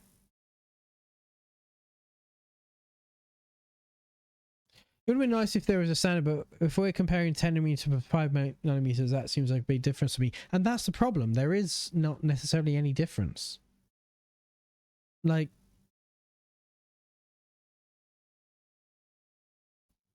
Intel's 10 nanometer process is roughly equivalent to TSMC's 7 nanometer process. So Zen 2 and Intel, God, what generation? 9th gen, 11th gen, whatever it was at the time, was, in terms of the process, were roughly equivalent.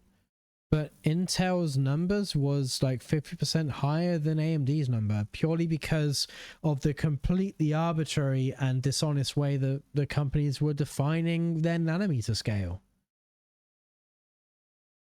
Which is a problem, because that means that like Intel's 70 nanometer was roughly equivalent to TSMC's 5 nanometer. And you had to have that caveat every single time you wanted to discuss the two technologies, because they were not comparable. And what seems like a big difference to someone, reasonably so, actually isn't.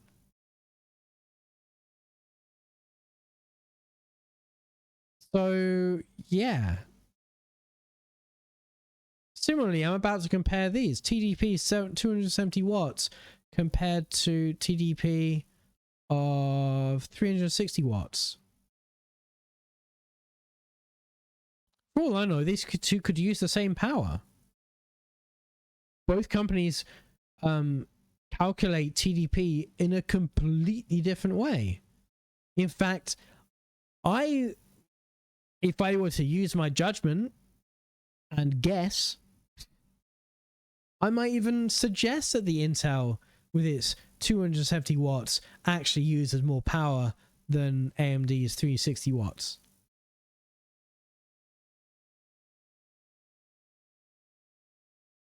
Like I said, both companies calculate TDP utterly differently. They are not comparable numbers. But as a layperson looking at this, you would know that. In fact, AMD is the only one, as far as I know of the two, that actually publishes how this number is calculated. They have a formula. And it's not actually related to the power usage of the product at all, in the slightest. It's not even, doesn't even appear in the formula. So, but yeah, what we are getting is a 40. In fact, actually, this says a lot about Intel's Ice Lake processor. That a 40 core CPU is not less than half the performance of a 96 core CPU. Actually implies that per core, Intel is doing better, but AMD has it more than enough to make up the difference.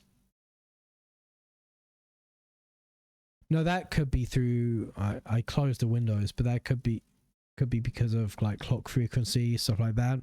I don't know. I stupidly closed a window before I had a look. And I don't care enough to open them back up again. But yeah, just interesting stuff. $12,000. $10,000. You'd think $2,000 delta would be considerable, but it's kind of not. It's kind of relative. But yeah. Money. It's a gas. Grab that, stash it both hands and make a stash. Something like that. Anyway. Up to 2.6 times faster in energy efficiency than the highest end processor from our competition. And this is really critical as data center power consumption becomes a larger portion of the world's energy usage, and IT departments manage higher energy costs and constrained energy supply. So let me put this in perspective in terms of numbers. If you take a typical rack in a data center, you can hold up to 15 servers. If you choose our competition servers, 15 servers would deliver 8,500 second rate performance. You can achieve that same level of performance with just 5 AMD 4th Gen EPYC servers.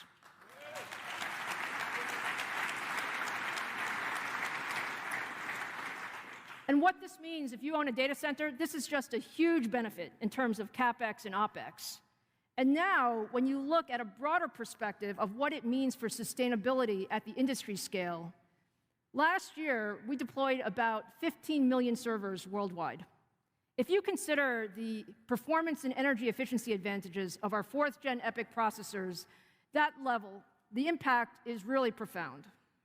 If you choose EPYC, you could save 52 billion kilowatt hours of electricity and avoid 26 million tons of CO2 emissions.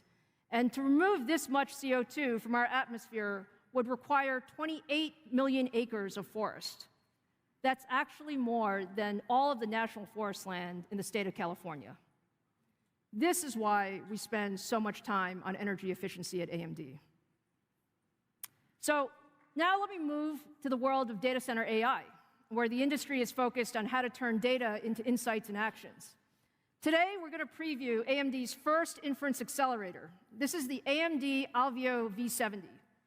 It's built with AMD XDNA technology, and that's the same AI engine processor that we talked about with Ryzen AI, but it's scaled up for... Ooh, wait.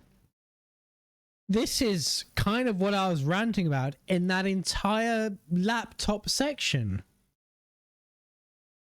Where the industry is focused on how to turn data into insights and actions. Today, we're going to preview AMD's first inference accelerator. This is the AMD Alveo V70. You have a dedicated AI card. And that's the same AI engine processor that we talked about with Ryzen AI, but it's scaled up for use in servers to deliver 400 million AI operations per second. That's 400 trillion AI operations per second. We designed Alveo V70 to accelerate multiple AI models, including video analytics, customer recommendation engines. So 75 watts is what you draw from the PCI slot. In other words, it's drawing the maximum from the edge connector without any extra power like connectors. But why? Like, Yeah, AI acceleration is good. We've established that. But as far as I know, AMD is the only company. I thought we learned it's better to go bigger than use 16 cards. I mean, yes, that's what she just said, wasn't it? But no. AMD is the only company to produce standalone AI cards.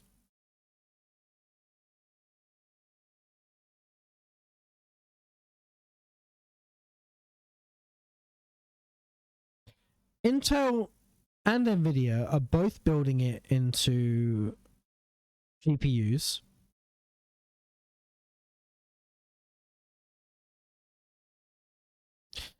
In fact, Nvidia have done since Volta, which was the architecture between Pascal and Turing, which had no RTX, no RT cores, but it did have tensor cores, which are basically 2x2 matrix multipliers. And AMD are putting it on their CPUs, which already bucks the trend, but they're... Oh, what if? What if I buy an 8000 series GPU from AMD? I don't have a Ryzen 9000, 8000 CPU because I'm sticking with my 3950X. So in order to access the next generation FSR, I buy an AI add-in card.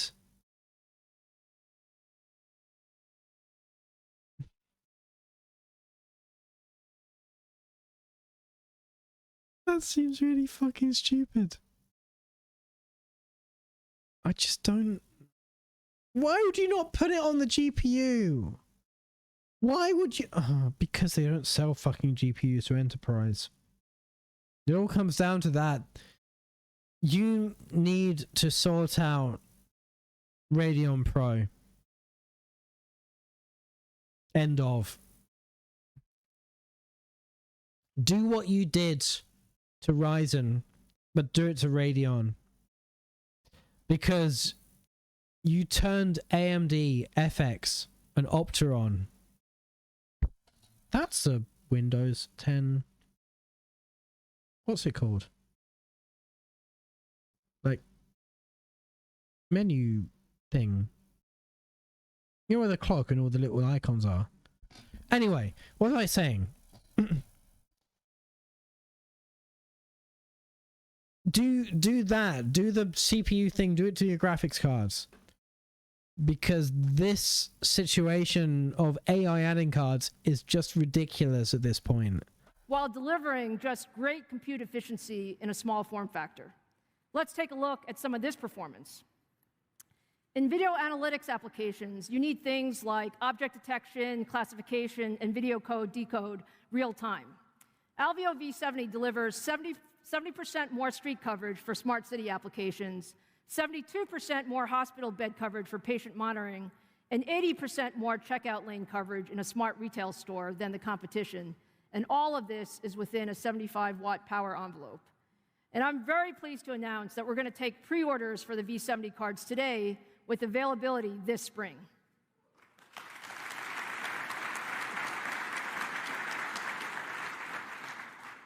So let me finish off here by talking about the largest computers in the world. Really just scream, don't buy a new computer, add this to what you already have, which in principle I'm all about. We are very proud of our leadership in HPC.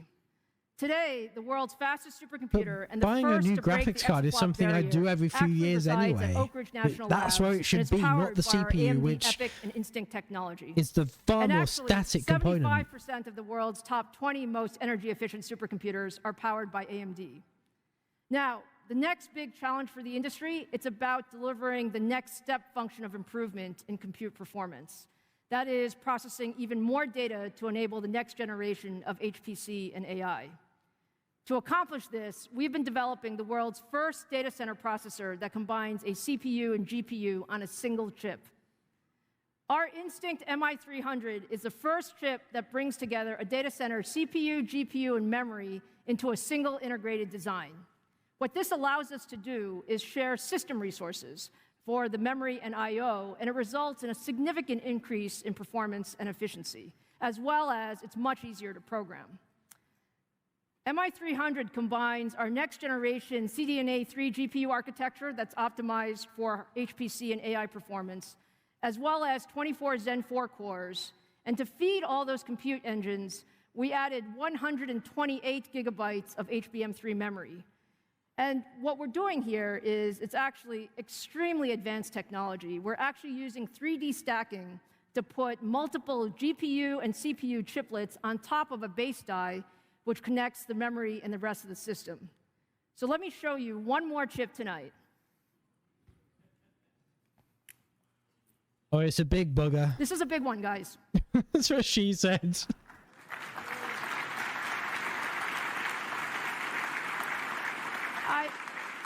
Oh, that's fucking huge. I am super proud to show you MI300 for the very, very first time. This is actually the most complex chip we've ever built. It has 9 5-nanometer chiplets that are 3D stacked on top of 4 6-nanometer chiplets with significant HBM surrounding it. And it has more than 146 billion transistors.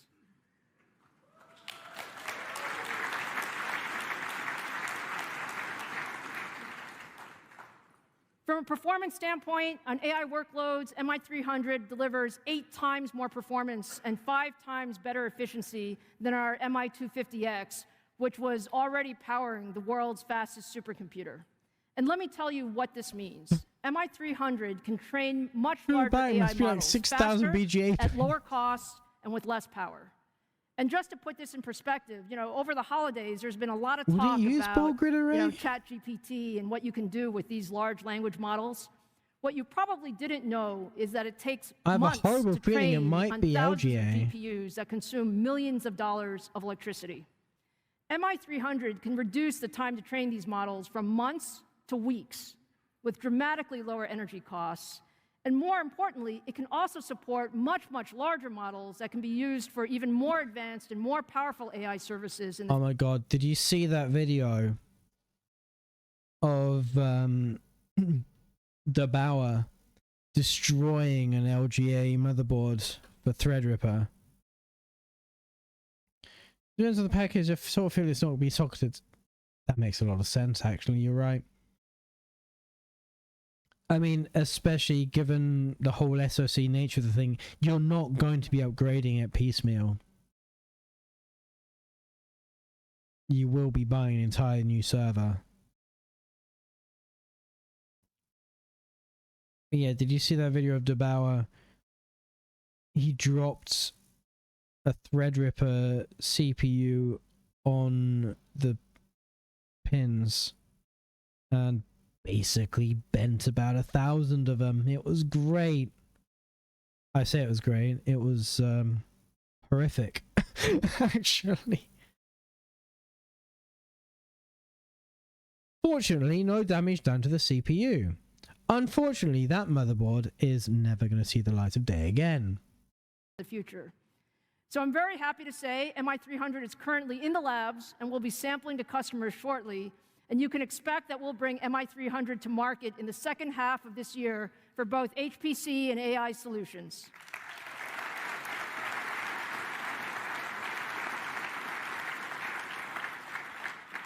So it's been absolutely wonderful being here with you tonight, how but it is time to expensive wrap that thing up. is. We showed you a ton of technology today, highlighting everything that we can do with high performance and adaptive computing.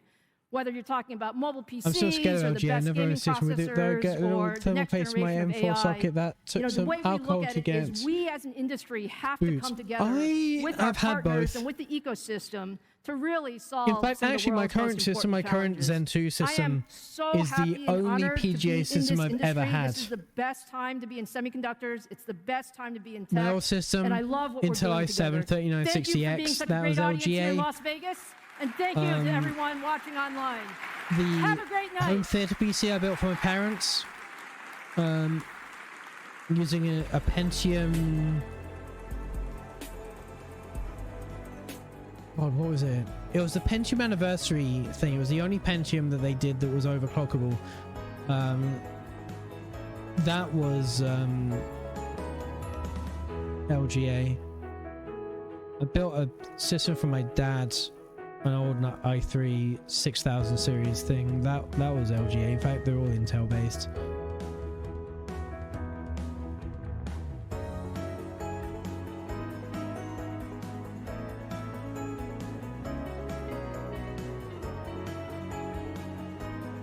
Alright, I am going to take a quick pee break because I've been holding it for a little bit because I knew I was getting to the end of this. So